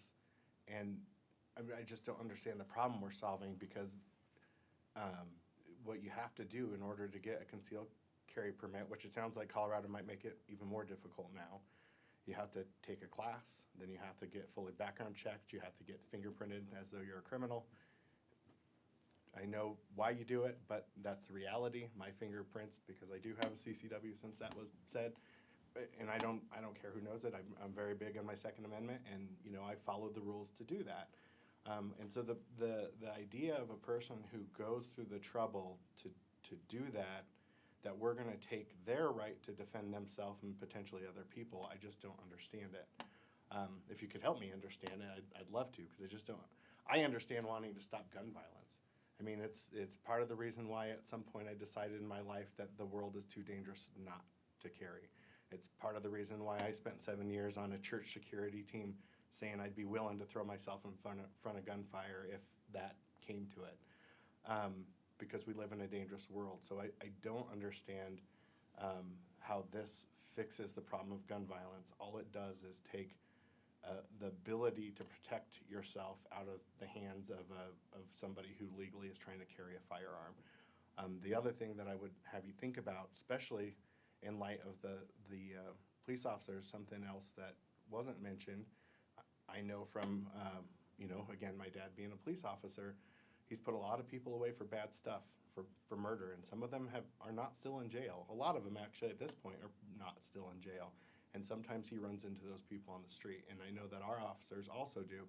And so whether it's them stopping a crime that they happenstance to fall upon, or if it's to protect themselves, I certainly would at least think that our off-duty police officers should have the right to be able to get a gun. So, open to feedback, but I support the opposed position for all of those reasons. I don't think that, taking the rights of people who are going above and beyond to make sure that they're being safe and above board with the law makes sense to me. Counselor Numela? Can I ask, I'd like to just better understand what is this bill trying to solve? Ultimately, the bill is trying to solve people from, it's trying to prevent legally people from carrying weapons into spaces that are identified as sensitive or safe spaces in really any place where you would gather in public. Public parks, public streets, churches, synagogues, schools, government buildings, rec centers, any city facility, really anywhere that is not what you would traditionally think of as a private business. Anything outside of that could be classified under this bill as those areas where you wouldn't be able to conceal. And then again, it would be up to each of those other private businesses to designate whether you could carry or not carry within that business. So the idea of it is to prevent people from bringing guns to public places.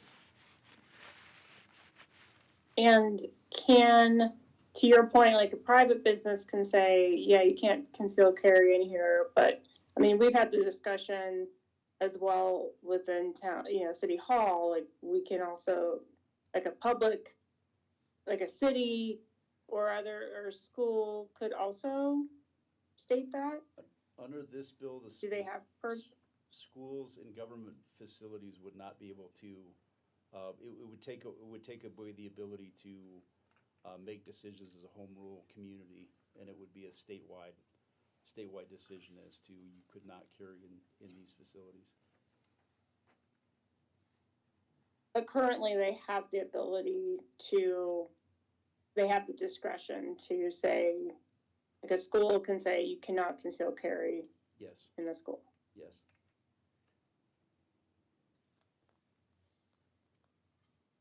And are we, when we look at statistics of, As a police officer. the shootings, is it somebody who's concealed carrying, or is it somebody who's really just not? Mayor Pro Tem, I don't know that I would be able to comment directly on the number of the number of mass shootings that were stopped by a concealed carry permit holder. But what I can tell you is that the average number of people killed in a mass shooting is less than 2 when they're engaged by somebody that is carrying a weapon, i.e. a CCW holder or a police officer or somebody that has a weapon. The average number of mass shootings where the rate of death is higher than 10 it's exponentially increased to those numbers when they're not engaged with somebody that is stopped by somebody with a weapon.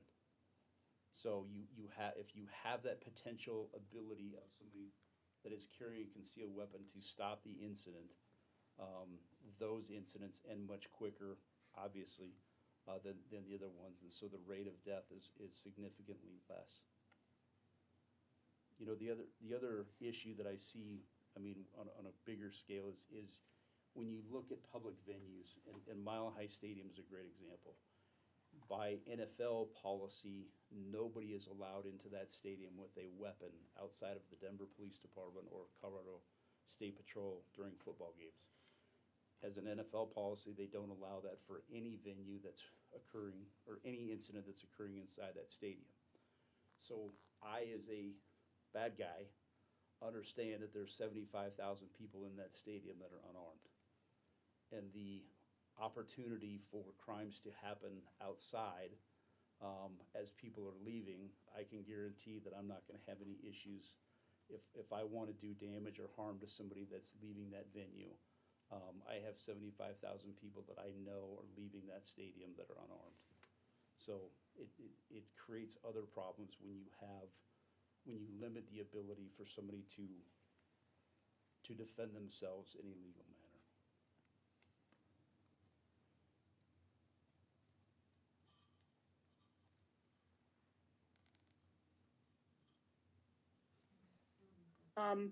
I could be on board with staff recommendation.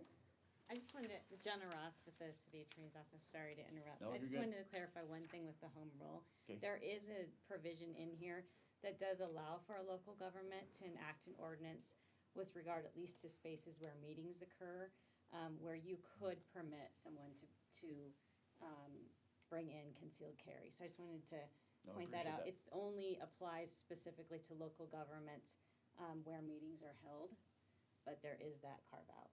Okay. Thank you. Thank you. I'm sorry, Mayor Pro Tem, you said you what? Agrees with the city. So you oppose? I can get behind staff's. Yeah. Okay, so you have four to oppose it, one is support, and two amend. Number 3. Okay, House Bill 24-1284, pretrial release for repeat violent offenses. And staff's position is recommending a support position. So in 2021, in the pretrial detention reform, a lot of bonds for those that were arrested for crimes were reduced or removed. One of the ones that was influenced by this was violent crimes.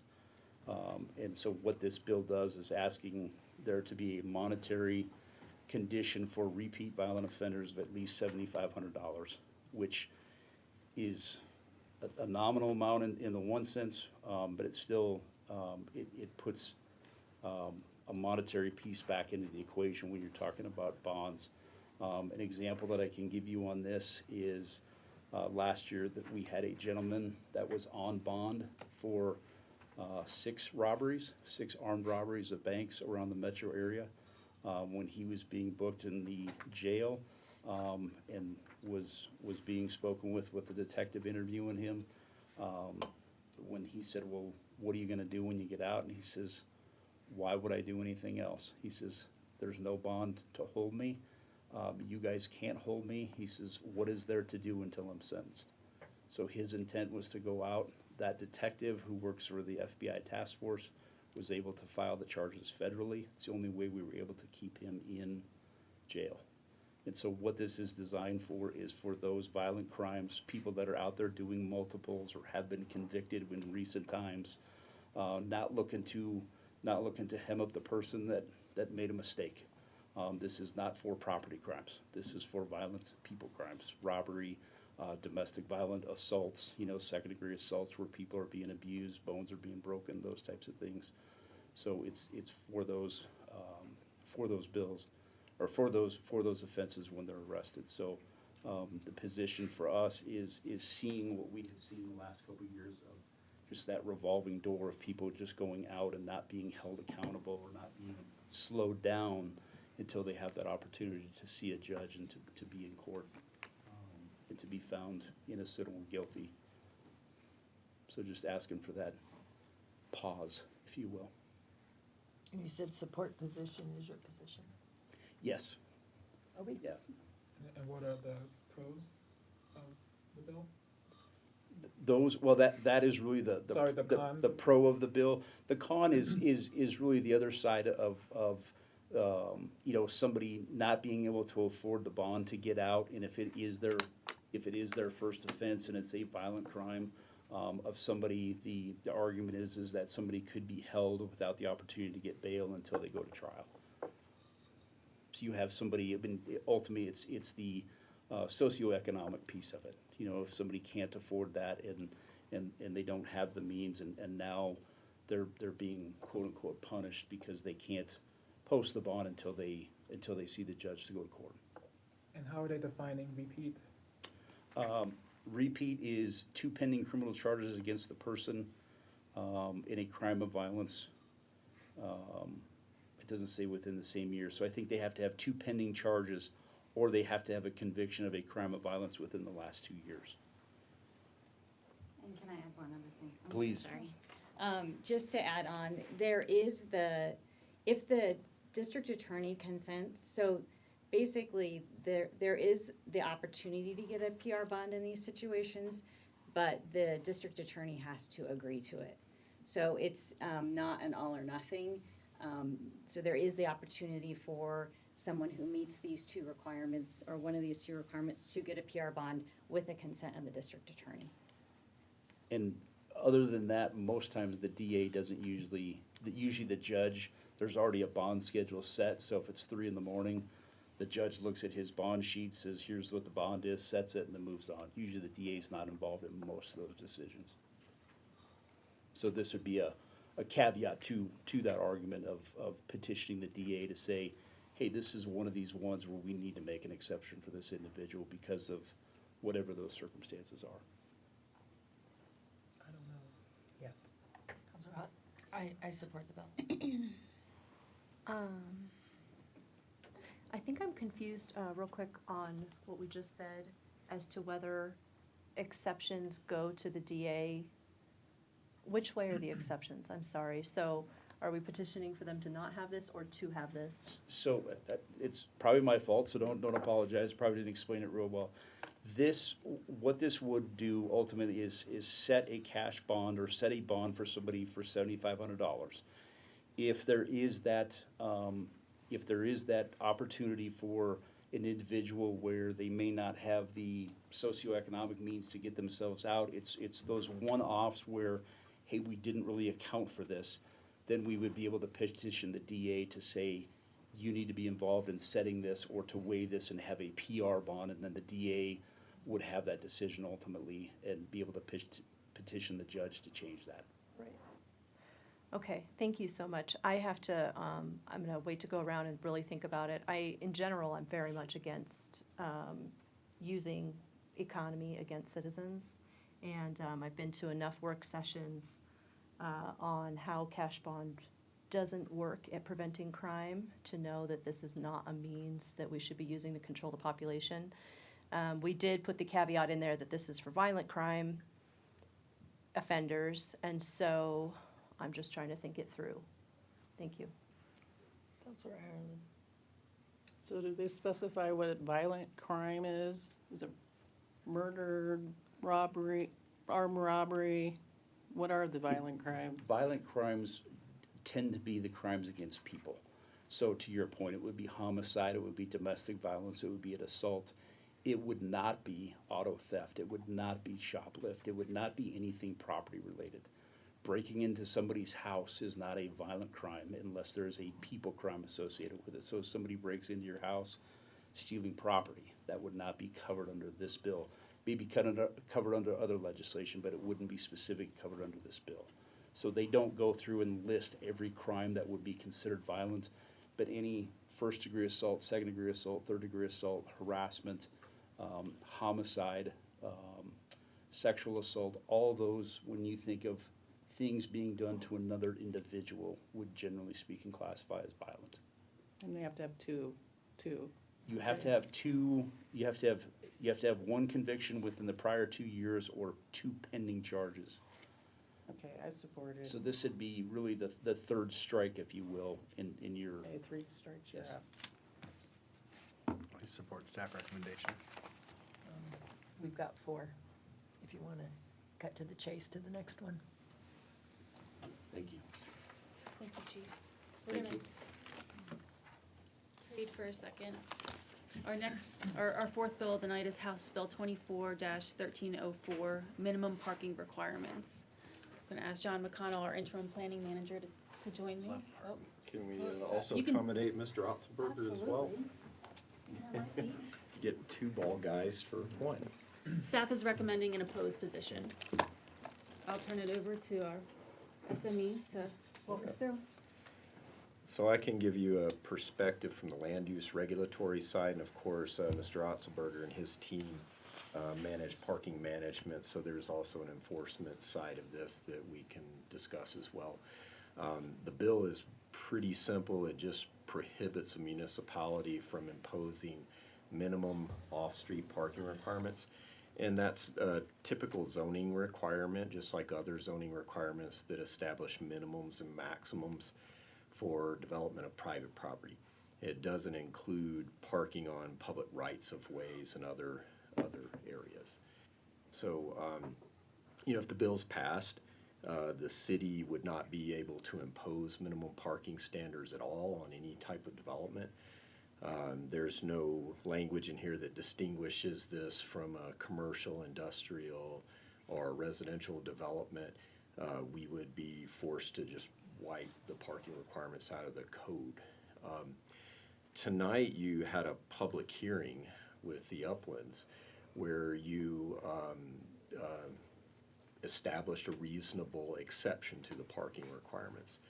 So I would just note that the City Council has the ability, and the staff to some degree, to reduce and adjust parking requirements from the minimum standards that we do have established in our code. And so the City Council already has that ability. So what the bill has a few other caveats. The bill does not prohibit the city from establishing a maximum parking requirements, and that is kind of a trend these days to where we're trying to reduce the overall effect of large parking lots and extra parking that's not needed. And so, but we can require, a cap on that, because there are some cases where a developer wants to build more parking than the city even requires. It's kind of rare, but I've seen it happen before. The bill does not prohibit minimum bicycle parking requirements. So we do have bicycle parking requirements in Westminster, and this doesn't prohibit us from requiring more if we want to. Interestingly, the bill allows the city to require paid private parking for voluntary spaces. So under this bill, every space would be a voluntary space. They would be opted in by a developer because we wouldn't have minimum standards, and the city, if it chose to, could require those spaces to be paid parking spaces. This bill allows the city to require vehicle charging stations. On that's something that the city has allowed and supported and facilitated. Out of all the proposals we've had for vehicle charging stations, we haven't denied a single one. It's something we've been very supportive of. So, as noted with the Uplands public hearing tonight, this would eliminate the city's ability to work with an applicant to make a reasonable adjustment. In the case of the Uplands tonight, and I know there was some disagreement with the council, but the context really supported a reasonable adjustment to the parking requirements. There were no driveways to prohibit on-street parking, so there was a lot of availability of on-street parking, 2 spaces in a garage. The other required spaces could be accommodated on streets. That won't be the case with every development, especially as we approach infill and redevelopment in older parts of town. The street network may not be able to accommodate parking like some areas could that we've planned for. And I'll turn it over to Eric, I guess, to talk about his world. Well, on the positive, I would say we would be supportive of the study in this bill, and if this bill could morph into a study only, because a regional approach to better inform local opportunities to encourage highest and best use of land would be helpful. But the macro assertions in this bill regarding overparked projects is a tad exaggerated, and it's a little ironic. The bill appears aimed at enhancing housing affordability, but yet giving private interests the ability to charge for parking that they voluntarily provide. Will that really help tenants? And then what we end up with for local government is with an unfunded mandate.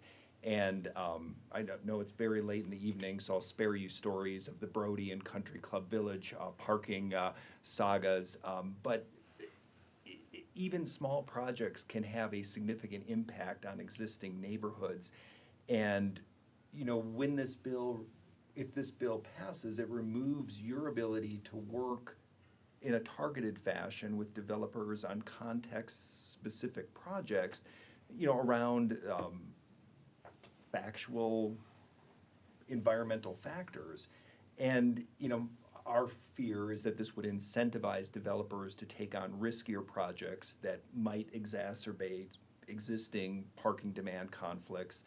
you get road congestion, public safety challenges, and the Royal we end up with significant soft dollar cost refereeing increased neighborhood and community parking disputes that may occur as a result of this bill. This bill makes some pretty wild assumptions on transit services that if we had those in place, it would be amazing. But with not having the headways and not having the services,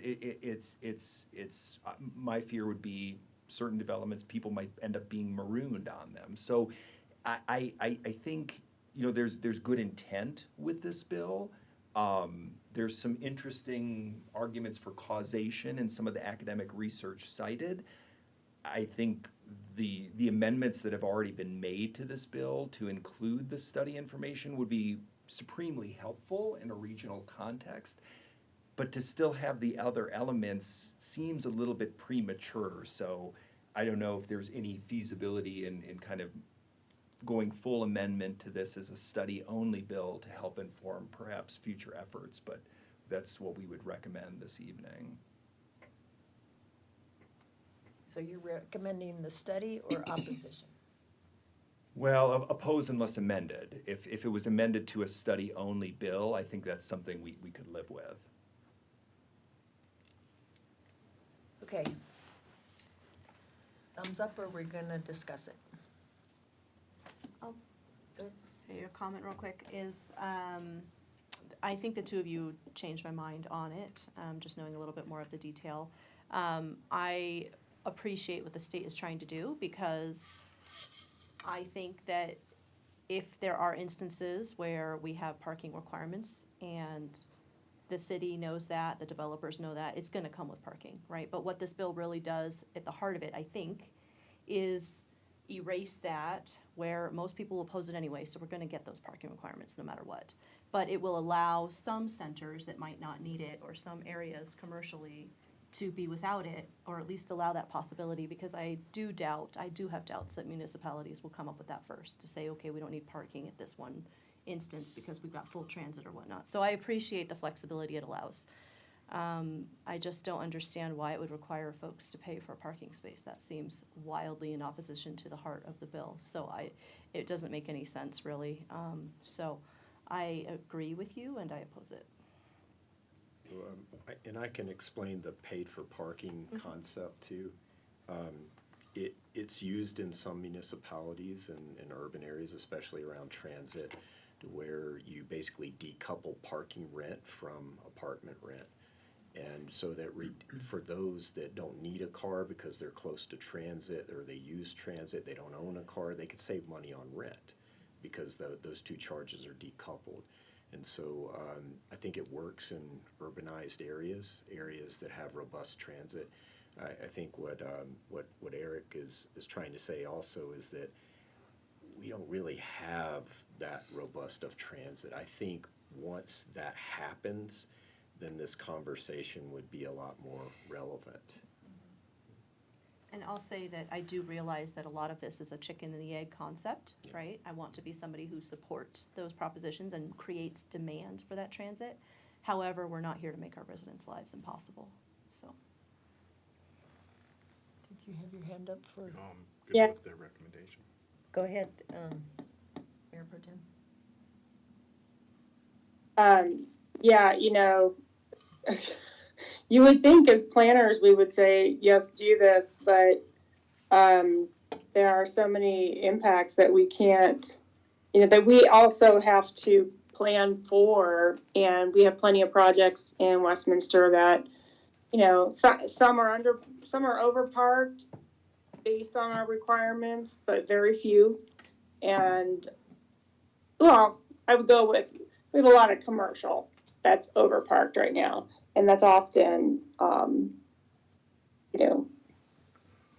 an issue that, it results in a lot of impervious surface and a lot of unused parking area. But I think when we're coming down to trying to tackle residential, ultimately your bank is going to be the one that's going to require that minimum parking so that they think the project is viable. And so I think the industry itself sets a natural balance to it. And I was listening to, I was a few weeks ago sitting around with a bunch of other planning directors in the region, and we were all talking about this particular bill, and no one supported it. So I think that this is something where we need the ability to set some minimums where it makes sense. Ideally, let's set some maximums too, but especially for commercial, but for residential, I totally agree with So you oppose? John and Eric. Yeah. I oppose too. We have four. Anybody have any strong thing they want to say? One way or the other? Okay. We're on the last one. Is House Bill 24-1366, Sustainable Local Government Community Planning. Staff is recommending an opposed position. All right, so among other things, this bill is pretty broad, but what affects us most directly here as a municipality is that this would require municipalities to adopt a climate action element into their comprehensive plan or master plans according to the state. And so there's already state legislation for municipalities that requires to have a master plan, and we do have a master plan in our comprehensive plan, and we keep that updated periodically. We do have climate-related items in there, and of course, the city council can direct edits to those plans and updates to those plans to add any sort of climate action elements that the city council chooses without the state directing it. So I think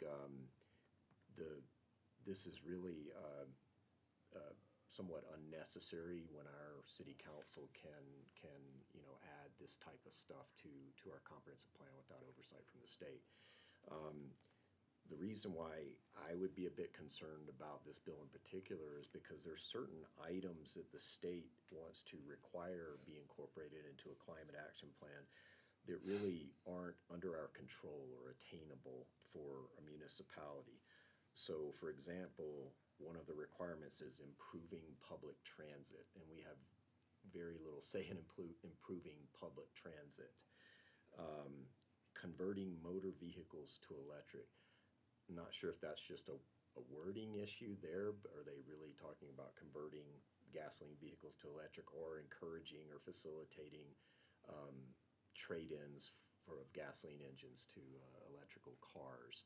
We have very little control over there too. Also, imposing vehicle miles traveled fees. I'm not sure that's something the city can do or would want to do if we could. I think there are elements in there that the city could and would want to incorporate into our comp plan, but we can do that and be responsible about that within our means.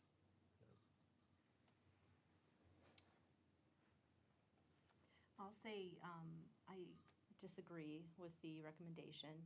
On Wednesday, as I mentioned, we had that environmental advisory board, and the majority of our time was spent trying to figure out how, as cities, we could ensure that our comprehensive plans were integrated with our climate action plans, and that anything we reviewed and approved on the comprehensive plan had to go through climate action first. And you're right, we could do that, but we haven't. And we're about 20 years behind the 8 ball. So cities can do it, but will they? And we discussed the fact that many cities haven't created a climate action plan at all. We have, fortunately, but are we using it? And what's the accountability there? And how do we create accountability when our entire environmental or sustainability department is not even within the city manager's office? It's relegated several low steps down, right, in our org chart. And so how are we responsible with our decisions on a city level when we are coming up with what sounds like ad hoc ideas for environmental justice, let's say? Well, let's do this, let's do some recycling, let's do this.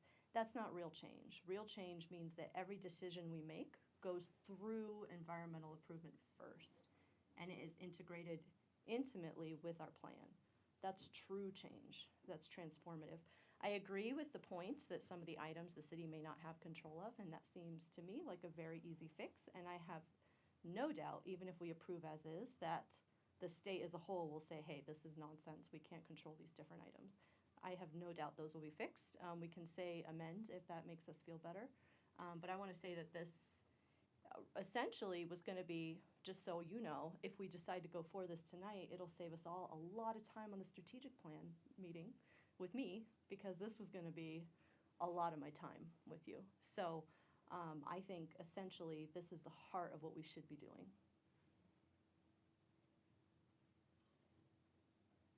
I support this I bill. think it would be helpful. Just one second. Counselor Hott's on, and then you'll be next. I support this bill, and I agree 100% with what Councilor Cornelia said. Counselor Mayor Pro Tem? I was just going to provide some background on it. This was discussed in Dr. Cog, and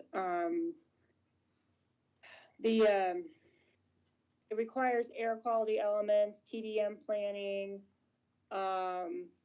and it also required a regional planning component that would put undue impact even on Dr. Cog, and also duplicate some of their current climate action planning efforts, and there's not real clarity around how those would line up. The local governments were also concerned about the requirements for the climate action plans at the local level, to the same points that our staff was recommending regarding having less control over some of the specific point source elements, like, we have regional traffic. It's very difficult for us to focus on reduced emissions at a city level. There are things that we can do, certainly, that, through our built environment, that we can reduce impacts with. And I think it's useful, yes, to have a climate action plan and to actually, require that as an element of a plan itself. So there's good elements of this bill that gets us all on the same page. Dr. Cog took a stance of amend, and it was really to create greater clarity and to, again, kind of narrow down some of the aspects of the bill. So I thought that was a prudent way forward with this bill. So that's where I would be.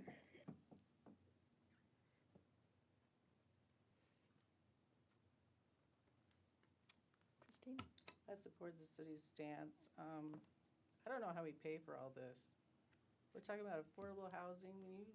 When you include all this environmental mandates, it makes it expensive to live.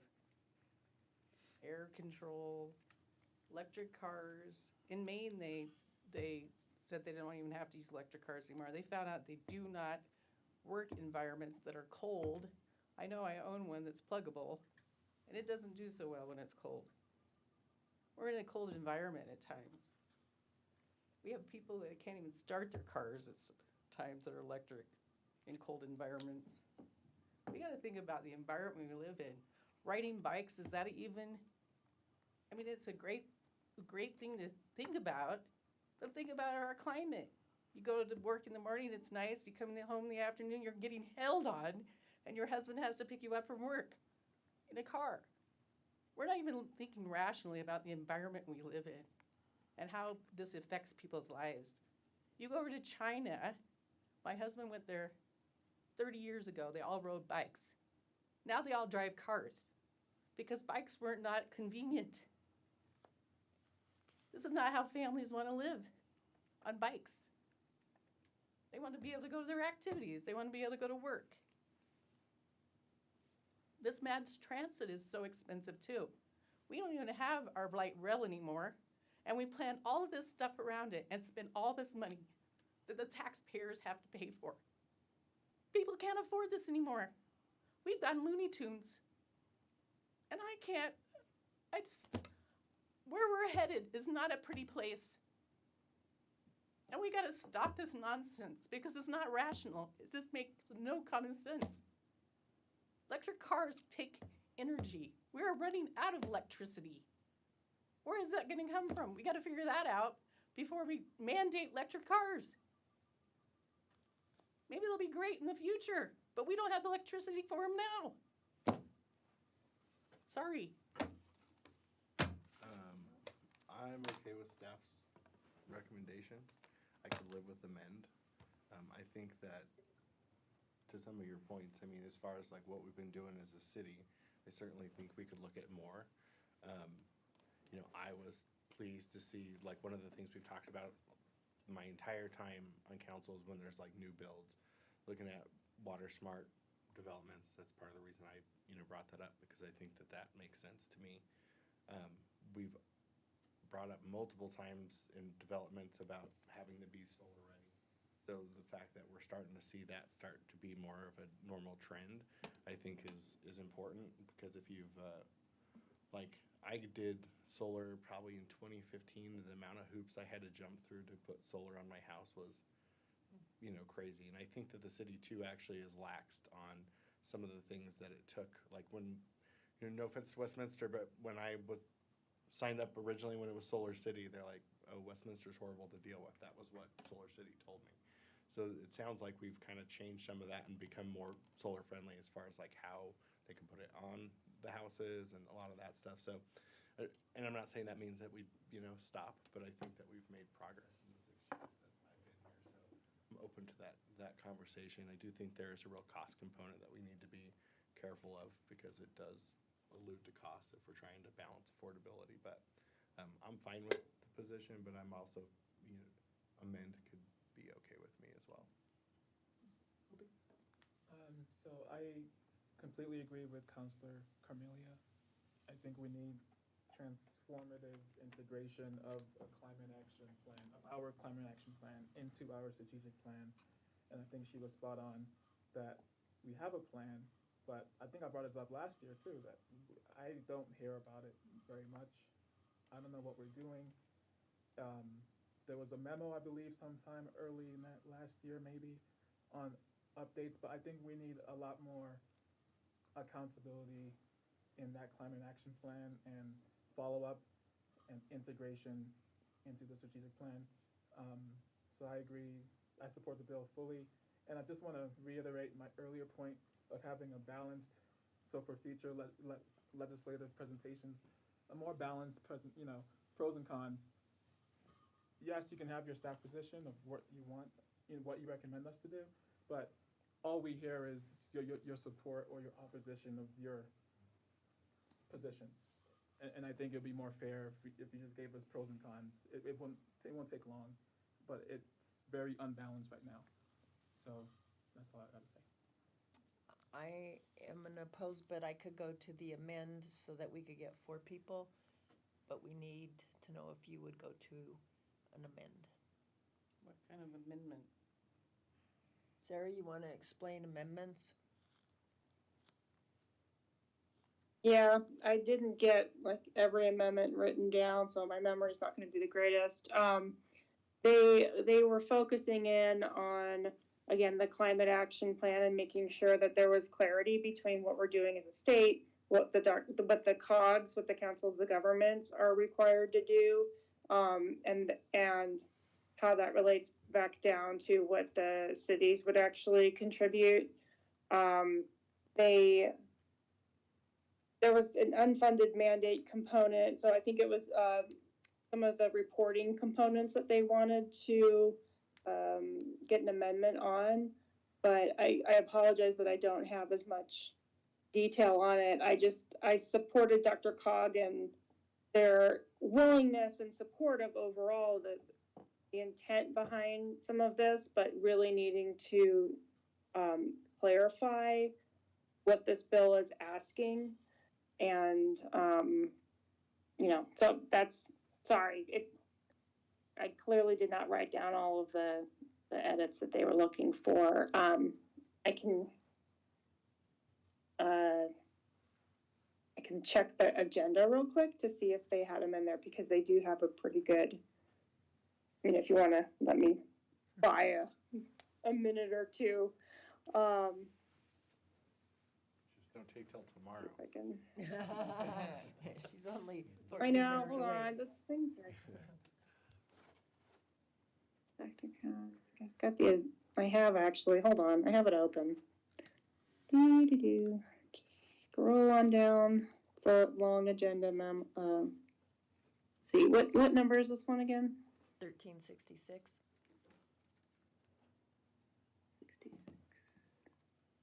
Okay, their possible amendments will remove the requirement for master plans to include a description of any money from the federal government, the state, or a local government has received for implementing a goal plan or strategy. So they were concerned about that. Another one was limit growth corridors for TDM planning to state highways. And if it includes MPOs as participants, provide funding to MPOs and extend deadline for corridor TDM plans in recognition of existing MPO work plans. And then again, they were, they didn't have it written down, but they had concerns about the climate action plan confusion. So those were the main ones that they were concerned about. I don't know if that makes staff feel any better or not, but It absolutely does. Mayor Protem, would you mind just cutting and pasting those bullets and sending it? Unfortunately, I'm not a quick writer. That would be very helpful. Okay. Thank you. All right. I will do that. So what are we at?